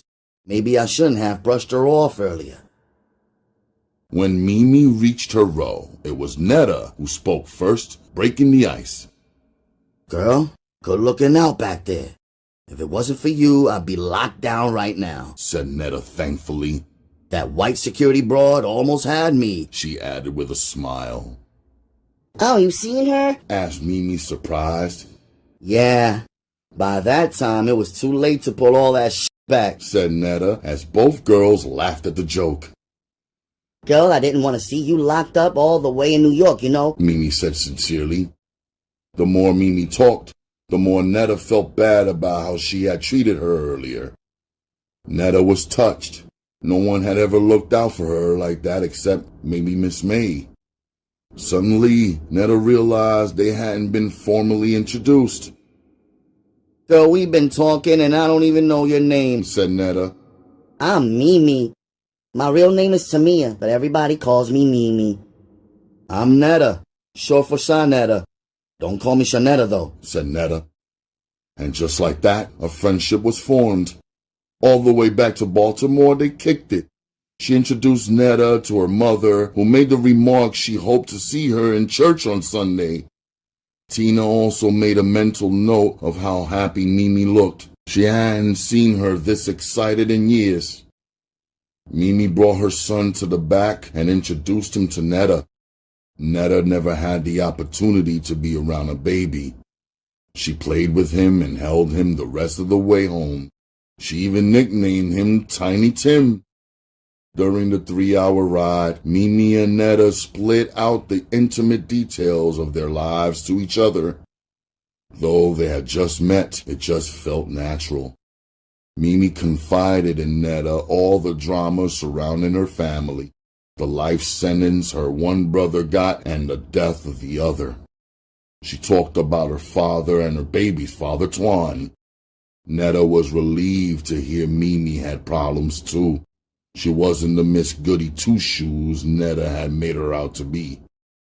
Talking to Netta felt so good to Mimi, it was like they were long-lost sisters. A good listener, Netta soaked up all the information from Mimi, and not once did she interrupt. She just communicated her feelings by a series of facial expressions and nods. After Mimi finished, it was Netta's turn. Picking up where Mimi left off, Netta told the story of her life. She spoke freely about her mother's drug addiction and her poor living conditions, how and why she started boosting, and the violent death of her guardian angel, Miss May. For the first time in a long time, she let her guard down. It was wonderful not to be condemned for her way of life. It was as if a burden had lifted off her chest. What a relief it was to Netta to hold a quality conversation with somebody who was truly concerned about her well-being. She hadn't experienced this since Miss May died. Funny how time flies. The bus arrived in Baltimore as scheduled. Neither Mimi nor Netta noticed the bus had even pulled into the bus station as they were too busy talking. A noticeable sadness traced over their faces like two kids who had to put away their favorite toy at bedtime. The girls exchanged numbers and said their goodbyes, reassuring each other they'd be in touch soon. All the way home in the car, Mimi couldn't stop talking about Netta. Ma, me and Netta have so much in common. I can tell we're gonna be the best of friends, Mimi exclaimed. Then she added, Watch, she's the sister I never had, said Mimi with confidence. Tina smiled and continued driving. She was happy that her daughter was happy. This was the old Mimi. She hadn't seen her like this since all the trouble with the twins. Over the next few days, the girls stayed in constant contact by phone. The phone calls eventually led to Netta paying Mimi a visit. Since she was too ashamed to let Mimi see her apartment where she lived with her mother, she insisted it would be better for them to visit at Mimi's house. Mimi understood, and being as though Netta never invited her over, she never asked. Netta's visits became so frequent they turned to sleepovers. Several months later, when Tina found out about Netta's home life, she asked her to stay with them. The invitation was a no-brainer for Netta.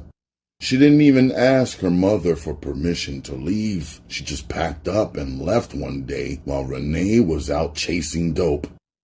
Before she packed, though, Netta carefully shook out all of her clothes for roaches and eggs. She didn't want to take her unwanted buddies with her. With no luggage, Netta put all her things into green garbage bags. Then she caught a hack to Mimi's house. The transition from the projects to Mimi's place was smooth. Tina thought so highly of Netta, she offered her the twins' old room. Netta graciously declined the offer. How could she move in there?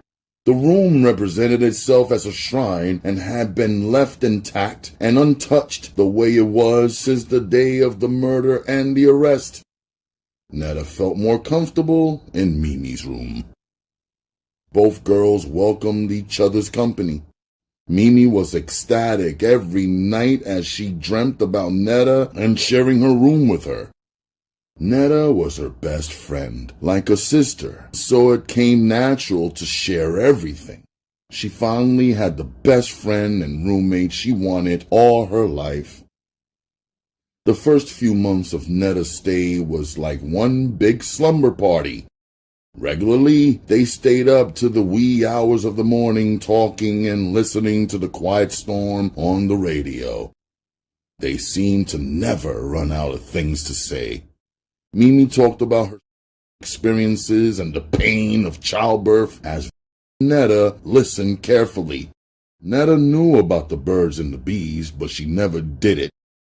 Mimi's tales of wild parties, clubs, boys, and intrigued Netta, sparking a curiosity of adventure she had never thought about. She was ready to see be more. Not just the hood or school or the projects or Renee's junkie. Many nights she dreamed of having a girlfriend like Mimi. She had always fantasized about going through the door of a club, all dressed up in whatever special Chanel design she copped for the occasion. Yes, heads will turn indeed, and no one would miss the fact that she was there. She always dreamt of having a sister or someone she could hang with, someone who knew the circuit and who knew where to go to be seen. It didn't take Mimi long to make her dreams come true. Hammerjacks was the first club they went to together. Netta was in awe at all the people Mimi knew. At 17, she had never been inside a club before. She liked the loud house and rap music that blasted over the club system. This social setting was just the perfect place for her to show off her clothes. She was in fashion heaven. Although Netta dressed down this night, wearing tight Guess jeans and a matching Guess shirt with sparkly diamond dots, she complemented the outfit with a red butter-soft leather jacket and some Jordans. Even dressed down, she still shined. All night long, dudes were trying to holler. Netta and Mimi took a few numbers, but didn't give out their own. None of the cats appealed to Netta. She didn't plan on going out with any of them, so wasn't no need in all that swapping numbers rap. She may have been young in age, but she was mature beyond her years. Mimi, on the other hand, flirted constantly and had hustlers buying them drinks. Since Timmy, Mimi hadn't really been on the scene. It had been some time since she had been out or had a boyfriend, but now she had Netta, and she'd be smarter this time, not like with Timmy's father. This time, she'd call the shots. As the night wound down, Mimi had some young hustler she knew drop them off home. Inside the bedroom, the two girls undressed and talked. Mimi eyed Netta's body closely. Every mark, every curve, everything about Netta's body she consumed with quick glimpses and subtle stares. When Netta turned her back to hang up her clothes, Mimi admired her dark, smooth skin tone and hourglass shape. As they spoke, she tried to shake it off, but she couldn't stop looking. She wanted to see her breasts as Netta stripped down to her panties and bra. Netta, paying no mind to Mimi, put her nightgown over her head and climbed into her bed. Tucked in under the covers with the lights out, the girls began their midnight chatter that usually lasted all night. Except this night was almost over. Mimi, I had a great time tonight. Girl, you sure do know how to get your swerve on, said Netta, giggling. I see you do too, Giggled Mimi right back. Did you see them sweating us? Asked Netta. Girl, that ain't nothing. Wait till tomorrow. It's on, said Mimi, getting Netta excited. Where are we going? Netta asked, as if Mimi's answer was worth a cool million. We're going to the hottest club in Baltimore, where all the ballers be. Odell's, she excitedly exclaimed. Chapter 6. Netta, help! Come here! Oh my God, Netta! Come here! Call an ambulance! Yelled Mimi through the house. Her cries shattered the peace and quiet of this tranquil Saturday afternoon. Groggily, Netta arose from her sleep and hit the floor running. Still dressed in her bra and panties, she flew down the stairs towards the screams that could be heard throughout the house. It was Timmy. He was hysterical. His screams weren't normal. They were agonizing to the ears. When she reached the kitchen, she saw Mimi holding little Timmy in her arms, rocking him back and forth in a feeble attempt to calm him down. Oh my God, said Netta, staring down at Mimi and the tiny toddler she was holding. Help! Call 911, said Mimi. Netta didn't have to ask what happened. Now that she was there in the kitchen, it was self-explanatory. She saw the scattered remains of an accident. An empty hot grease cup and its contents were spilt over the floor next to the table. Burnt French fries and hot grease still popped on the unattended stove. No, he didn't spill hot grease on himself. Tell me this isn't happening, thought Netta, cutting off the stove and retrieving the phone to call 911, all in the same split second. I was getting something out of the refrigerator and he was in his walker. He must have thought the cup was filled with Kool-Aid. He grabbed it and spilled it all over herself, Mimi said with tears streaming down her face as she continued rocking little Timmy. Netta rushed into action, grabbing a tray of ice out the freezer, wrapping ice cubes in a dish towel, and answering 100 questions to a 911 operator with Timmy screaming to the top of his lungs. Finished with 911, she took Timmy from Mimi and applied the ice to the burned area of his chest. Little Timmy was having one terrible time. A small portion of his skin on the left side of his chest had suffered third-degree burns, and his skin was burnt away to his baby flesh.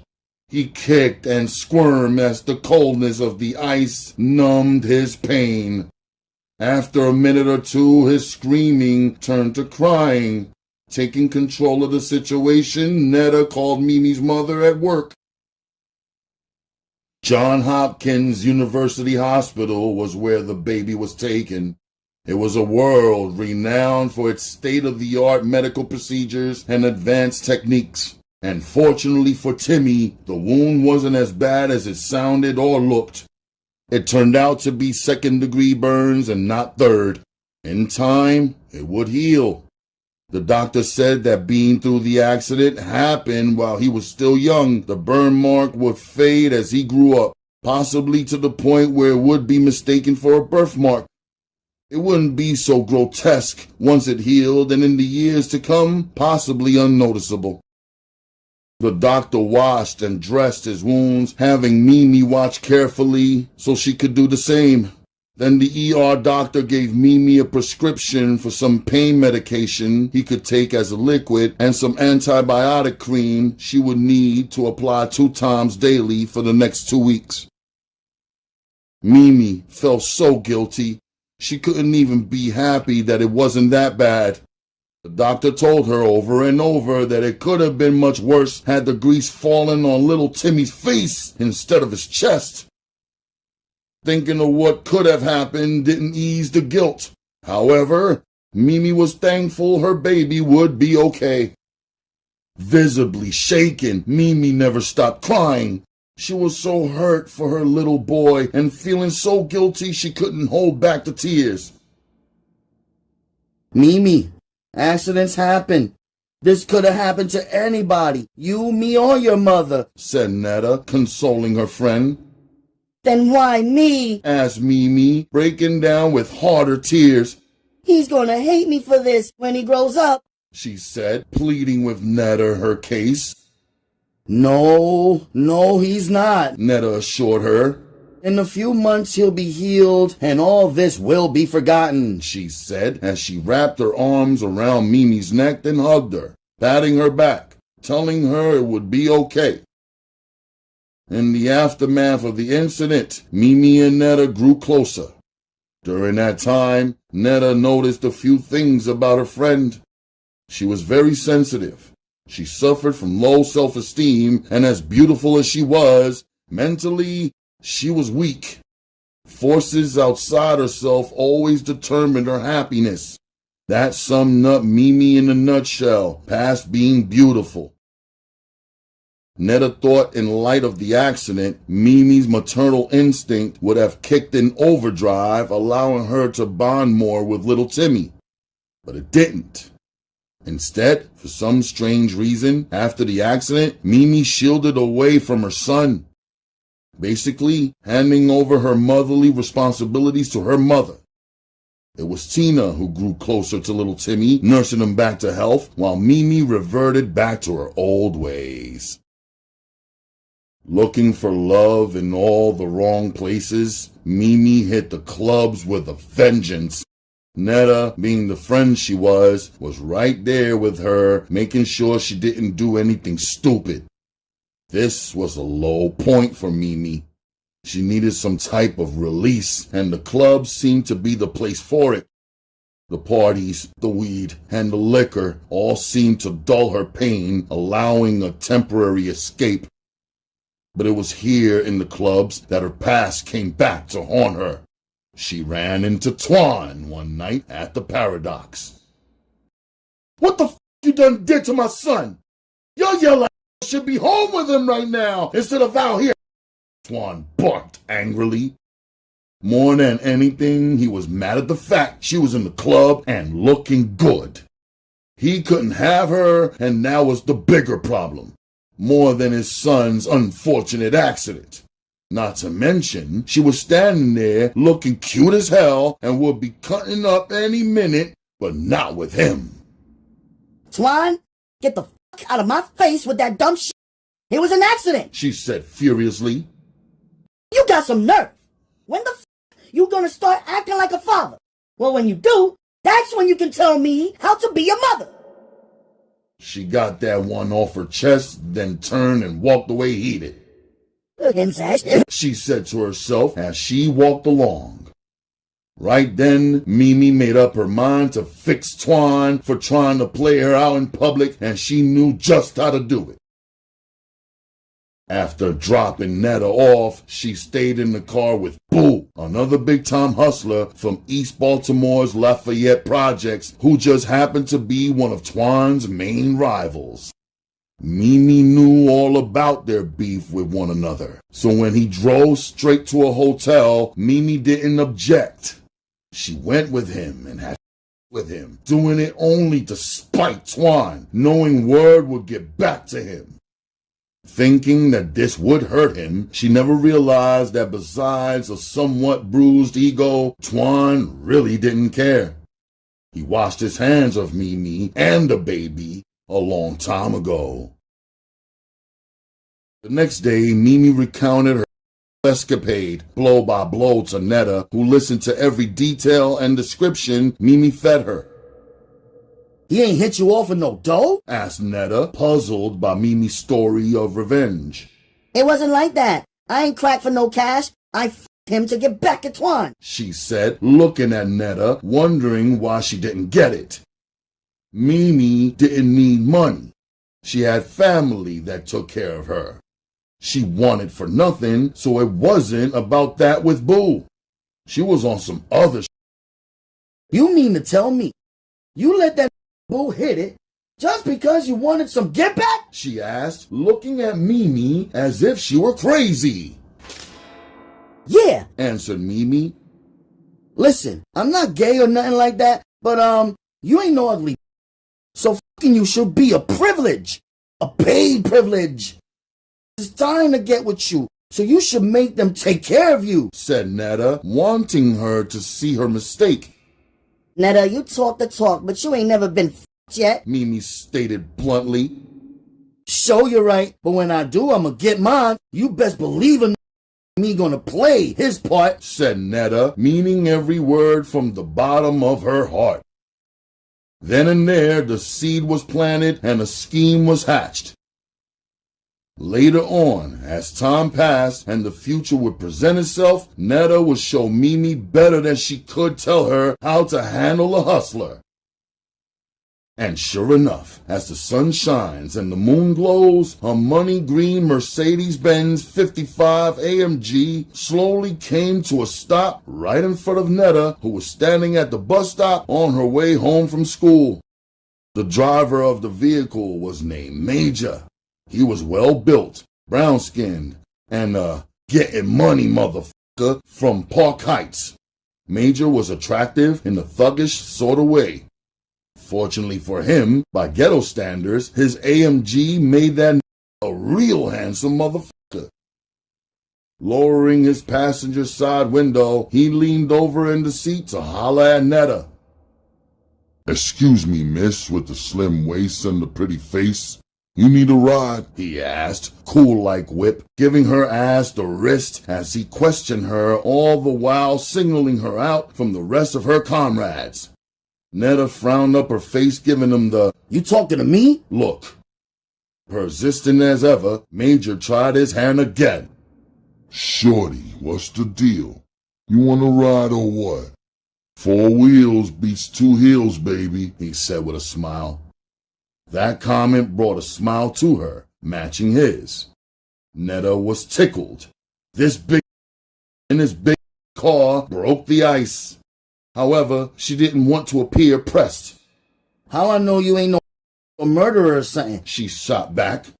Now it was his turn to be amused. Come on now. I may be a lot of things, but I'm not. Do I look that bad to you that I gotta take some? He asked. Nah, but looks can be deceiving. You know what? We can have this conversation while we ride, for real, yo. Finally, Netta relented and got inside the car. She liked a man with a sense of humor and, more importantly, money. She wasn't about to deal with no broke and sad. She had decided that a long time ago.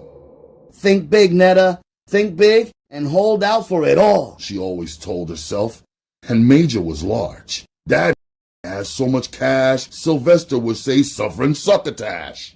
Major had it going on with his hustle, his looks, his car, and his bling bling.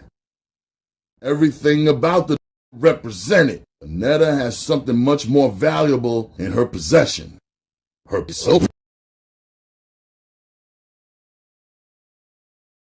Major turned out to be Netta's first boyfriend, but there was no question who wore the pants in their relationship. Netta did, and she wore them well, playing her part to a T. She had him wrapped around her pinky finger. She started trying him, asking for little things like small amounts of cash, gradually working her way up from leather coats to jewelry. Then she cracked on him for something way bigger and more expensive. She cracked on him for a car. Even though she didn't know how to drive yet, she wanted a car, and she got Major to agree to get her one once she learned how to drive. It didn't take Netta much to convince him to teach her how to drive either. Netta learned the mechanics of auto operation quickly. Within 2 weeks of learning how to drive, she had her learner's permit.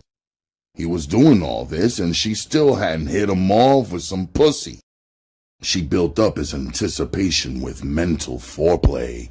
A kiss here and a touch there had him after a while begging for it, sweating her, all over her, ignoring her stops and no's, which for him was unusual. Major was a major hustler. He was on big boy time and had big boy status. The way his pockets were holding made women simply yell at their. He had so much coming at him. The shit was overrated, and not too many men would agree with him. However, he had so much open for him, he could honestly do without it. Now, what he did need was a challenge, and Netta was it. When she told him she was a that shit only heightened his expectations of the act, and Netta had him open. The fact that she wasn't like the other broads, giving him, letting him do whatever, made it a sport for him, a game he had to win. The challenge and the sport of it for getting dough was the rush for Major, and that's what was different about Netta to him. Not to mention, she was still. After 3 months of waiting, Netta finally gave him some, and it was too good for him to handle. Major iroshed the over and over again. He never been with a in his life, and he was 23 years old. He couldn't believe his luck. She wasn't lying. Netta knew she had a bomb shot too. After she threw it. Lust blinded Major, and he didn't realize that the she was giving up coincided with him buying her the car. Catering to all her whims, Major caved into this one too. Netta was his wifey, he reasoned with himself. If she wanted a car, then she should have one. So he hit her off.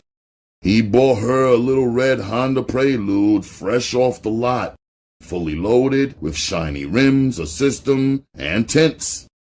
This was the perfect car for a female, since it was so compact and easy to handle. With this gift, Netta learned a valuable lesson, one she would draw on later in life, which was a woman could lead a man around like a dog on a chain because men think with their little head and not their big one. Having already let her into his heart, Major let Netta into his world as well. He exposed her to the drug game. Streetwise and eager to learn, Netta made a good student. Her memory was photographic. Everything she saw, she remembered. He taught her how to cut coke. Then he taught her how to cut dope. She learned how to weigh drugs on the scales and bag it up. Major would have her bagging up coke for hours and hours at a time. Eventually, she could look at a package and weigh it by sight. Major taught her that too. More importantly to her, she got a glimpse of how much money he was making. Netta has severely underestimated Major's hustling abilities. He was that. The whole time Netta was seeing Major, her relationship with Mimi suffered. She tried to manage her time between her man and her friend, but it was hard. Mimi was demanding, even though she was happy for her girl. They still spent quality time together. Every night they shared the same room, and as usual, the girls would cut off the light switch and in the dark tell their secrets to one another until they fell asleep. They vowed that no man would ever come between them. Secretly, however, Mimi was jealous. She was envious of the things Major was doing for Netta. She never let it show, though. That's because Netta was so humble and sharing. She taught Mimi how to drive, and she continued to school her on the game, the do's and the don'ts. Netta was surprised at how naive Mimi really was to the game. With her father and her brothers in the game, she was supposed to know certain things, and she didn't. She was supposed to know how to work and peep game. No man was supposed to be able to run game on her, but that wasn't the case. It seemed nobody ever wanted to pull her coat. Use what you got to get what you want was the theme Netta echoed to her. Heavily influenced by Netta, Mimi got a car too, though hers came from a more conventional source. Her dad. She pressured him into buying it. The same make and model as Netta's, just a different color. It was all good with Netta. She was happy for Mimi, happy they both were riding. Juggling school, Major, and Mimi, Netta still got good grades and she would still graduate on time. School was easy for Netta, but hard for Mimi. Mimi's interest in school began to dwindle her junior year. Partying became more important than education. Mimi was so close to graduating, but yet so far. A couple of times she contemplating dropping out of school, but each time Netta talked her out of it. Mimi, you'll never accomplish nothing in life if you quit school. Once you get that diploma, they can't ever take that from you.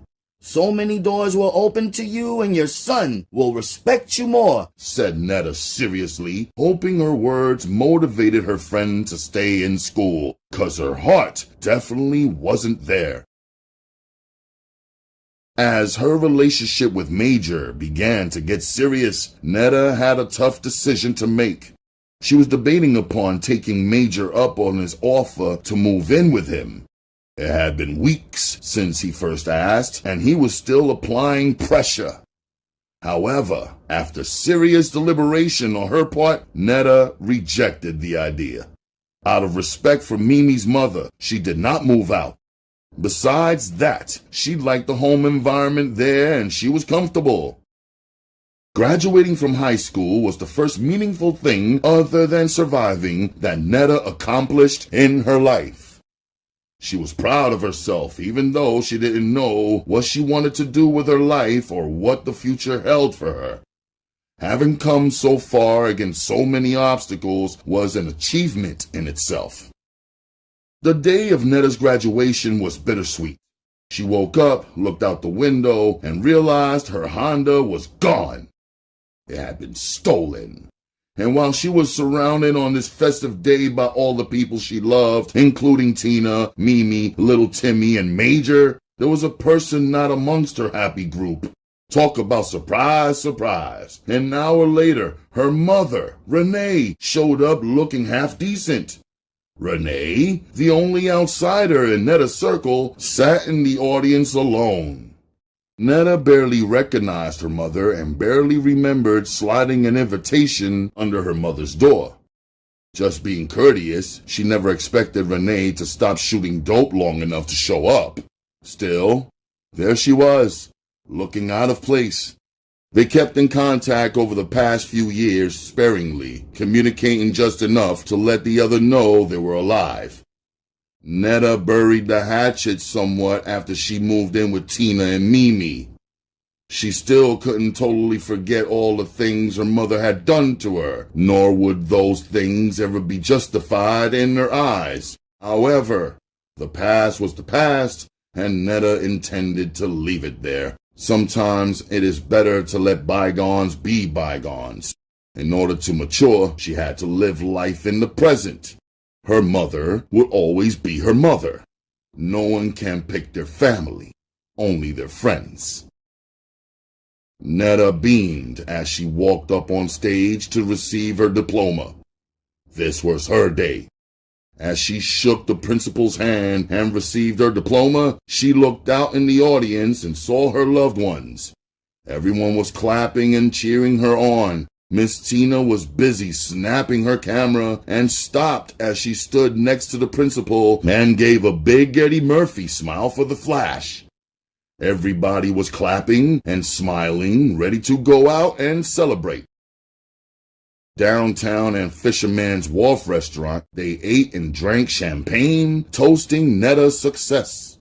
However, Renee was distant and noticeably withdrawn from the group. For the life of her, Netta couldn't figure out what was wrong, but she soon came to find out. As the evening ended, the group split in two, each walking to their separate cars. Before parting, Mimi and Tina took turns embracing Netta goodbye.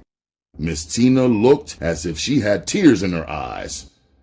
Netta, we're all so proud of you, sweetheart, said Tina joyfully. I know, Netta, you did it, said Mimi with tears of joy running down her cheeks. I couldn't have done it without you, she said, looking at Miss Tina, then Mimi. I love you so much. Thank you for everything. Thank you so much, said Netta, returning their embrace. With everybody feeling sentimental, they hugged and kissed some more, exchanging pleasantries. Parting ways, Netta promised them she'd be home tomorrow. Tonight, however, would be spent with Major. Netta jumped into the car where her mother and Major awaited. She was dropping her mother off and then spending a night of celebration with her baby at a fancy hotel, or at least that's what she thought. Chapter 7. While driving through downtown Baltimore, suddenly Major made a detour to a nearby parking garage. Curious, Netta wondered what they were doing there. Inside the garage, Major drove around as if he were lost. It took a minute to find out what he was looking for. Then the surprise came into full view. Sitting all by itself was a brand new burgundy 535i BMW with chrome-dipped deep dish rims and a big white ribbon attached. Surprise, said Major as he turned towards Netta. She just sat there, her jaw dropped down to her clavicle, and her heart began to pound faster than Congo drums. You got that for me? She said in disbelief. Yeah, go on. He grinned back, playing with her. I know that's right, Daddy, she said, forgetting her mother was in the back seat. She reached over and gave him a hug, kissed both sides of his cheeks, then looked in his eyes. You know I love you, right? She said, not needing to, but saying it anyway. You better. So it was you who stole my car, asked Netta, figuring 1 + 1 must equal 2. Major just simply sat there like the cat that just ate the canary. He didn't need to nod or say yes. His hand was exposed. You can't be mad, he said, reaching in his pockets for the keys he tossed at her. Netta got out of his car and skipped her over to her new ride. She jumped in and started it up. She adjusted everything from the seats to the mirrors. She played with the radio, setting her favorite stations.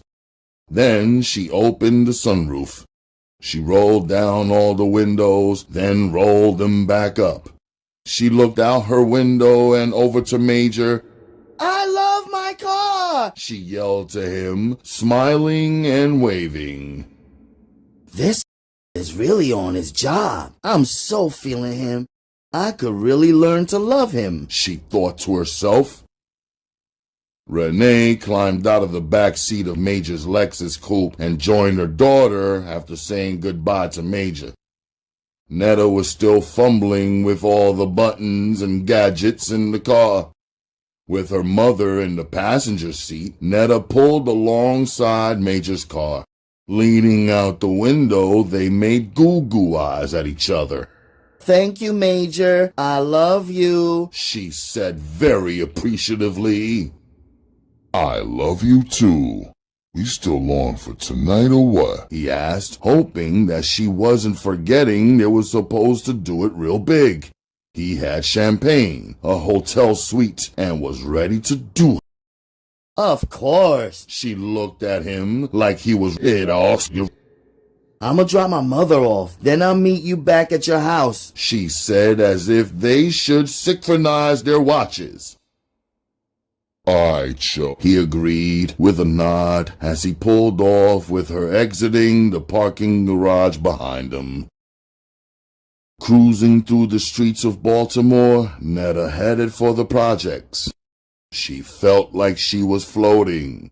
Her car handled like riding a cloud in the sky. Whenever she hit the brakes, the car stopped on a dime, and whenever she tapped the gas pedal, the car leapt forward.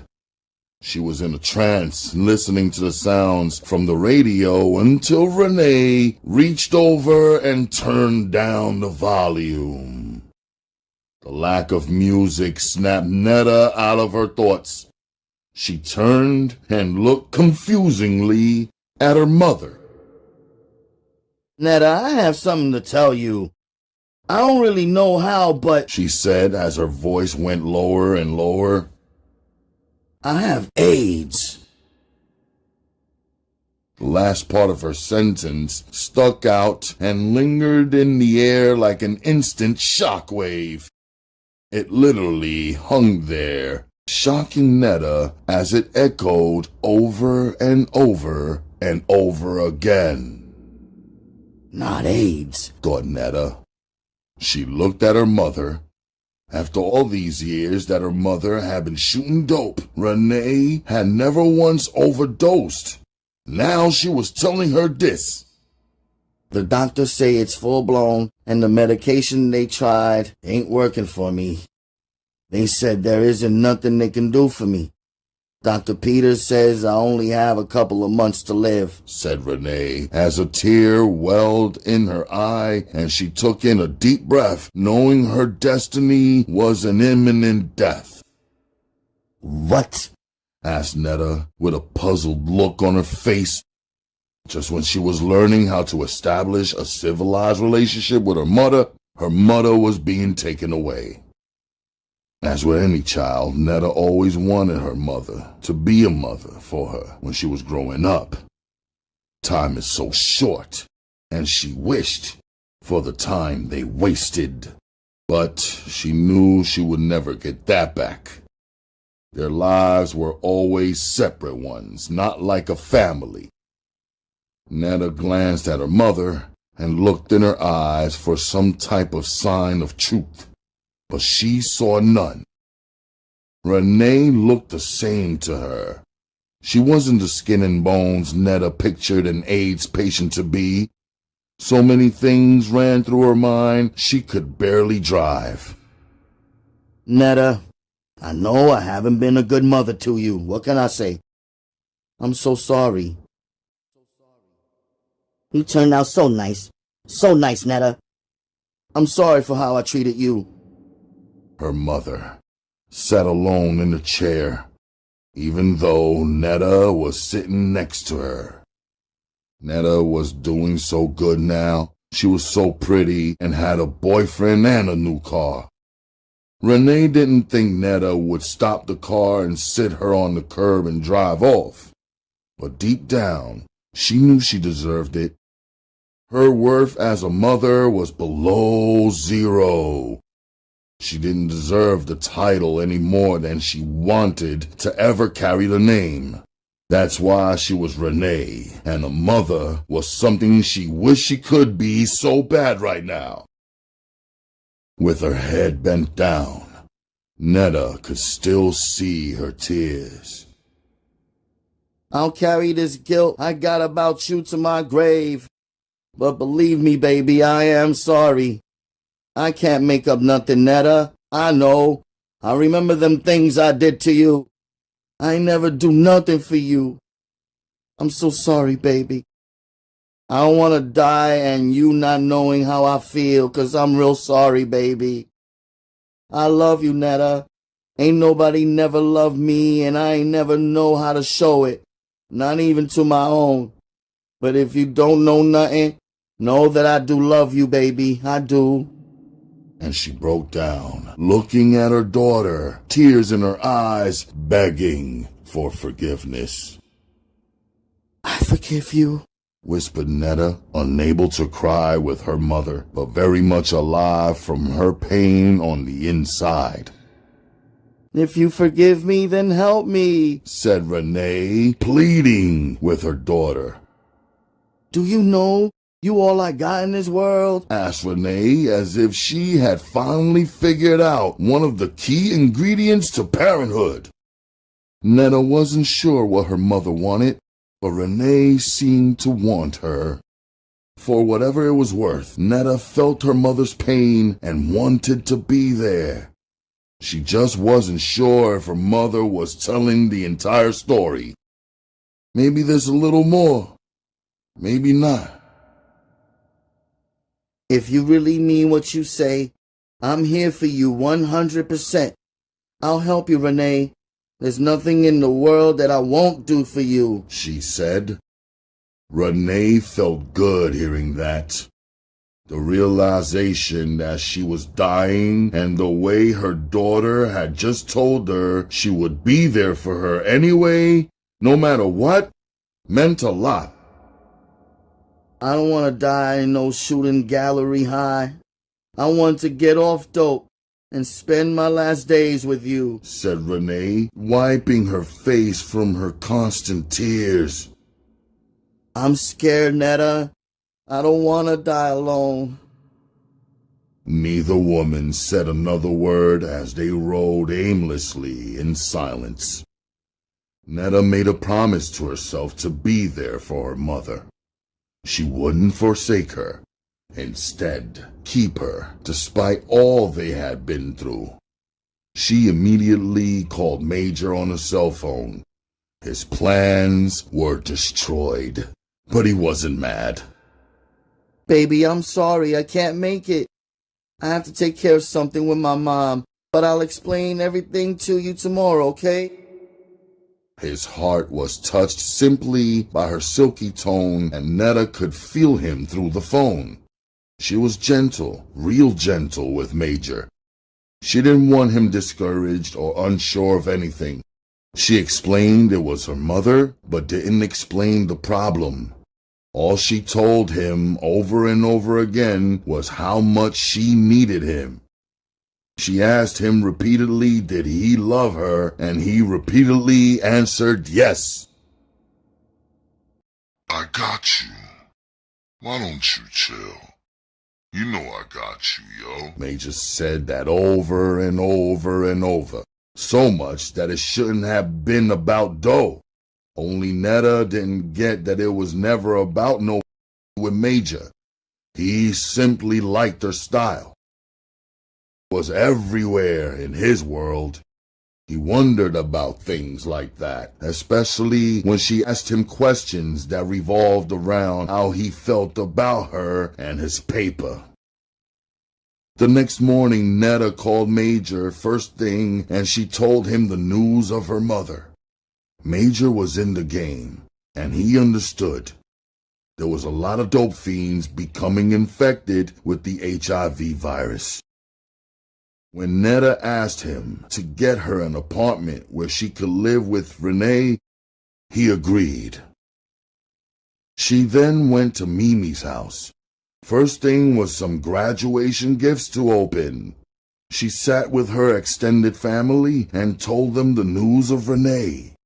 She explained why she was moving out to stay with her mother.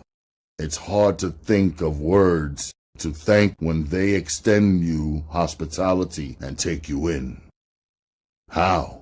They had exposed her to a side of life, family, and love that she had been foreign to all her life. Tears flowed from Tina, and Mimi couldn't help herself. Netta stood strong, though. She had to, for her own sake and her mother's.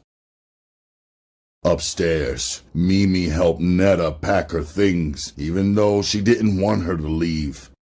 As they packed, Netta and Mimi reminisced over the years and the times they shared.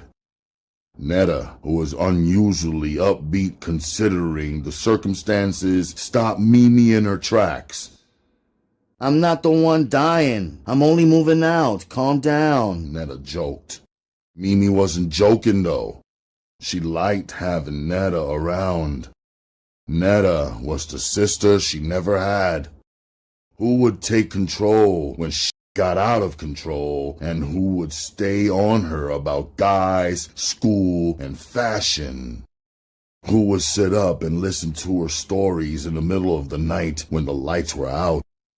Netta always did her part, and Mimi was so accustomed to her being there, she couldn't help but feel saddened. As they were stuffing the last suitcase, Netta casually mentioned her new car. Oh, Major bought me a BMW for my graduation. He's the one that stole the Honda. Look, it's parked outside, said Netta.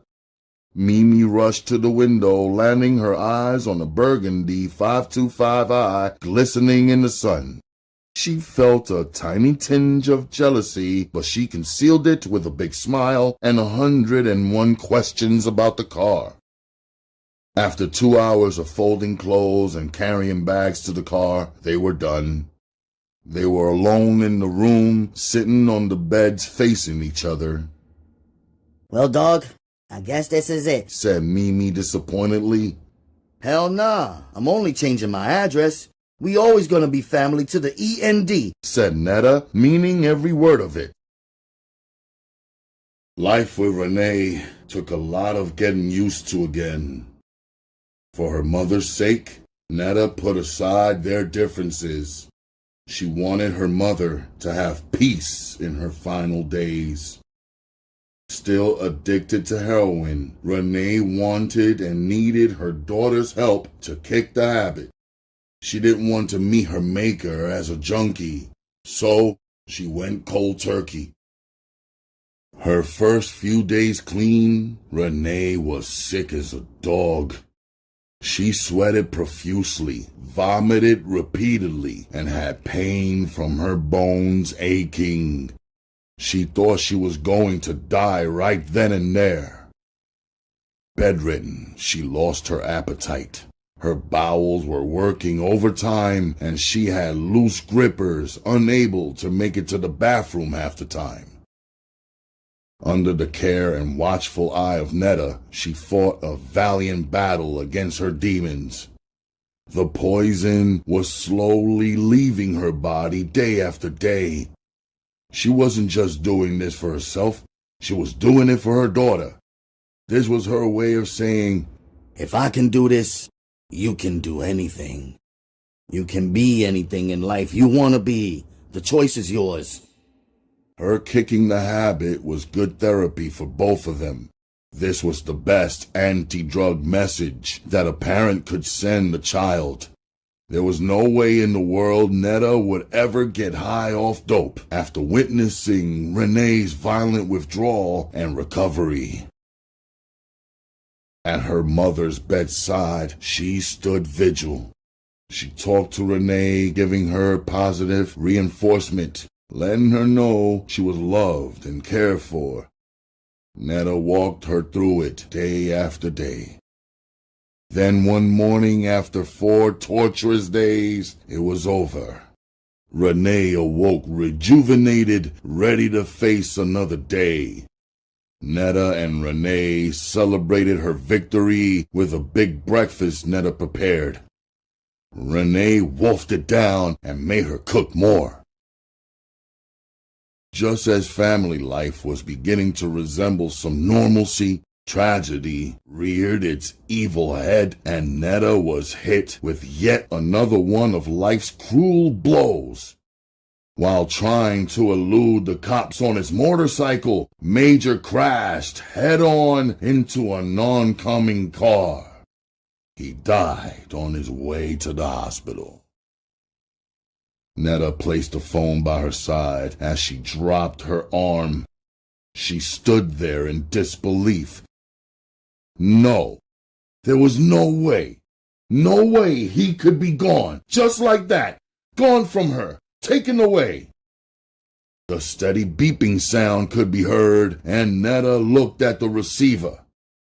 Tremendously and deeply saddened, Netta placed the phone on the receiver. She didn't cry, though. Netta had realized a long time ago that death befalls everybody, sooner or later. For some, it's more tragic and dramatic, and for others, it's more quiet and slow. She found death easier to accept when it struck the elderly. However, when it struck the young, it made her ask the rhetorical question, why? Life does go on for the living. Netta picked up the pieces and kept moving. She first attended Major's closed casket funeral, paying her last respects. At the funeral home, she came in contact with many of his other female concubines. However, Major's cheating ways didn't bother her at all. In fact, she expected it. It was a man's nature to stray. That's why she rationed out the to him. She gave it up only when she wanted to. Netta overlooked his shortcomings. In exchange, he took very good care of her. It was a trade-off. One hand washed the other, but they both washed the face, and when it was all said and done, she had something of Major's none of his other broads had. Netta had his stash. Netta was holding some major paper for Major and had played her position well. Not only did she have some of his loot, but nobody knew. He was so secretive about his business with everybody, with everyone except her. He never took anyone to her house or told anyone where she lived, so the money was all hers by default. During her period of mourning, Netta turned to Mimi. Now more than before, they had a lot in common. Tragedy. Mimi's presence helped take her mind off the cloud of misery that hovered over her. They also had some catching up to do. Netta and Mimi hadn't seen each other in months. Netta filled Mimi in on the details of the accident and the money she came into as a result of Major's death.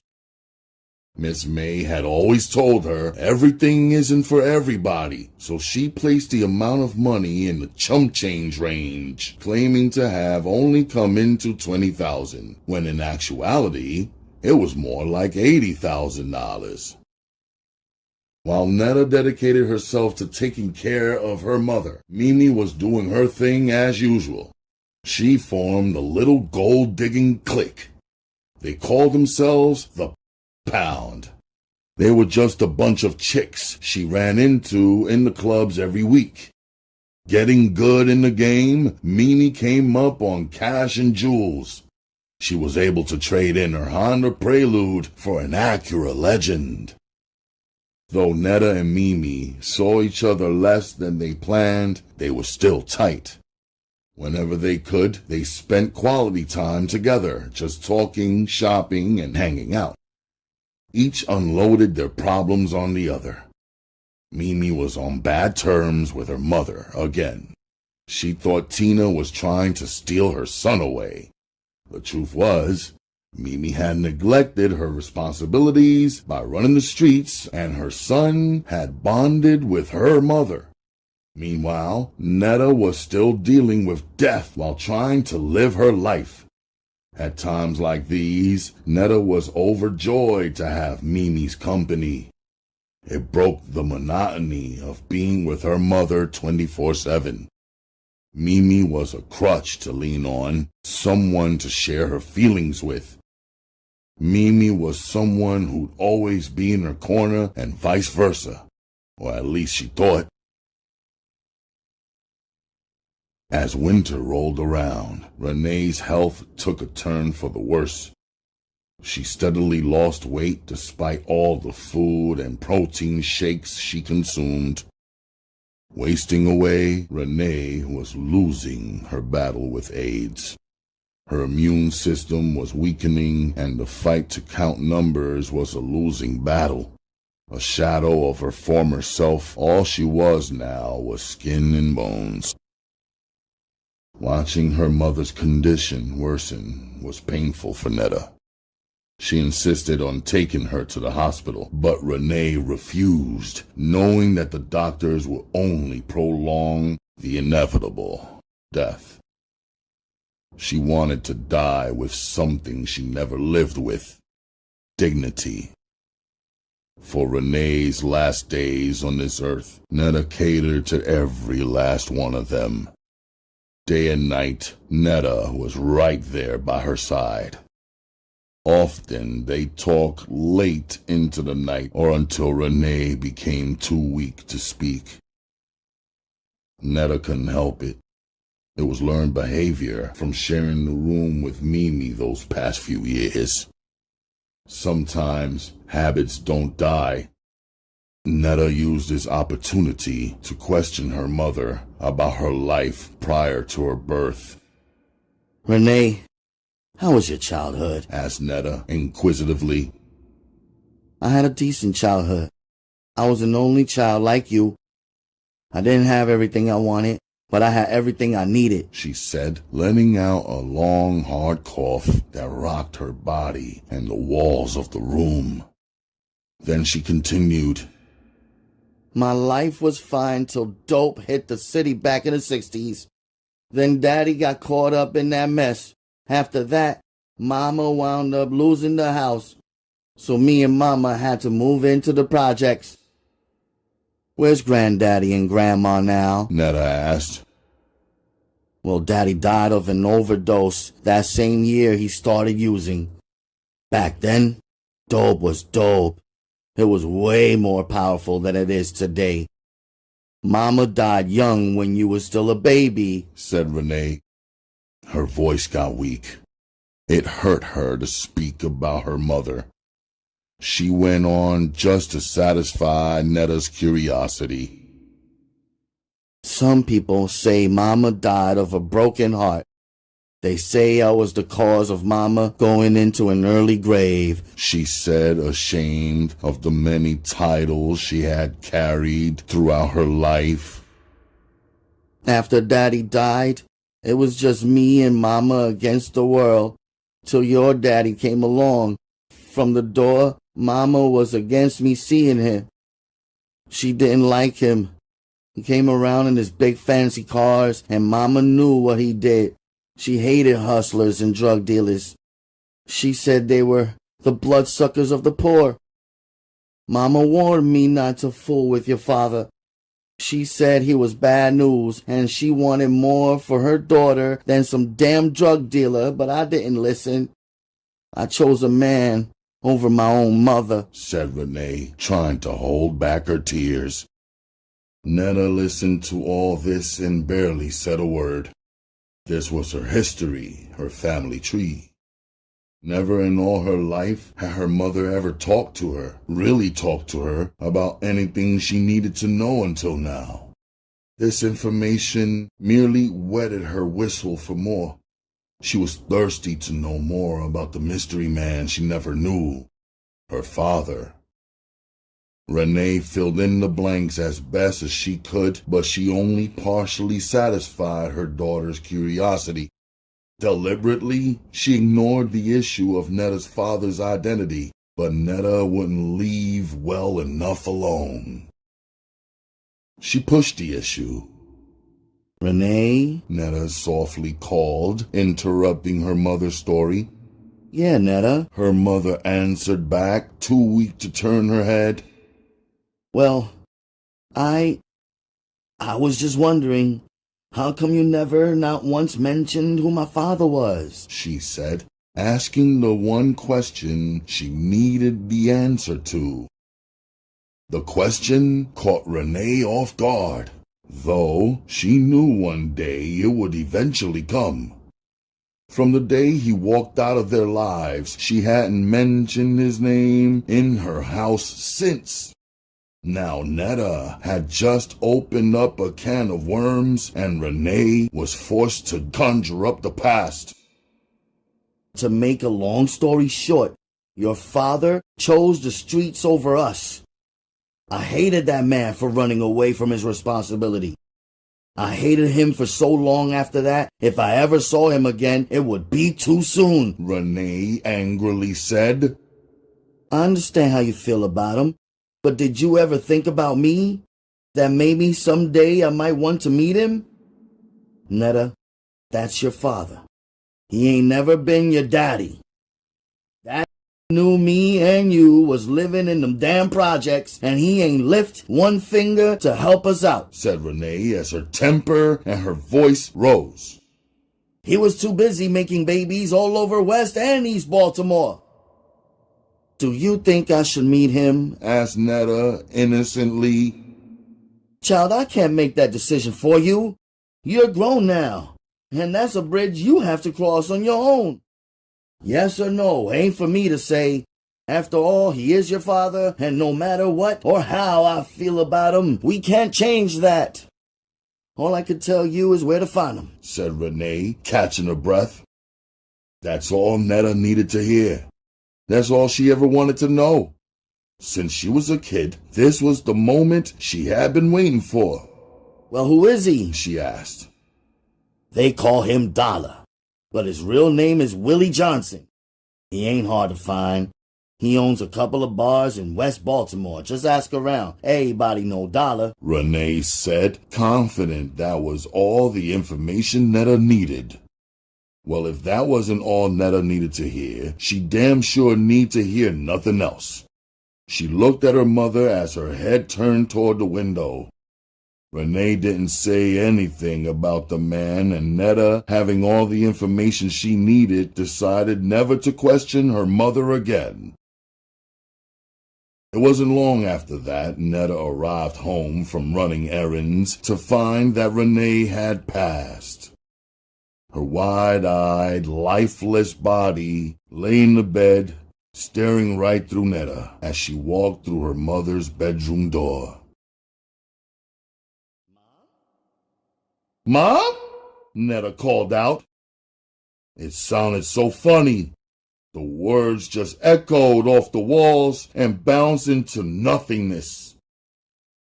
Slowly, she walked across the room looking every bit of a kindergartner about to discover something new. This discovery was death. She had never seen a dead body before. God, please take my mother and wrap her in your love and shield her so she will have no more pain. God, please. Just then, Netta heard Miss May. God comes for us all, promising nothing more in life except one day you will die. There's no promises for success, no promises for wealth, no promises for happiness, love, or health. The only thing for certain in life is death. It's what you do in between life and death that counts. Then, Miss May's voice disappeared. Netta bent down next to her mother's body. As she stroked her mother's forehead and cheekbones, Renee had finally lost her battle with AIDS. Netta calmly, with two of her fingers, closed both her mother's eyelids. I love you, Mommy. Then kneeling, she bent her head and continued to pray for her mother. She prayed her mother was right with the Lord because he took her soul, and she prayed that her mother was free from all the hurt and pain in whatever place she was. Please let me see my mama again, God. One day, let me see her again. And would you tell her I love her so much? I always did love her. God, you know that. Please tell her for me. I will miss her so much. She's not here no more. She knelt down next to the bed and bowed her head next to her mother's body. There was no time to grieve once the call had been made to 911. The responsibility for handling her mother's burial fell on her. Maturely, Netta tackled the task, making the necessary arrangements. She decided to cremate her mother's remains.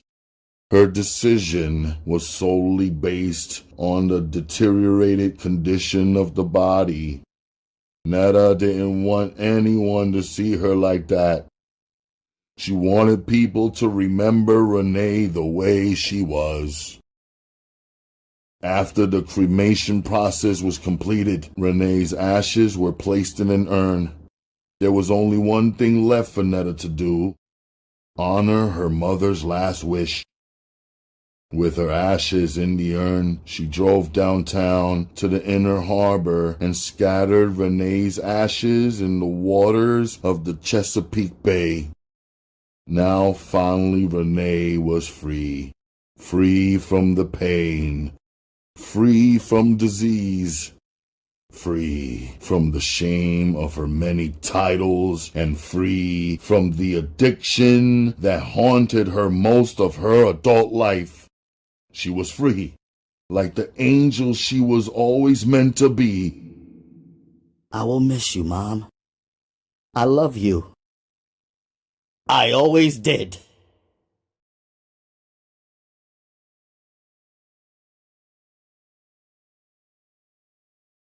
Chapter 8.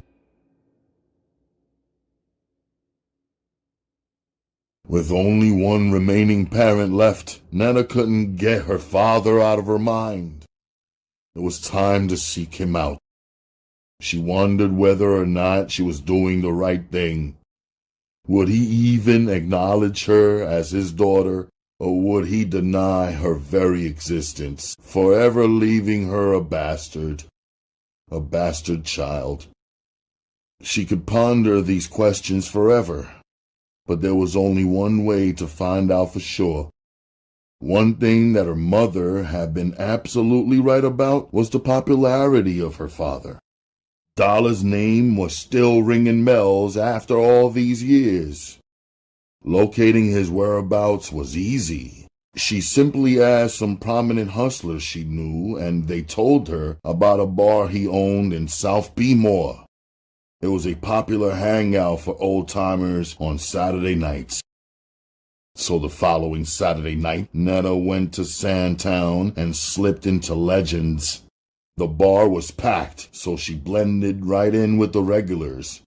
The party atmosphere inside the bar took on a late 60s flavor, with all the old Motown records being played real loud. This was like a paradise for old hustlers who managed to survive in the game. Here, they could relax and reminisce over days gone by. Netta found herself a seat in the corner where she sat nursing a drink. Patiently, she watched and waited for the man called Dollar. Since she didn't have a clue as to what he looked like, she examined every man closely. Any one of them could be her father. She scanned the sea of faces, looking for the slightest sign of physical resemblance. She saw none. Netta soon realized that her hearing would be her guide and her greatest asset, since her eyes might possibly deceive her. She began to listen intently for the name Dollar. An hour later, in walks a tall, handsome, dark-skinned man. On his arm was an attractive, brown-skinned young lady. He made a grand entrance and was greeted by a chorus of greetings. Hey, Dollar Bill, what's happening? One man yelled. Yo, Dollar! Long time no see, yelled another. He was the life of the party. He joked and mingled with mostly all of the patrons of his bar. Standing a few feet away from Netta, Dollar chatted with some of his old partners. She was tempted to walk over and tap him on the shoulder and introduce herself, but what would she say? What would he do? Would he be angry or happy to meet her? Doubt crept back in her mind, and she hesitated. Netta knew that a conversation with her father would only raise more questions than he could possibly answer. It was obvious that he didn't give a damn about her or Renee. How will the relationship with him benefit me now? She asked herself. Where was he when I really needed him? When I was messed up in the game, living in the projects and stealing food and clothes, where the hell was he? Netta watched her father for a few more minutes. Then she got up and made her way to the door. Before she left, she glanced back over at the man they all called Dollar. She took a long, hard look at her father. Goodbye. Have a nice life, she said lowly before turning her back to leave. Now she could bring this chapter of her life to a close. She never wanted to see that stranger again. Anxious to put the past behind her, Netta moved out of her apartment. She was trying to escape all the death and drama she'd experienced while living in that house. First Major, then her mother. She decided to invest a little of her newfound wealth. She wanted to own her own home. This way, she would have a permanent roof over her head. She purchased a newly renovated 2-story row home in West Baltimore on Monroe and Fayette Street. She purchased the house dirt cheap because the neighborhood was so bad. Before long, Netta and Mimi were hanging tough again, but things had changed now. Mimi was no longer the same naive person she had been. She got wiser and was playing more ballers than a Rutgers game. The Pound looked up to Mimi. She was their leader. To them, she was the ish. It didn't take long for Netta to wrestle away control, though. Mimi looked up to Netta so naturally, everyone else followed suit. At times, their different personalities clashed and they seemed to compete for dominance of the Pound. Mentally stronger, Netta won out. She got them to see and do things her way. She organized the clique, teaching them as she taught Mimi how to work hustlers. As a group, they would go on to make the Pound famous. Before Netta took over, they were running around fucking corner hustlers. Cats that had champagne tastes and beer money. Netta taught them how to get paid. Like a madame, she directed traffic, steering all the big boys with big names and big cars toward her clique. Instead of just her and Mimi having cars, in a matter of months, Fila, Petey, and Rashida all had new luxury cars too. Pretty soon, the Pound's names were ringing in the streets of Baltimore. As loud as the hustlers, they were known for showing hustlers a real good time. Whatever was clever with them, behind closed doors, anything goes. Everything was all good, then jealousy reared its ugly head. Mimi was quietly pissed that she was no longer the focal point of the clique. Upstaged by her friend, she felt Netta stole her shine. She put this thing together, and yet it was Netta who got all the glory. It was Friday night, and Volcano's nightclub was packed. Of course, the Pound was in the house, strutting their stuff in 3/4 mink coats. There were a lot of fine and fly females in the club, but Netta and Mimi were stars among stars, and they were trying to catch. Tonight, it was business as usual. You got to pay to play. For Black, this was truly a rare night out for him. It was his 25th birthday. He was accompanied by his right-hand man, Ty. Here he was, the notorious Black, in the flesh at Volcanoes after being on the down low for months. He'd been the source of too much drama to be partying, and he was too hot to get caught slipping at some club. Too many people wanted him dead. His name had been linked with too many murders and too many shootings. Now that the heat had died down somewhat, he was free to make a public appearance. It was like he hadn't missed a beat. Everybody still recognized who he was, a ghetto superstar. One of the top money-making cats in all of B-more, bar none. His name struck fear in the hearts of his enemies, while women openly lusted after him. Dipped out in ice and platinum, both Black and Ty turned heads. They loved all the attention they received. The envious stares from other hustlers and the flirtatious grins of the ladies made his card. Figuratively, Black owned the club.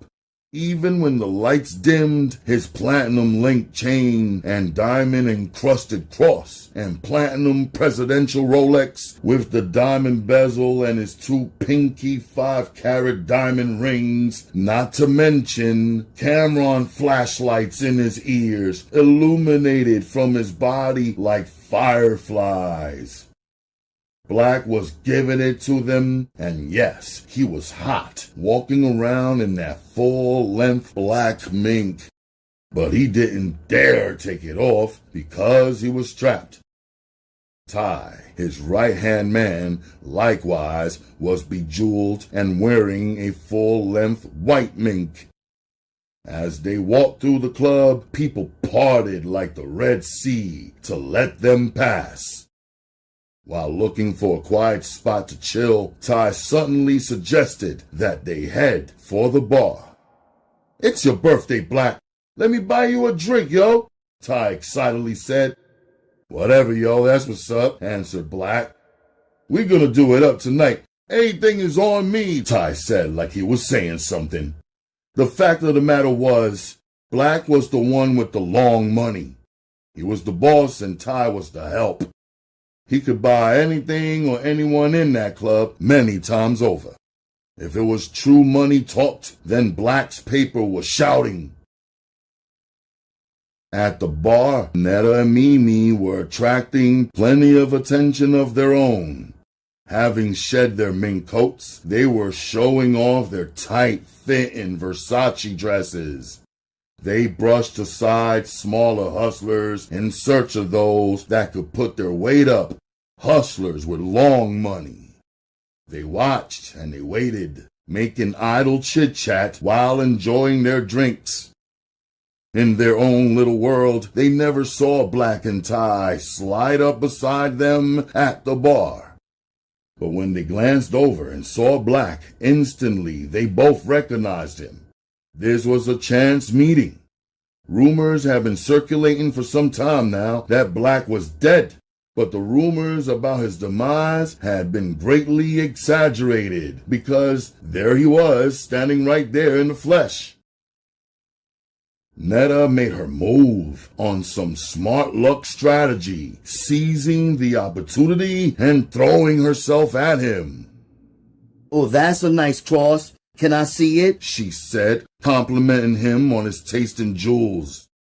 Without answering, Black stepped around Mimi until he was within Netta's reach. Gently, she reached out and picked up the cross off his chest as if it had been touched by God. Cradling it in her hand, she admired it. As he marveled at her physical beauty, they both had each other's full attention. Black liked what he saw in Netta. Mimi was an afterthought. Netta had two attributes he loved in a woman: aggressiveness and pretty dark skin. Dark-skinned women turned him on. The darker the berry, the sweeter the juice. To him, in his mind, there was no question who he wanted. The decision was made, and Black chose Netta. Within minutes, Netta and Black were openly flirting, and Mimi had no choice but to play the cut. After she finished inspecting his medallion, Netta carefully placed it back on his chest. Damn, if I had your hand, I'd throw mine in, She sighed, throwing game and giving him a devilish grin. Girlfriend, your hand's the best hand. You looking like 1 in a million. By the way, I'm Black, shorty. What's your name? He asked, looking her up and down. Netta. She said without hesitating. Turning, she added, This is my girl Mimi. At this point, Black introduced Ty to Mimi, and the group split in two. Each was engrossed in their conversations. While Netta had bagged the grand prize, Mimi had to settle for the consolation. He wasn't chump change, but he wasn't Black either. Netta had beat her to the punch, and boy was she heated. Part 2. Black. Chapter 9. Click-clack, click-clack was the sound of Black's gaiters echoing loudly in the bullpen. He paced the holding cell back and forth, trying to burn up all his nervous energy. It won't be long now, he thought. For 4 years, he had lived for this day. Now that it was here, he was nervous as hell, sweating profusely through his suit. His lawyer, Stanley Steinbach, a short, balding Jewish man, told him after he got convicted to sit tight. He'd beat it on appeal, and he did. It took a little longer than Black expected, but he did what he said he'd do. He found a loophole, a technicality in the case, thus allowing Black to slip through the cracks of the system. Now Black was going home on an appeal bond. Stanley Steinbeck was on his job because Black was paying him a king's ransom, a 6-figure salary. He argued Black's case in Maryland's Supreme Court, successfully introducing new evidence of police mishandling of evidence. After both sides argued, the relevance and objections were sustained and overruled, Black was granted a new trial. In a matter of minutes, he would be a free man, physically. Mentally, he was living with his crime, and Black knew he would live with it until the day he died. He'd have no choice but to live with the guilt, which truthfully was eating him up inside. If he could take back killing Ty, he would. It wasn't even a second thought. Thick steel bars were all that separated Black from the outside world. His mother and little brother were waiting outside the courthouse for him in a stretch limousine. For him, it was comforting to know that somebody still had his back, no matter what. Unlike his fake fiancée, who showed her true colors when she thought a was down and out. That just don't know how wrong she was, thought Black. Netta had no idea Black was being released either.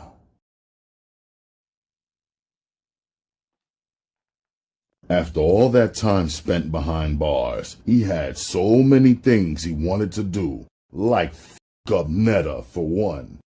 Then find all the that owed him money and f*** them up, organize some square footage and put some shit together. Yeah, that's the plan. But Netta first. She had crossed him. He swore when he ran into her, it would be nothing nice. From the time Black got arrested, she shitted on him. No visits, no mail, no nothing. She even put a block on her phone to stop him from calling. How could I be so stupid to trust her like that? Why did I try to turn her into a housewife?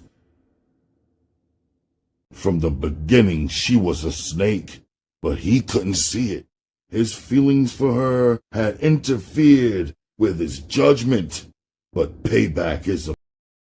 And Netta was about to see how quick sugar turns to shit. While Black was down, all he heard about through the prison grapevine was the damn Pound. They were the talk of the town, even in the joint. Famous for fucking hustlers, their reputation had preceded itself. Whenever Black heard of them or thought about how Netta played him, he became furious. Nobody plays Black and gets away with it. Nobody. The sound of the jingling keys brought Black to reality, back to the bullpen. The court officer stopped in front of his holding cell and fiddled with the turnkeys. Inserting the right one, the large steel gate swung open. "Hey, Hollywood bag and baggage, you may bail," said the white court officer. "You must be somebody real important out there in them streets. Somebody just posted $1 million cash bail for you." "You don't know?" Black asked him back with a big grin as he gathered his legal paperwork. "Ready or not, Baltimore, here I come," he thought to himself as he walked down the corridor towards his freedom. Once every so often in every neighborhood in the ghetto, fate, chance, and circumstance combines to produce that once-in-a-lifetime hustler who is larger than life. So many come and go, but few truly leave their mark. Out of those chosen few, only a handful dares to be compared to big-time hustlers from other cities. This infamy would be Deshaun Black Williams' destiny. First impressions are most lasting. For Black, a day that will be forever etched in his mind was the day he witnessed his father's murder. This was his introduction to the game.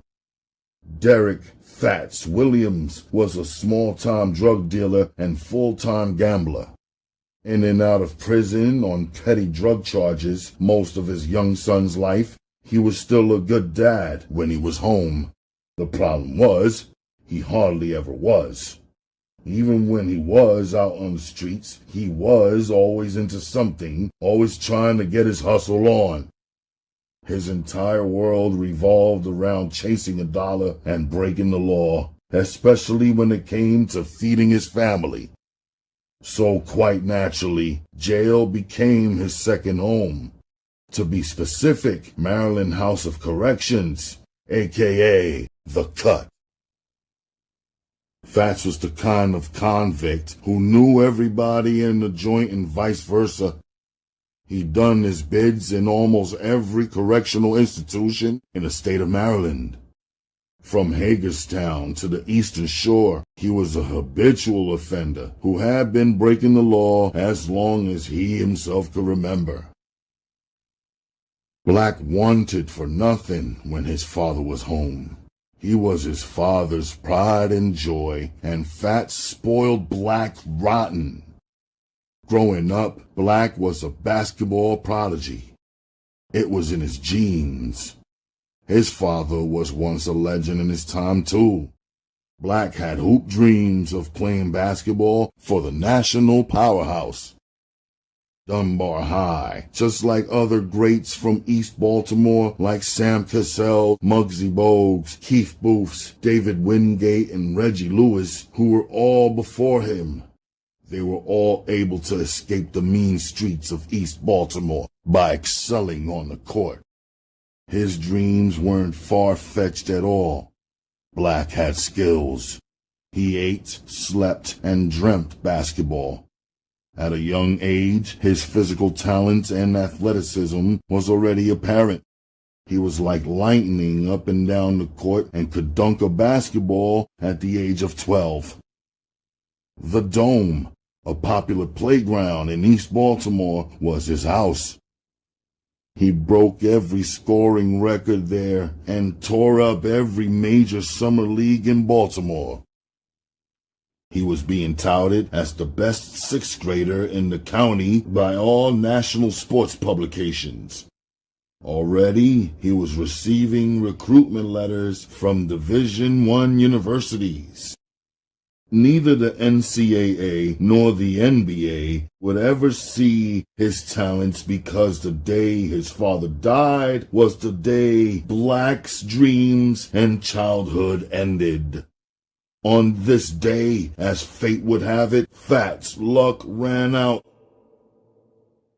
"If you ain't shooting past them damn dice," Fats yelled to some shabby-dressed gambler from the Ave. "Don't rush me, motherfucker. My name ain't Mike, but I still do what I like. Now let me see some cash. Money on the wood makes the game go good, and money out of sight causes fights," said the other old-timer. Oh, you petty hufflepuffs. You lames get a little hot hand, and now all of a sudden you the ish. You could tell your ass ain't never had the bank.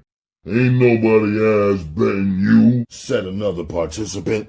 "Call me what you want, but call me, alright? Y'all heard what I said? Let me see some dough," said Fats again to everybody in his circle. With that, they all began digging in their pockets, pulling out knots of money and placing it on the ground and in their hands so Fats would stop stalling and bet.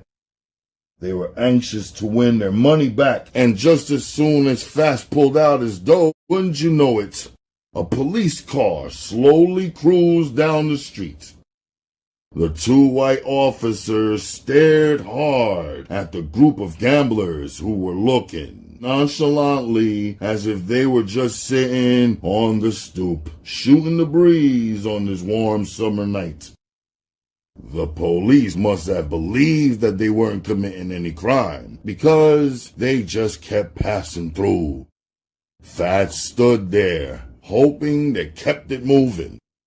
Spooked, and out of nowhere, one of the guys standing in the circle suddenly dropped the dice and ran through an alley. Nobody knew the guy was on the run and had a fugitive warrant for jumping bail. A few other disgruntled gamblers gave chase, but the majority stayed. In the commotion, Fats picked up the dice and switched them with his own loaded pair without anyone noticing. Well, almost anyone. Normally, the hand is quicker than the eye. But when you're starving and down in your dumb luck like Squirrel was, you pay attention to everything. Let them go. All the real gamblers are still here. Let them scramblers go. It's my turn to roll now, Fats shouted as the bets were placed and the stakes were raised to eliminate the short money. The name of the game was CeeLo. "Bet $100 I don't roll 4 or better," Fats said. "Bet," a man responded. "Bet to 200 I don't roll 4 or better," said Fats to someone else. "Bet that," a man responded, and on he went, placing side bets with everybody. Violently, Fats began to shake the crooked dice in his hand while talking plenty of ish.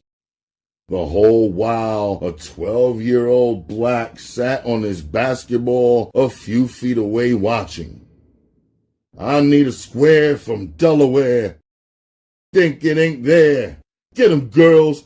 Daddy needs new shoes, said Fats as he rolled the dice against the concrete stoop while the other gamblers stood around, forming a Soul Train line on both sides of him.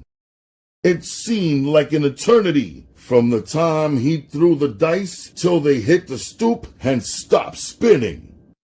All the gamblers looked intently toward the ground as the dice slammed up against the stoop and stopped on 4, 5, 6. CeeLo. Fats won and collected on all his bets. You're a lucky bastard, someone said. It ain't luck. It's skill. This my bread and meat. If I don't win, then I don't eat, he said, rhyming his talk as he always did. Fats will be lucky all night long. He killed them, taking all bets and all their money. The only reason he stopped gambling was because he broke them. Fats stung them big time. He strolled off with close to $5,000 in his pockets. Not bad for somebody who started the day without a dollar to his name. Before Fats and Black could get off the block, they were approached from behind. It was Squirrel, the only sore loser who peeked the switch of the dice. Let me holler at you for a second, yo, Squirrel called from behind. Fats stopped in his tracks and turned. When he saw who it was, he looked puzzled. He didn't know him like that to be rapping with him. There were casual acquaintances who happened to run in the same circles. Fats wondered what he could possibly want. Dig, yo. I peeped that shit you pulled back there and I ain't even say nothing. You know, I lost a nice piece of change back there. So, I guess that makes us partners, right? Break me off some of that dough. Fats's face suddenly frowned up. He knew what he did, but he wasn't going to admit it. He got real angry and ignorant with Squirrel. Motherfucker, I don't know what you're talking about, and I ain't got nothing for you. I wouldn't give you all the shit you could eat, he spat. What you calling me, a cheater? Asked Fats. To accuse a man of cheating in a dice or a card game in the ghetto was an automatic death sentence for the accused or the accuser. Fats let it be known in so many words. Preparing for a confrontation, he gently pushed Black away from him to keep him out of danger. Then he slid his hand into his back pocket and whipped out a large knife. He was ready for war. Squirrel stood his ground defiantly. He would not be run away so easily. He wanted what he came for, and he had no plans on coming up short. Squirrel had no choice. It was do or die, kill or be killed. The ultimate ultimatum. In a flash, Squirrel reacted by pulling out a small .25 automatic. The toyish-looking pistol didn't scare Fats, not one bit. He kept advancing on Squirrel like a cornered rat, and Squirrel attacked. He leveled his gun and squeezed off one shot, stopping Fats dead in his tracks. The bullet struck Fats square in the chest, piercing his heart. He dropped his knife, stumbling as he clutched his chest. Collapsing to the pavement, he was gasping for air. His chest cavity expanded a few times, then it stopped. Shell-shocked, Black watched in horror as Squirrel went through his father's pocket, removing the large wad of cash. He stood motionless against a storefront window, unable to help his father because Squirrel had his eyes and gun trained on him. After Squirrel finished robbing his father, he turned and ran.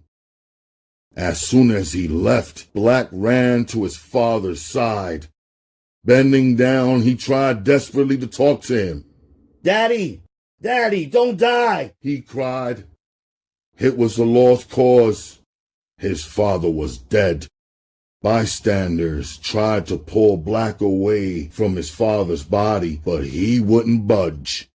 He bent down, lowered, and kissed his father's cheek as he cried over his father's lifeless body. I promise I'll get him, Dad. I promise I'll get him, he whispered in his father's ear. In his mind, this was far from over. It was never a question whether Black would kill Squirrel. It was only a question of when.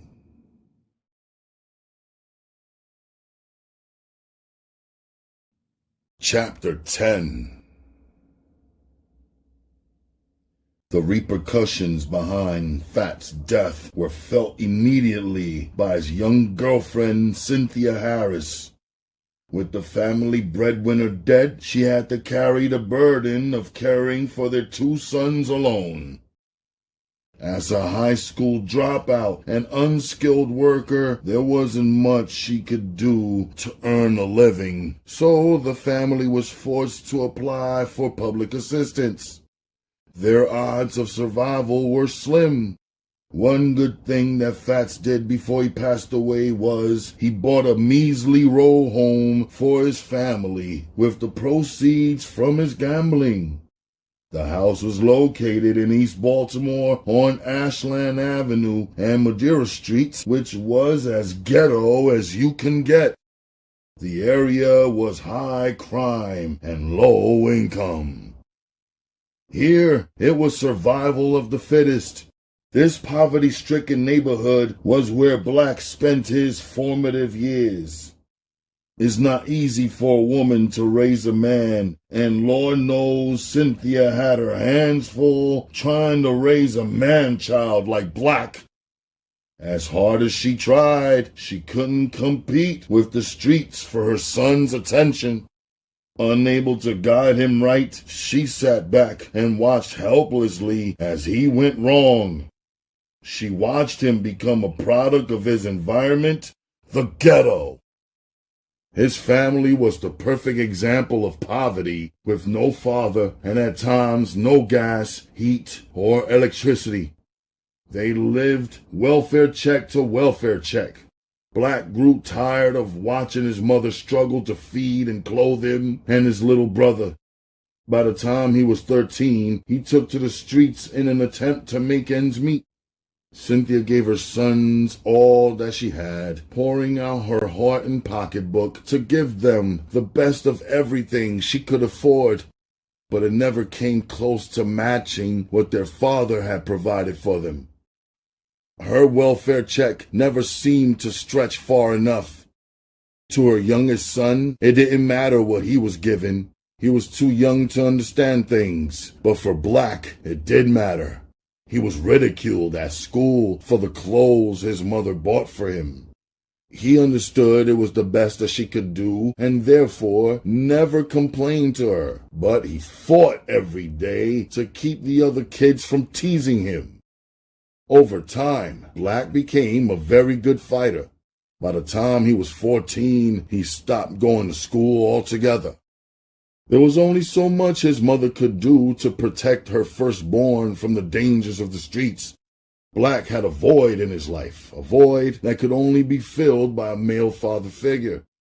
He needed that type of guidance that only a man could demand of him. Black dabbled in all kinds of petty crimes, from stealing cars to snatching pocketbooks. Later, experience taught him to leave the petty crimes alone. They were high risk and low reward. Black was at the stage of his life where he was easily influenced by what he saw. Black's thoughts and opinions about life were shaped by his environment. Hustlers in nice clothes with beautiful women driving expensive cars excited him.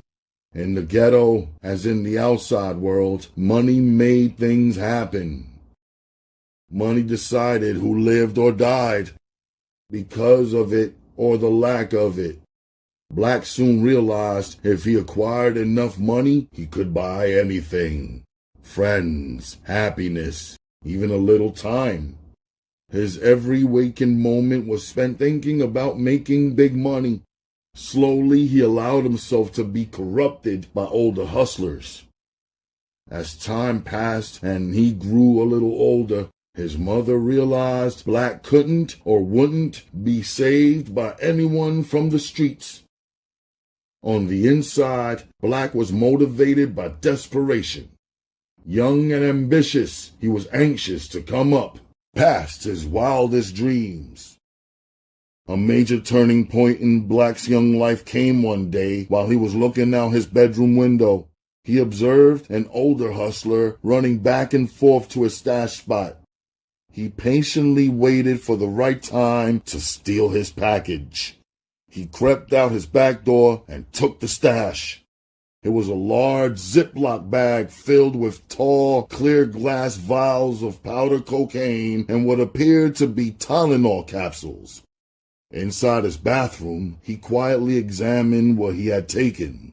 He counted 100 red-top vials of coke and 100 pills. Something told him to grab one of the pills and open it up, so he did. The contents of which spilled on his fingers. He tasted it, then quickly spit it out. This ain't Tylenol, he thought to himself. Despite the fact that it was white, he reasoned, it must be dope. And it was. He gathered up the drugs and placed them back into the Ziploc bag and went back to his room and waited for the late night to come. The coast would be clear, and all of the regulars would have gone in by then. He would be ready to peddle his stolen drugs. At 1 a.m., Black snuck out of his house to the corner to sell drugs. He found out from a dope fiend that the coke was worth $10 a vial and the dope was worth $5 a pill. While Black was making sales, a white Mercedes-Benz S500 with an AMG kit slowly drove by, sitting on 20s. The car was so sick, Black felt nauseous. 10 minutes later, it came back and pulled up right next to him. He thought he was going to vomit. That's how sick the whip was. Paranoid, he was ready to run. He didn't know who it was. For all he knew, it was the dude whose stash he had stolen. Something told him to hold his horses, though, and wait and see. Looking inside the car was impossible. The tinted glass was too dark. Slowly, the driver's side window began to come down. "What you doing out here this time of night, yo? You slinging?" a voice asked from inside the car. Black still couldn't quite see in the car. He bent down to get a better look at the driver. Instantly, he recognized him. It was Nard, one of the biggest dope dealers in East Baltimore. Black idolized him. On plenty of days, he wished he was Nard, even if only for a day. Now here he was, talking face to face with the man. Fate was smiling on him. "Yeah, yo, I'm trying to do my thing," Black responded with his coke and a smile. "Oh yeah, shorty?" asked Nard, returning the smile. He had seen Black before, plenty of times, but he never acknowledged him because he was running around committing juvenile crimes, making the strip hot. Nard didn't know he was hustling or even wanted to. "Who got you out here in this time of night? Don't you know ain't nothing out here but stick-up kids and the knockers, yo?" said Nard. "Ain't nobody got me out here. I'm doing my own thing, yo. And I don't care about no knockers or stick-up boys. I gotta do what I gotta do," Black said honestly. "That's the spirit, dog, even though your shit is a little reckless." The kid had heart, no doubt about that, and that's what mattered. Plus, he had potential. Nard immediately saw the value of having this young gun on his team. If Black got locked up, he wouldn't do serious time since he was a juvenile, and by him being so young, Nard figured he could easily control and shape Black into whatever he wanted him to be. With his brains and Black's heart, they would be unstoppable. "Shorty, you better start caring, yo, before your young be locked down in Boys Village or found dead in one of these alleys, Nard stated as Black stood there taking the criticism. You dirty, yo? He asked. Yeah, Black said truthfully. Go stash that shit and come back. I want you to go for a ride with me, Nard instructed. Black did as he was told, then jumped in Nard's whip. They went cruising the streets of Baltimore, and as they rode, they rapped. Nard got to know Black a little better. He found out they had a lot in common, like the absence of a father in their lives. They both were made orphans by the streets.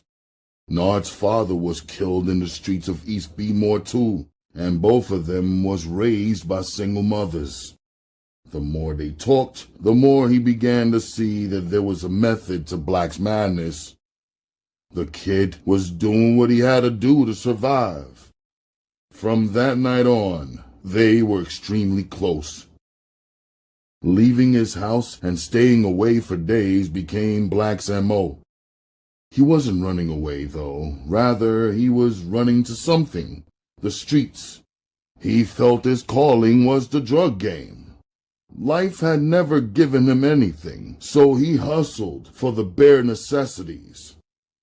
For other cats on the strip, hustling was an option, something that they did part-time.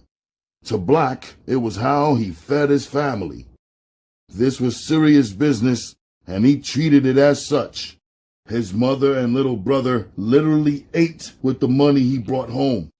Knowing his family depended on him, he hustled every day, all day.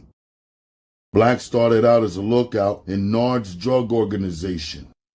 Nard wanted Black to start slowly from the bottom up because he wanted Black to experience every facet of the game. That way, Black would appreciate everything Nard was about to do for him and be forever in his debt. On the front line, Black was exposed to every kind of scheme and scam that a dope fiend could think up. He learned all their tricks and con games the first time around. To him, a junkie was the worst type of leech there was and the most dangerous. A junkie was never to be trusted. He realized something else about dope. If you were the average Joe, dope could tempt you. But if you were a dope fiend, dope could kill you. Day after day, he dealt with dope fiends. Seeing these zombies line up to buy their early shot of dope, then hurrying back to cop more before shop closed was mind-boggling. What a life, Black thought to himself.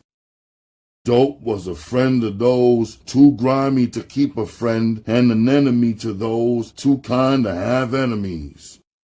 Black was dealing with some powerful stuff, and he knew it. In his quest for success, he became merciless, showing no compassion for his fellow man. Black had something to prove, and he wasn't to be f***ed with. He beat dope fiends with baseball bats when he felt they disrespected him, and even though he was a kid, talking down to Black like he was a child was a no-no, a real big no-no. That shit got plenty of motherfuckers hurt. Before long, Black was promoted to serving customers. He enjoyed the power his new position gave to him. Being able to serve or deny a junkie was a beautiful thing to him. He knew he held their immediate future in the palm of his hand, and he was hard on them. Black didn't take no shorts either. If a junkie had $9 for a $10 bag, they couldn't get it from Black. McDonald's don't take shorts, and neither do I. Do McDonald's give you that Big Mac if your dough not right? He would stand there and seriously ask them questions and demand an answer. The customers soon began to complain. When Nard got wind of his young protege's moves, he pulled him to the side about it. They took another ride in the S500. What I hear about you turning away customers 'cause they're a little short, he asked. Yo, The same motherfuckers keep coming with shorts. They know how much a blast costs, said Black, defending himself before Nard cut him off. Yo, that's one of the worst mistakes you can ever make. Hope you know, you playing with your life, yo. Don't ever deny a junkie a bag of dope when they ill. The monkey's on their back, and they'll kill something for a fix. I don't want it to be you. Taking shorts and giving a bag away from time to time is part of the game. You gotta stop being so petty, yo, and show some love.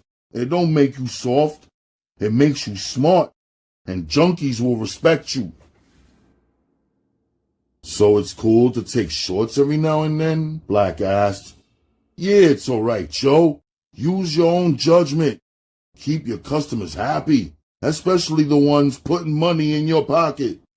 Believe me, if I couldn't stand a loss, I wouldn't be in this game, Nard said, assuring him.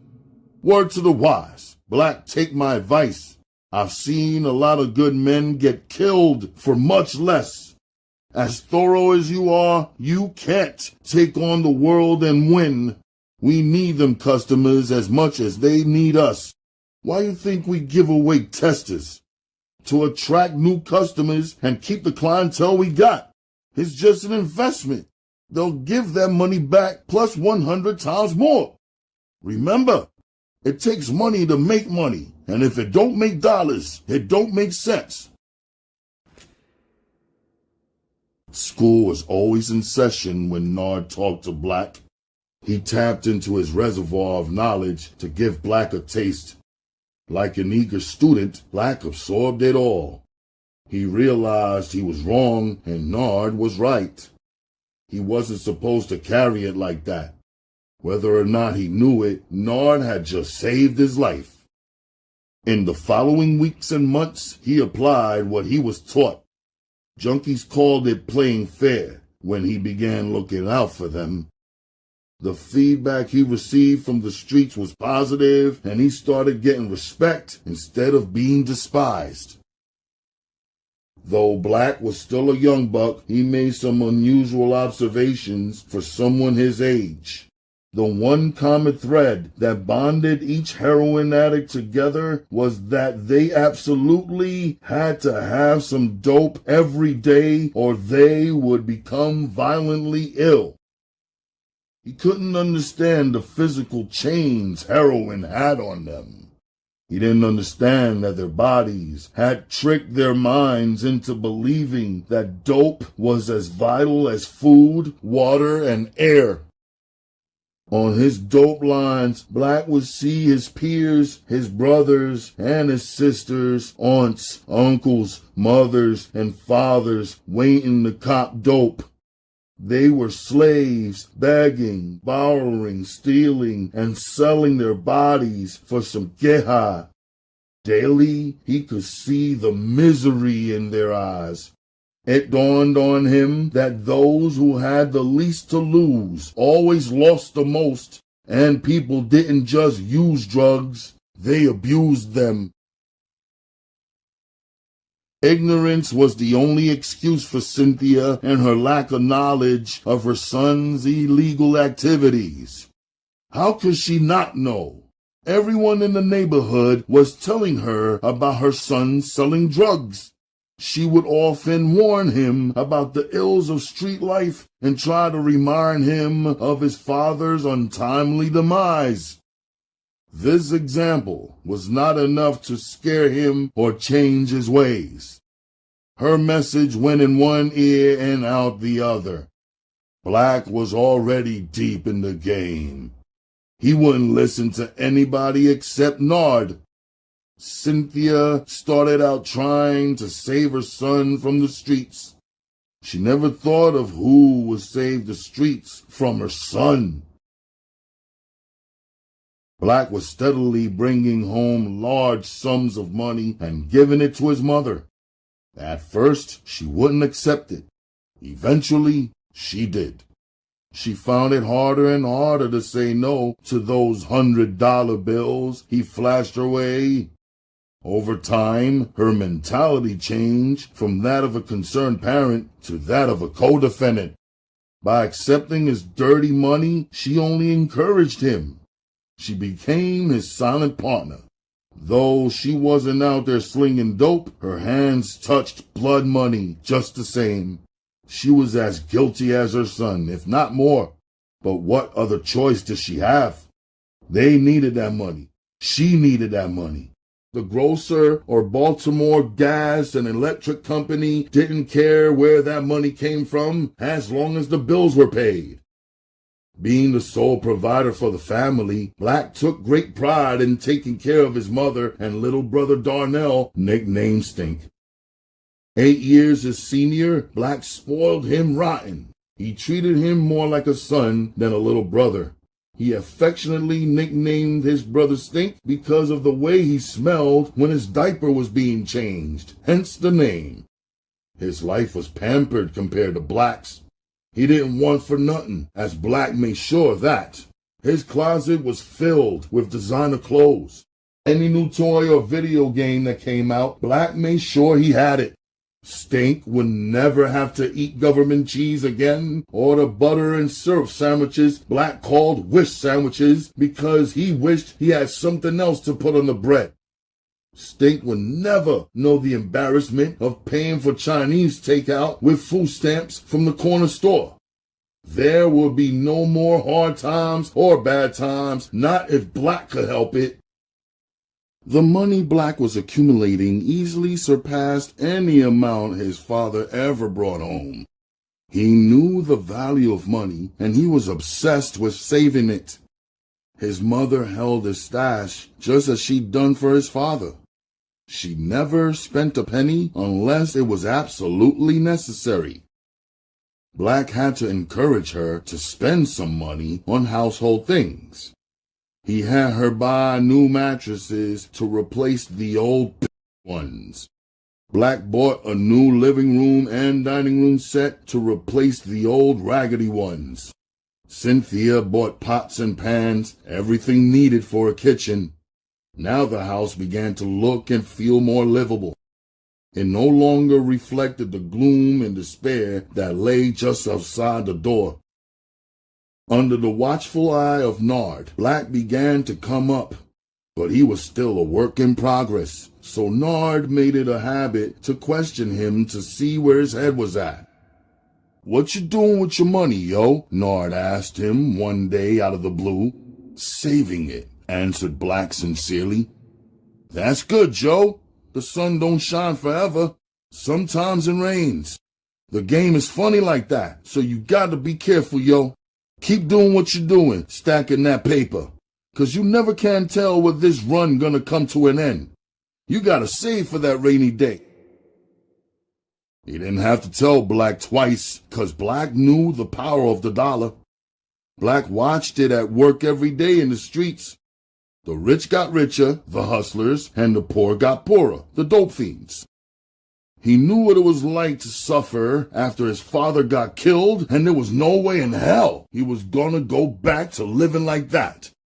He'd kill something first. 4 years later, Black began to look hard for something of value to invest part of his stash in. His heart became fixed on a car. He thought that if something ever happened to Nard, or if he fell off, he could always sell the car and get back on his feet. To be so young, he was grasping the mechanics of the game faster than some grown men who have been hustling all their lives. He didn't know how to go about buying a car, so he turned to Nard, seeking his help and advice. "Yo, Nard," Black called as he began approaching him one day after the shop closed. "Yeah, yo, what up?" asked Nard back. "You know how you be telling me to save my money, right?" Black asked. "Yeah, and?" replied Nard. I'm 18 now, yo. And he said with his voice getting low. He was like a child, afraid to ask his parent for something. He feared that Nard would try to talk him out of buying what he had his heart set on. "I want to buy a car," he managed to blurt out. Nard couldn't believe his ears. Did he just say he wanted to buy a ride? Like a proud teacher, he smiled at his star pupil. Black was ahead of the game. These days, young hustlers are so lax with their money, it's easy come, easy go. Half of these hustlers had habits just as bad as a drug habit. Whether it was a weed habit, tricking habit, jewelry habit, sneaker habit, a habit was a habit. And hustlers usually had a few. No matter what the habit, it had to be fed. Black didn't have any such vices. He didn't gamble or get high. He did everything in his moderation except hustle and save money. He took those things to the extreme. How much cash you working with, yo? A little something, yo, Black said. You mean a little something? Nard laughed. This me. I put your young on, but you learning. Never let your left hand know what your right hand is doing. In this game, you can't trust nobody. No, and sometimes not even family, Nard reminded him. Then he added, if you're serious, yo, tomorrow I'll take you down to Virginia and we'll get you a car, said Nard, making everything right before he rolled out. It wasn't until the next day when Black whipped out $20,000 from his stash that Nard became a believer. He offered to sell Black one of his 5 cars, but Black rejected that idea. He wanted his own car, his own identity, not some car that Nard had previously driven around town. To him, it was sort of like sharing your main girl with your main man. Nard understood where he was coming from with that, so they went to Virginia as planned. After all, it was his money. In Springfield, Virginia, there was a crooked car dealer from D.C. where the majority of hustlers from B-More bought their cars. The main reason for traveling to Virginia, though, was because the sales guy never reported cash transactions over $10,000. Anything over $10,000 had to be reported to the feds. Instead, the sales guy would book up paperwork to make it appear that they hadn't spent that amount when they actually had. Through word of mouth, hustlers from B-More started buying their cars from him. Nard had copped 2 of his 5 cars from here, his Toyota Cressida and BMW 325 convertible, before he got too large to buy cars from car lots like these. Having dealt with the car dealer before, they were pretty familiar with each other. As soon as they pulled on the lot in Nard's Lexus, the dealer knew what time it was. They weren't down there to browse. The greedy car dealer loved dealing with hustlers because they always paid with cash. He rushed Nard into his office while Black walked around the gigantic car lot. He was mesmerized at the vast collection of automobiles. The Jaguars, Volvos, BMWs, Benzes, and Porsches in every make and model staring back at him. Black lusted hard after one of these status symbols until Nard came out on the lot and busted his bubble. Don't even think about it, yo. You not copping one of these rides. For a dude your age, it'll be more trouble than it's worth, said Nard firmly. How do you figure? Black demanded to know, his pockets right and ready for war. Look how young you look. You ain't even got a mustache yet. Police gonna be pulling you over. B-More ain't but so big. There ain't but so many places you could drive a Jag or a Benz without getting noticed. One of these cars will get you hotter than fish grease, said Nard, trying to explain this without any disagreements between him and his star pupil. It was settled. Black copped a black, slightly used Toyota 4Runner with chrome rims, bumpers, and crash bars. He thought this rough-looking truck would enhance his image. The sticker price of the vehicle was $25,000. But Nard talked the dealer down to $20,000, which he already knew was in Black's pocket. The dealer accepted the cash and took care of the paperwork. He placed the title and registration in Black's mother's name. Then he slapped the temporary tags on the rear window, and they were off. Black successfully managed to navigate his way back to Bmore following Nard. He was the talk of the hood, styling and profiling on the block. Things were all good for Black. He was coming up in the game, but everybody knows what goes up must come down. Chapter 11. What a difference a year makes. In that time span, Nard had handpicked Black out of all his workers to run a new dope shop on Preston and Bond Street. Besides this promotion, he had just recently purchased a brand new black convertible Porsche 911 Turbo. He was rapidly rising in the ranks of the drug world and in life. Now he had his own shop to run. Nard fronted him the weight, so his come-up was a given. He had the responsibility of hiring and firing his own workers and runners, and you know he liked that. He set the pay scale, and he paid them. He wasn't a Scrooge when it came to understanding the next man had to eat. However, Black ran a tight ship. Every worker was to be on the block before shop opened at 7 a.m. or get docked a part of his pay at the end of the day. The dope Black had was raw, and it was knocking other hustlers out of the box. He quickly became Nard's #1 moneymaker, which was impressive considering Nard had quite a few well-established drug shops running. Being as though dope fiends were known for being fiercely loyal to whom and where they copped their dope from, Black used all kinds of gimmicks to attract new customers. He played on their greedy nature, giving out free testers while others sold theirs. He understood that if he sold more product at a reduced price, he would still see a substantial profit. The money was in the quick flip and how fast he sold the dope. Being boss doesn't come without its share of headaches. When problems arose, Black had to personally nip them in the bud. 27,500, Black counted out loud. The money was still short by $1,500. He and his lieutenant, Stan, were counting and recounting last night's take over and over again. The money was short yesterday too, yo, by $2,000. I ain't saying nothing because I wanted to see something. Now I know for sure, yo, somebody's been stealing, he said as he looked at Stan. Stan's chickenpox-marked face showed an expression of puzzlement.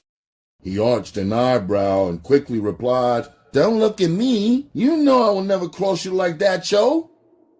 Stan now had a worried look on his face. He knew who the culprit was. He was the one who had personally vouched to get the kid a job. "F*** you talking about, yo? I put you in charge. They answer to you, and you answer to me. You supposed to be on top of this shit. I pay you to direct the traffic, and you can't even do that right. When I find out who the sneak thief is, I'm gonna take his head off, and I should take yours right along with his, yo," Black said, glaring daggers at Stan. Stan was petrified of Black, just like everybody else. Black was known for carrying a gun at all times, and everyone knew he'd use it. Stan was scared he was about to use it on him, but on the contrary, Black didn't suspect Stan. Actually, he trusted him to a certain degree. If he thought it was Stan, they wouldn't be having this conversation. Black would have already killed him.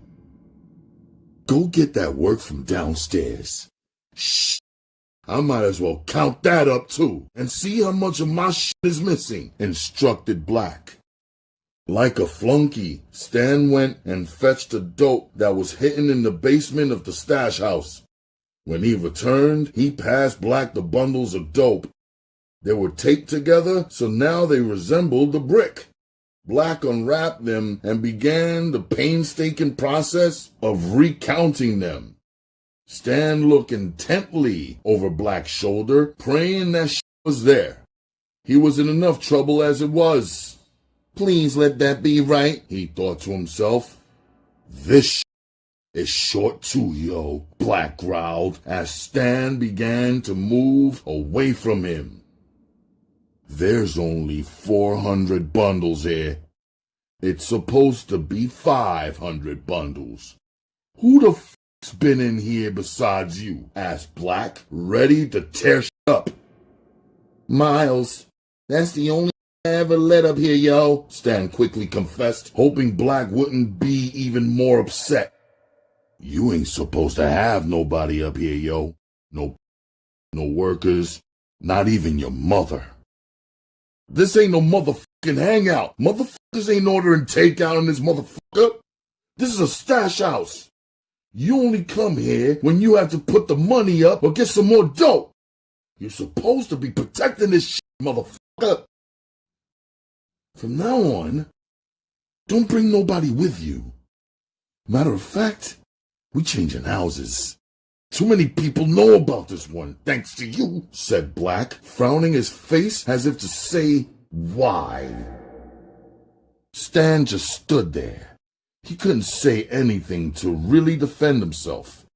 Truth was, he was too busy trying to play boss around Miles, and Miles had turned around and robbed him.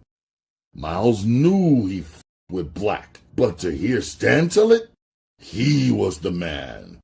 Now look how the tables had turned. Where the f*** is Miles at? I don't know, yo. He ain't show up today. I guess the f*** he didn't. Motherfucker done robbed my stash and shit, and you don't f***ing know, said Black heated as he walked past him and rolled his eyes.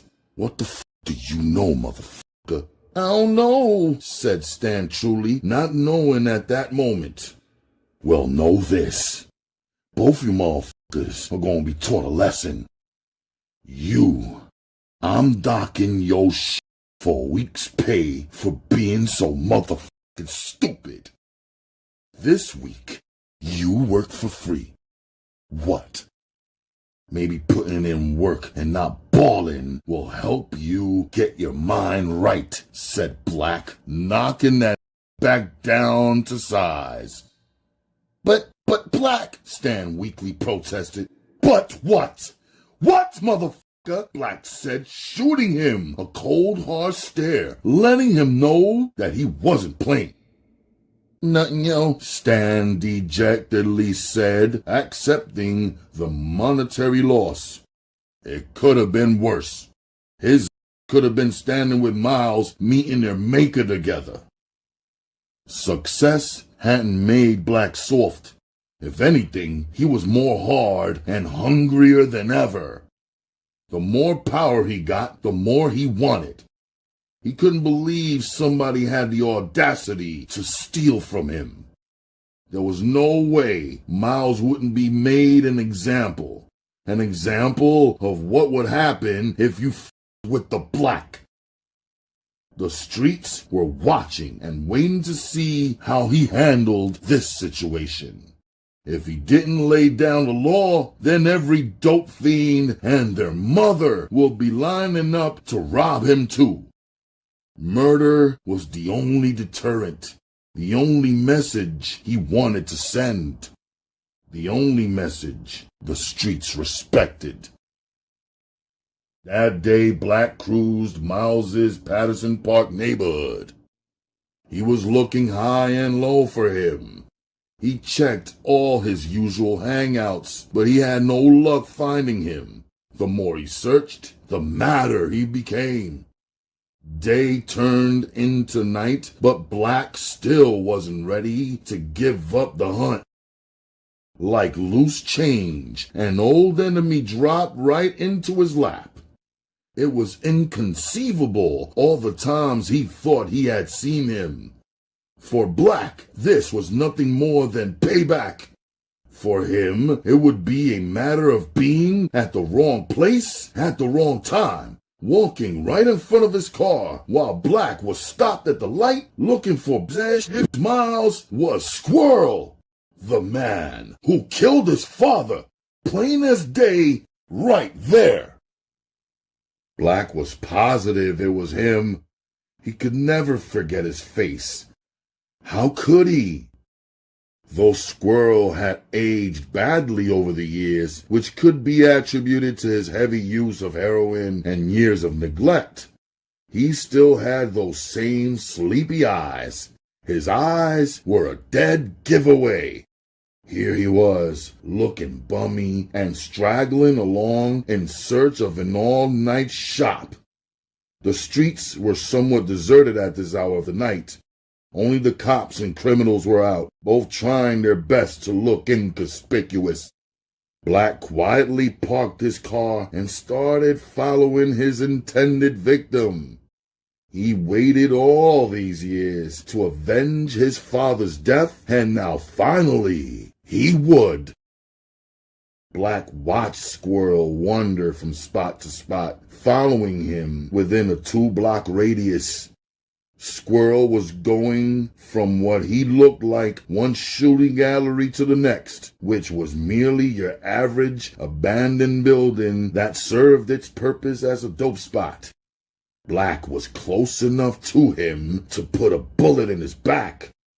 He could kill him like a coward, and Squirrel would have never known what hit him. But Black was no coward. He wanted to look at him in his eyes and see his fear. He wanted Squirrel to know why he was going to die. He wanted him to see his pain and what he took from him. He wanted Squirrel to die like his father had, shot dead like a dog in the street. Yo, old head, hold up, Black shouted, thinking quickly. Approximately a half-block ahead of him, Squirrel could barely hear him through the dirty knit cap he had pulled down tightly over his ears. It was a nippy fall night, signifying he spun around and toward the direction of the noise. From that distance, he thought Black was the dope man. Chasing, he was desperate for some dope. He stopped and waited for Black to catch up. Faking like he was out of breath, Black said, "Damn, old head, you moving pretty fast, yo. I've been trying to catch up with you for a couple of blocks." "Old head, you want to make some money, yo?" asked Black all sincerely. "Hell yeah," Squirrel immediately said, thinking how broke he was and how high he could be. Presently, he was looking for another dope fiend to go half with him on the bag of dope. He only had $3 to his name. What I gotta do?" asked Squirrel, thinking his dumb luck couldn't be changing, even though he was ready to do anything for some money or a bag of dope. Squirrel was ill. He had swallowed his pride a long time ago. He was living a foul life, doing any and everything imaginable except fucking and hitting us for a blast. "I'm getting evicted tomorrow, yo. I gotta be out in the morning. I got this floor model television I need help lifting into the back of the U-Haul truck. Help me out, and I'll hit you off with a couple of bags of dope and $10, said Black, throwing in the dope to spice up the deal. He went into his pockets and peeled off a $10 bill, handing it to Squirrel. The stack of money caught his eye, further enticing him. He took the bait, hook, line, and sinker. "How far we gotta go to your house?" he asked excitedly. "Oh, it's right around the corner. Just gotta take the alley, old head. I'm dirty, yo. I don't want no knockers running up on us while I'm carrying all these bundles of dope," Black said, emphasizing the word dope, running his game. "Damn, youngin', can I get mines now?" Squirrel greedily inquired. "Slow your roll, yo. I'm gonna take care of you, old head, as soon as we're done. I got that raw, too. It will be worth your weight." That was all Squirrel needed to hear. That alone was reason enough for him to go along with Black. He would have followed him to West Hell and back for a bag of raw. Briskly, they walked through the alleys till Black found the deserted area he was looking for. They were halfway through the alley, just deep enough so no good Samaritan could see them. Pretending like he was home, Black climbed up a few steps that led to a house. With his back turned, he went into his pockets, faking like he was taking out some keys to open a door. "Where's the U-Haul truck?" wondered Squirrel, about to ask. Then seemingly from out of nowhere, Black turned with gun in hand. Squirrel almost had a heart attack as fear suddenly gripped him. His mind flashed back to all the shiesty things he'd done to burn people out of dope and dollars. Stunts he pulled last week alone were memorable. Is this the dude I sold those bad VCRs to? The ones with the cement bricks in the back? Or maybe he's the one whose stash I stole from behind the trash can. The chrome .357 Magnum that Black clutched stared at Squirrel with a vengeance. Even in the shadows of the alley, he could see the cannon's outline, and it made him beg for his life.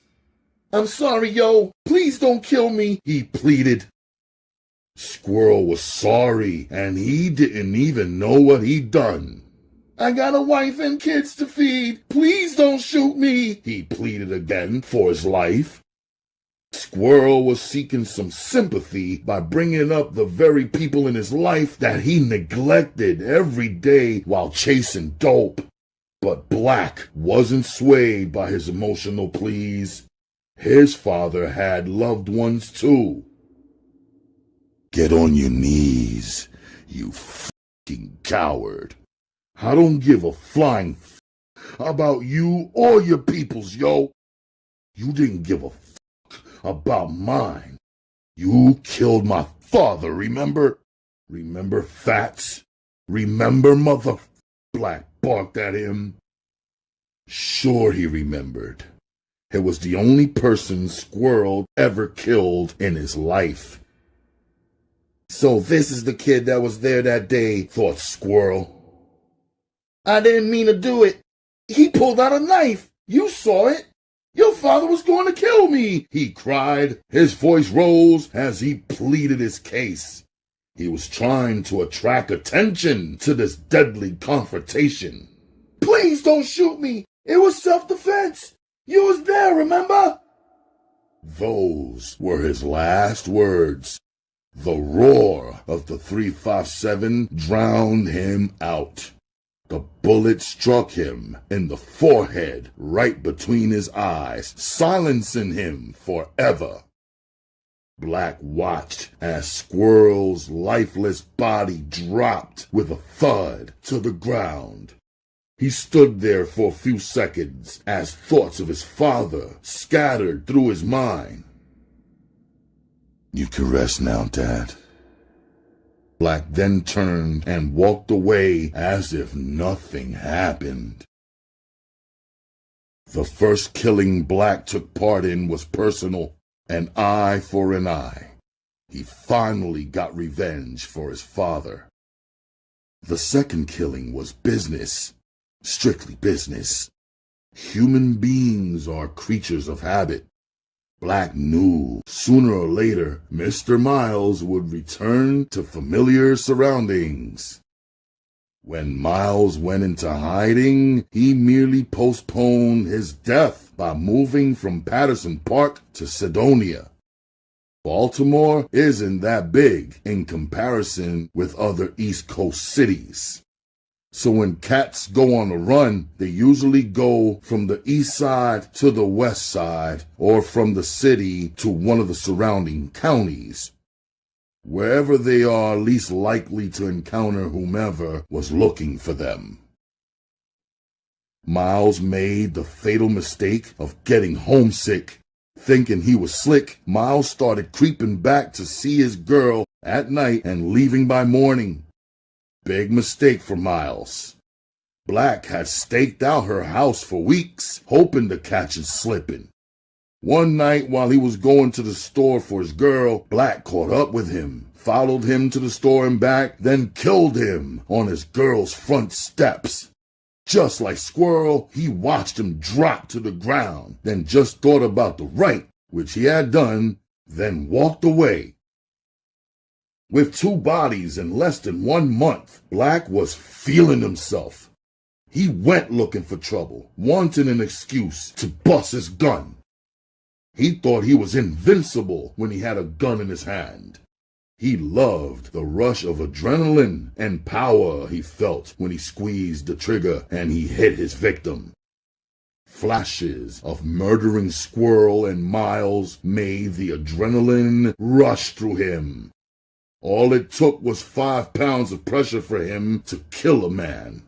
The kick from the gun, the flash from the muzzle, and the noise all happened simultaneously. Then came death. Black thought he was God when he had a gun in his hand, for it was he who held the power of life and death, and you couldn't stop him. He was invincible, or so he thought. Black forgot the old saying, the bigger they are, the harder they fall.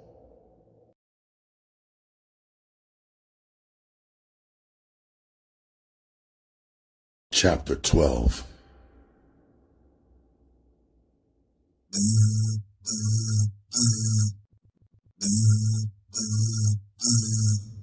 Black's pager vibrated loudly on the nightstand, causing it to do a strange dance. It was times like these he regretted having a pager. He was dead tired, and it seemed like every time he tried to get a breather and take a rest, there was always something disturbing him. Instinctively, he reached his hand out from beneath his covers. Feeling around on the table, he managed to maneuver past his keys and money till he located it. He hit a button on the pager deactivating the vibration device. Slowly, Black peeked through one eye, looking at the numeric display. It read 007911, and he knew immediately that this was trouble. It was Nard's secret code that he only used in case of emergencies. Black jumped up out of the bed and raced to the phone. "This Black," he said to a female that answered the phone. Black, this is Michelle. Nard got knocked, she said in a soft-spoken voice. "Say no more. I don't want to talk over the phone," he said, knowing exactly who Michelle was. You know where he live, right? She asked. "Yeah, yo, I know where y'all at," he answered, trying to get his mind together. Come over and I'll explain everything, she said. "I'm on my way," he answered back. Inside Nard's house, Black listened carefully as Michelle relayed the message she got from Nard and explained to her best ability what she knew about his arrest. Black couldn't believe it was going down like this. Not his man, not his mentor, not his connect, not... Damn. Nard was too smooth, or so Black thought. He didn't put himself in those kinds of positions since his hands never got dirty. He always had someone else do his dirt for him. There was always someone between Nard and the streets, whether it be a broad, a soldier, or a lieutenant. His risks were always kept to a minimum. This was the reason he never been knocked, and his organization enjoyed a long run. The next day, over at Baltimore City Jail, Nard explained to Black the details of his arrest. His voice dripped with venom. "I'm telling you, yo, point blank, this was a setup. Somebody snitching," he angrily said. "The fuck fucking knockers went straight to my stash spot, yo. How they know I had a secret compartment in the dash? They knew which buttons to hit and how many times. It was like I was riding their car, I swear, yo. You don't even know about my stash spot. The only person who knows about that besides me is Garfield. Garfield was one of Nard's most trusted and oldest lieutenants, and Black couldn't stand him. He always said if Garfield ever gave him a reason, he'd kill him. Black knew that was soft. Garfield was the type of cat who'd rather squash a beef than go to war over a block. Too many times Black saw him come to a compromise with other hustlers. In his book, Garfield was a chump and was only down because he knew Nard from way back. There was no room for weakness in the game. Nobody respects a nice hustler, and Black felt Garfield lacked the killer instinct. Truly, Garfield wasn't cut for the drug game, and now he was snitching. There was nothing Black hated more than a motherfucking snitch. He couldn't believe Garfield had crossed his man. A snitch put too much shit in the game. A snitch anywhere is a threat to hustlers everywhere. Black, I need you to take care of this, yo. You know what you gotta do. Make sure that don't make it to court, said Nard. Both men stared at each other. Black looked in his eyes, knowing what Nard was asking of him. He wanted Black to kill Garfield for him. No more needed to be said. It was a done deal. Garfield was already a dead man. He was just still breathing. This is what Nard had been grooming Black for all those years, for times like these. He counted on him to be a loyal soldier and kill for the cause on call, and he knew Black would. Rumors circulated on the street about Black murdering Miles, and Nard had heard them. So he knew that Black had it in him to kill, which was apparent since day one. What Nard didn't realize was when he issued the order to murder Garfield, he'd given his little man a license to kill. After holding his dog back for so long, he suddenly sent him to sick him, and things would never be the same between either one of them again. Even though Nard was being held on $1 million cash bail, he could have bailed out, but on the advice of his lawyer, he didn't. The quarter kilo of raw heroin that he got caught with had the feds snooping around. Paying that high bail would have definitely put him under investigation with the FBI and the IRS. It was best for him to sit for a minute while his lawyer went through the legal motions. In Nard's view, it was better to fight a state drug charge than a federal one. The federal conviction rate was very high, and there was no parole in the federal system. Generally, most snitches would go into hiding, but Garfield wasn't like the ordinary snitch. He kept doing his thing as usual up on Hartford Road. Besides, if he went into hiding, it would have signaled his guilt. As a confidential informer, he thought his secret was safe. He was so naive to believe he wouldn't be exposed. Somewhere down the line, his name was bound to appear on an affidavit or come up at Nard's suppression of evidence hearing. The means by which the police used to secure the search warrant would eventually come out in court. Didn't matter. Nard and Black were already on to him. They didn't need to see his name on any court documents. According to the rules of the streets, he was guilty and had been sentenced to death.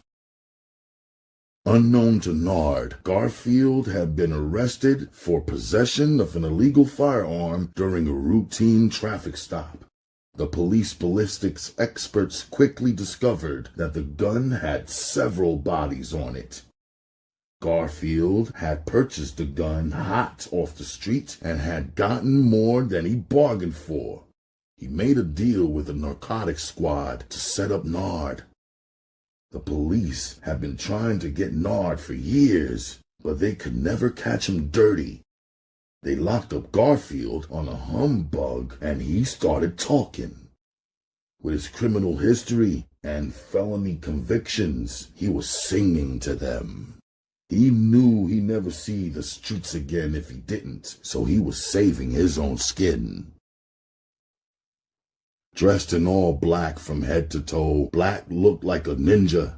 He was on a search and destroy mission, driven a stolen hoopty, while armed with 2 9mm, he cruised up Hartford Road in search of Garfield. It didn't take long to spot him either. His burgundy Infinity Q45 alerted Black to his presence in the area. It was parked on a dark side block to avoid attention. But Black saw it and made a mental note of where it was. Then he continued on his mission, cruising the block till he spotted Garfield on the Ave. Undetected and unnoticed, he kept cruising by, watching Garfield surrounded by 3 of his workers. Black began weighing his options. He debated whether he should do a drive-by. Fuck a drive-by. Too many witnesses, and I still might not hit. Then Black devised a plan of ambush. He decided to get him on the block where his car was parked, hoping he'd be alone. But passenger or not, Garfield had to die, and whoever was with him could get it too. Nothing or nobody was going to come between Black handling his business. Hours passed before Garfield returned to his vehicle. His pockets were bulging from the day's drug sales. He had some freaky chick named Tasha waiting on him, and it was about to be on. Jumping into his ride, he never bothered to look in his back seat. If he had, he might have spotted Black crouched down on the floor. Instead, he started up his car and revved up the engine while he listened to his music. The element of surprise was on Black's side. Coming out of nowhere, he caught Garfield off guard. Before Garfield had a chance to get the car in gear, Black had the trigger to his temple. Instantly, Garfield's heart stopped and his mind went blank, feeling the cold steel against his skin. His body froze as his eyes grew wide with fear. "This is from Nard," Black said before blasting Garfield's brains to kingdom come. His lifeless head slowly tilted itself, resting on the window, which was covered in blood. Mission accomplished. The next day, Black went to visit Nard. In the visiting room, they spoke in hushed tones so that no one would overhear their conversation. "I saw the news," Nard stated, filled with nothing but relief and content. "So did I." "Is over," said Black with confidence. "I wish it was," answered Nard with a look of stress reappearing over his brow. "What?" "I may have to cop out. It don't look good. My lawyer's talking about 20 years, said Nard soberly. "The dope was too pure. The DA wants to know where I got it from, but I ain't telling. That's the game. It's not what they give you. It's can you give it back." "I ain't got no choices," said Nard, stressed and wishing his destiny didn't look so bleak. The jail time that Nard had just alluded to was like an eternity to Black. He couldn't see 5 or 10 years down the road, let alone 20 in prison. Hell no. Nard might as well do life. And from the gloomy expression on his face, it appeared he was about to. "What the f*** am I gonna do now? Black wondered. It wasn't right. Look, yo, don't you worry about me. This ain't a done deal yet. My lawyer still might beat this case. You know the game, and the game don't stop just 'cause I'm not. I'll plug you in with my connect. He'll front you whatever you can handle, and me and you will be partners, 50-50. You give my half to my girl. What do you think? Is it a deal? Black dreamt about this day his whole life, though he didn't think it would happen like this with his man knocked and f***ed up. He knew it would happen. Whatever you say, I'm with you, yo. With Nard off the streets, there was a void in the dope game. Black stepped his weight up and filled Nard's shoes. He flooded East Baltimore with raw dope, and he quickly got rich. As with most, this was the point where greed set in, and Black wanted more. He wanted every money-making block for himself. He put the dope game in a strange hold by taking over blocks. He told dudes that hustled on blocks all their lives that they couldn't hustle there no more. Ride or die, 'cause the ride is rough. Any sign of resistance was met with violence. When it was all said and done, Black controlled more than half of the drug trade in East Baltimore one way or another. Either you worked for him or you purchased weight from him. Either way, you got with the program or you got killed. It was some real simple shit to comprehend. As with any coin, Black also had a flip side, a kinder side about him, taking some of the money he made in the hood and reinvested it right back into the community. He opened up a soul food restaurant, a sneaker store, and a barber shop. He would routinely take poor kids to his business establishments and treat them to whatever they wanted. Black was the modern-day Robin Hood. He gave back to the poor. That he did, and especially the kids. He liked fixing up playgrounds, and he started summer basketball leagues and winter football leagues for the kids. Anything to help keep them off the streets and out of the game. He handed out hundreds of new coats and toys around the holidays and treated kids to new Jordans every once in a while. These acts of generosity made him beloved in the community. But when he started passing out handfuls to the elderly, welfare mothers, and pregnant teenagers, his legendary status was solidified. The residents of East Baltimore didn't care how many people were killed by his bullets and poison. He was all right with them. He was one of them. As Black's name began to ring, his reputation spread. Slowly, fame and fortune began to change him, and he began to flaunt his wealth. He purchased a fleet of cars, iced out platinum, and even had a brand new Bentley with a white chauffeur to drive him around the ghetto while he sat in the back watching television or talking on his cell phone.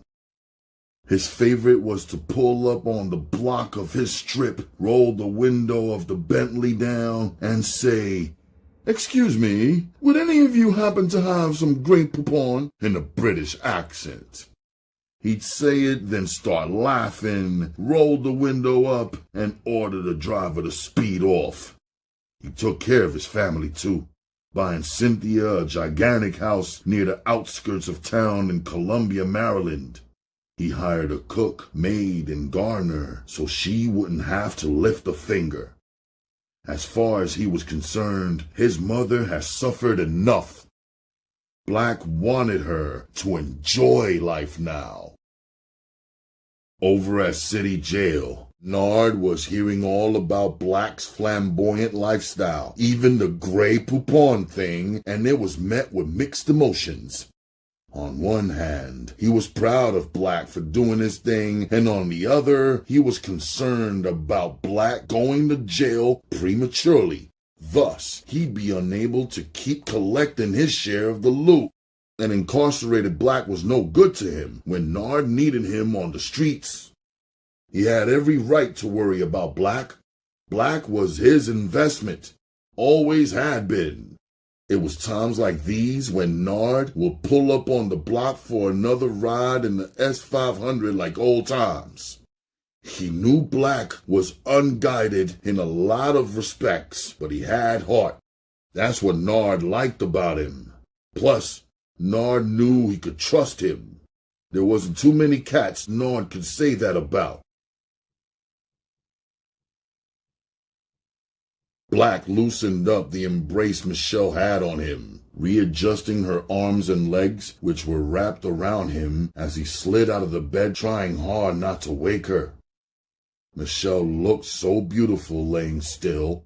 Her long, straight hair ran down her back. The green silk sheets clung to her body's voluptuous contour. From where he stood, Black could see the imprint of her round behind and perky breasts. It made his hard all over again. Now he understood why Nard took such good care of her and kept her on lockdown in the house. The was priceless. Any man that wasn't a would want her for himself. She was too pretty and too perfect not to desire. I gotta take care of some business, yo, he said, dressing and adjusting his jewelry in the mirror. He looked like a million and felt like one too. He was that. Michelle was irked at the fact he was leaving so soon. You just going to me and leave like that, Black? It ain't even morning yet. I thought you said you were staying the night. I wanted some more. Black was too engrossed with his image in the mirror. He wasn't paying her any mind until he turned around. Michelle was laying across the bed with her legs completely. She had tossed the covers to the side and was making snow angels at him. Black couldn't turn away from the view. She was sensual, sensuous, and inviting like one of those supermodels in a magazine, but better. One look and he was stuck. He had to have some more of that. He couldn't resist her and he couldn't leave. Since you playing like that, I'll stay, yo. Now come to daddy. Crawl, he commanded as he began to take his clothes back off. Michelle complied, getting on her hands and knees. She slowly and seductively crawled across the king-sized bed she used to share with Nard. This act was so erotic to Black. To him, Michelle looked like a sexy Black Panther stalking her prey. When she finally reached him, she looked up at him and took his and began working her magic as her hand slithered up his chest. She wrapped her fingers around his diamond platinum cross as she kept working.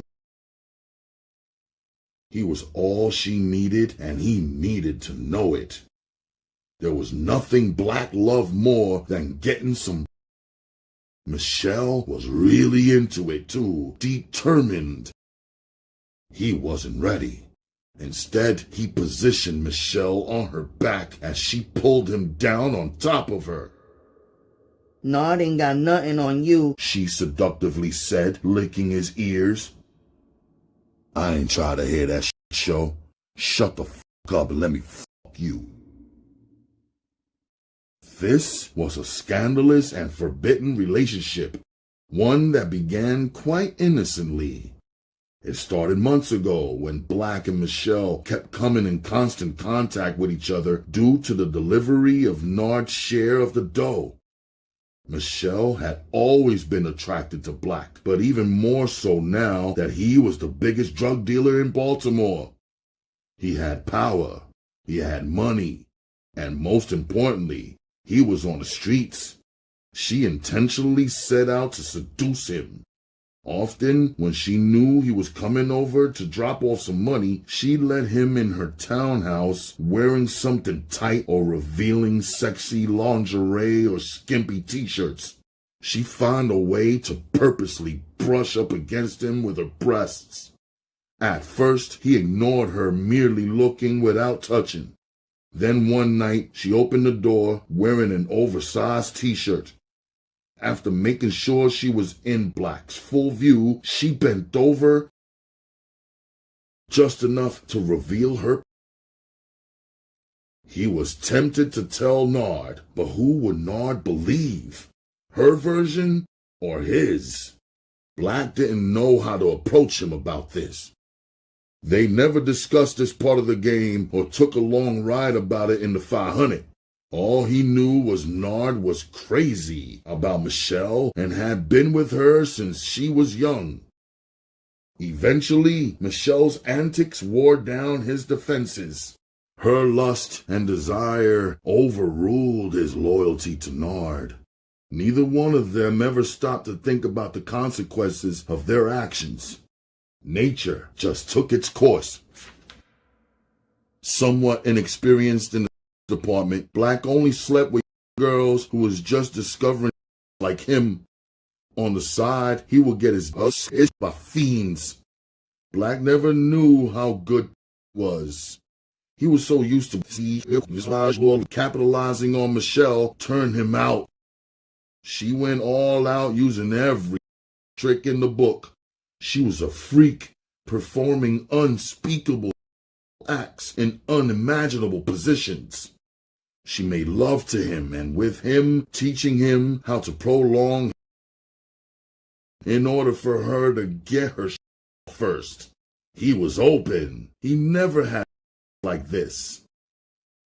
When Black mastered the art of Michelle, she had one more thing she wanted him to master: snorting dope.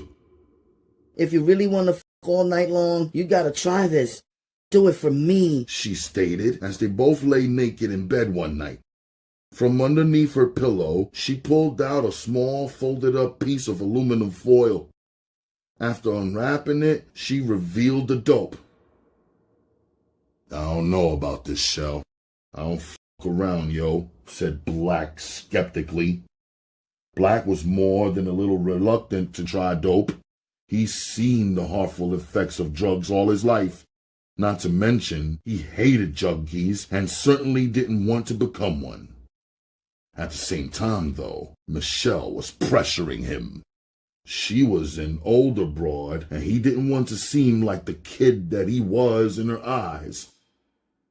Stop being a yo. Is you a man or a mouse? Don't you know this will make your dick stay hard all night? She asked, trying to encourage him by taunting him. All the big time to the little dope every now and then. Oh, but I forgot. You're just a little boy with big boy cars, big boy jewelry, and big boy dough.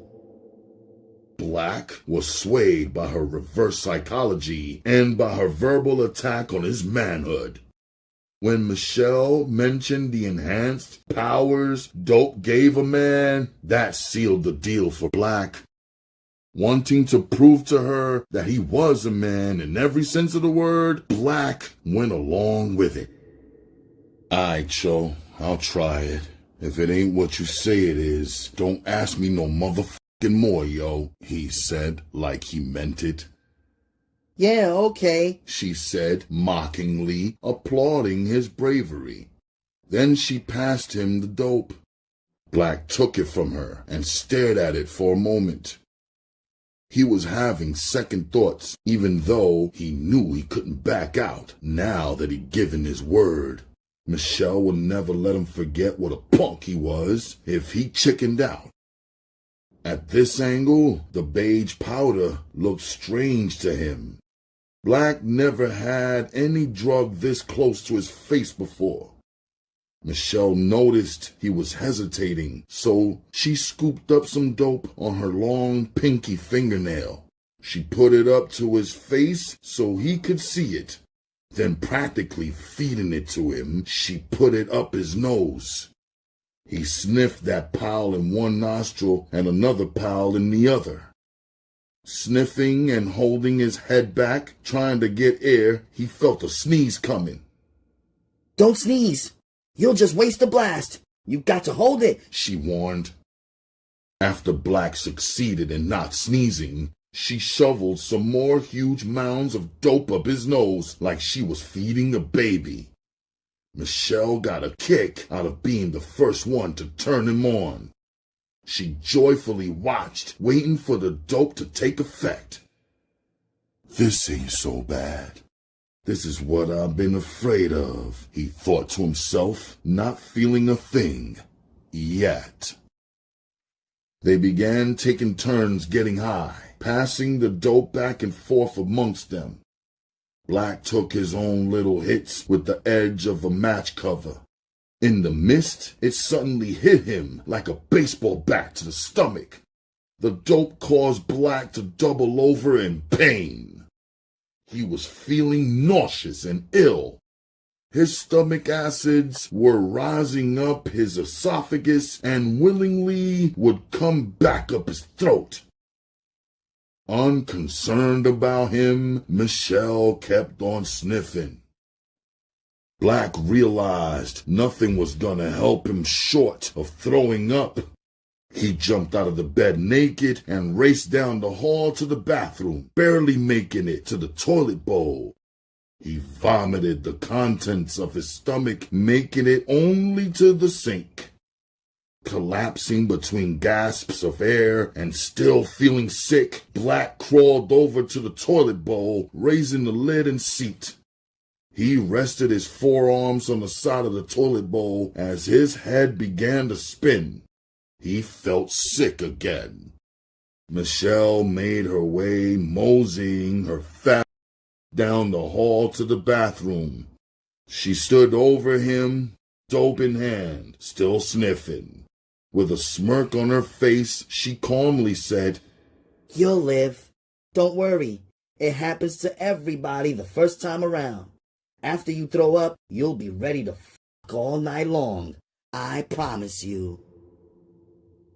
Between his coughs, chokes, and sickness plaguing him for the first time, he barely acknowledged her presence, merely holding up his middle finger at her. But once the pain subsided, pleasure began to take hold of him. Oh yes, the joys of temporary pleasure, enhanced by the most powerful drug known to man, heroin. He stood up, gathered himself, and wiped up. He rinsed his mouth and washed his face with cold water, trying to revive himself. He was beginning to feel dizzy. His eyelids were heavy, and it was difficult keeping them open. He began to nod, right there at the bathroom sink, still with his hands under the water.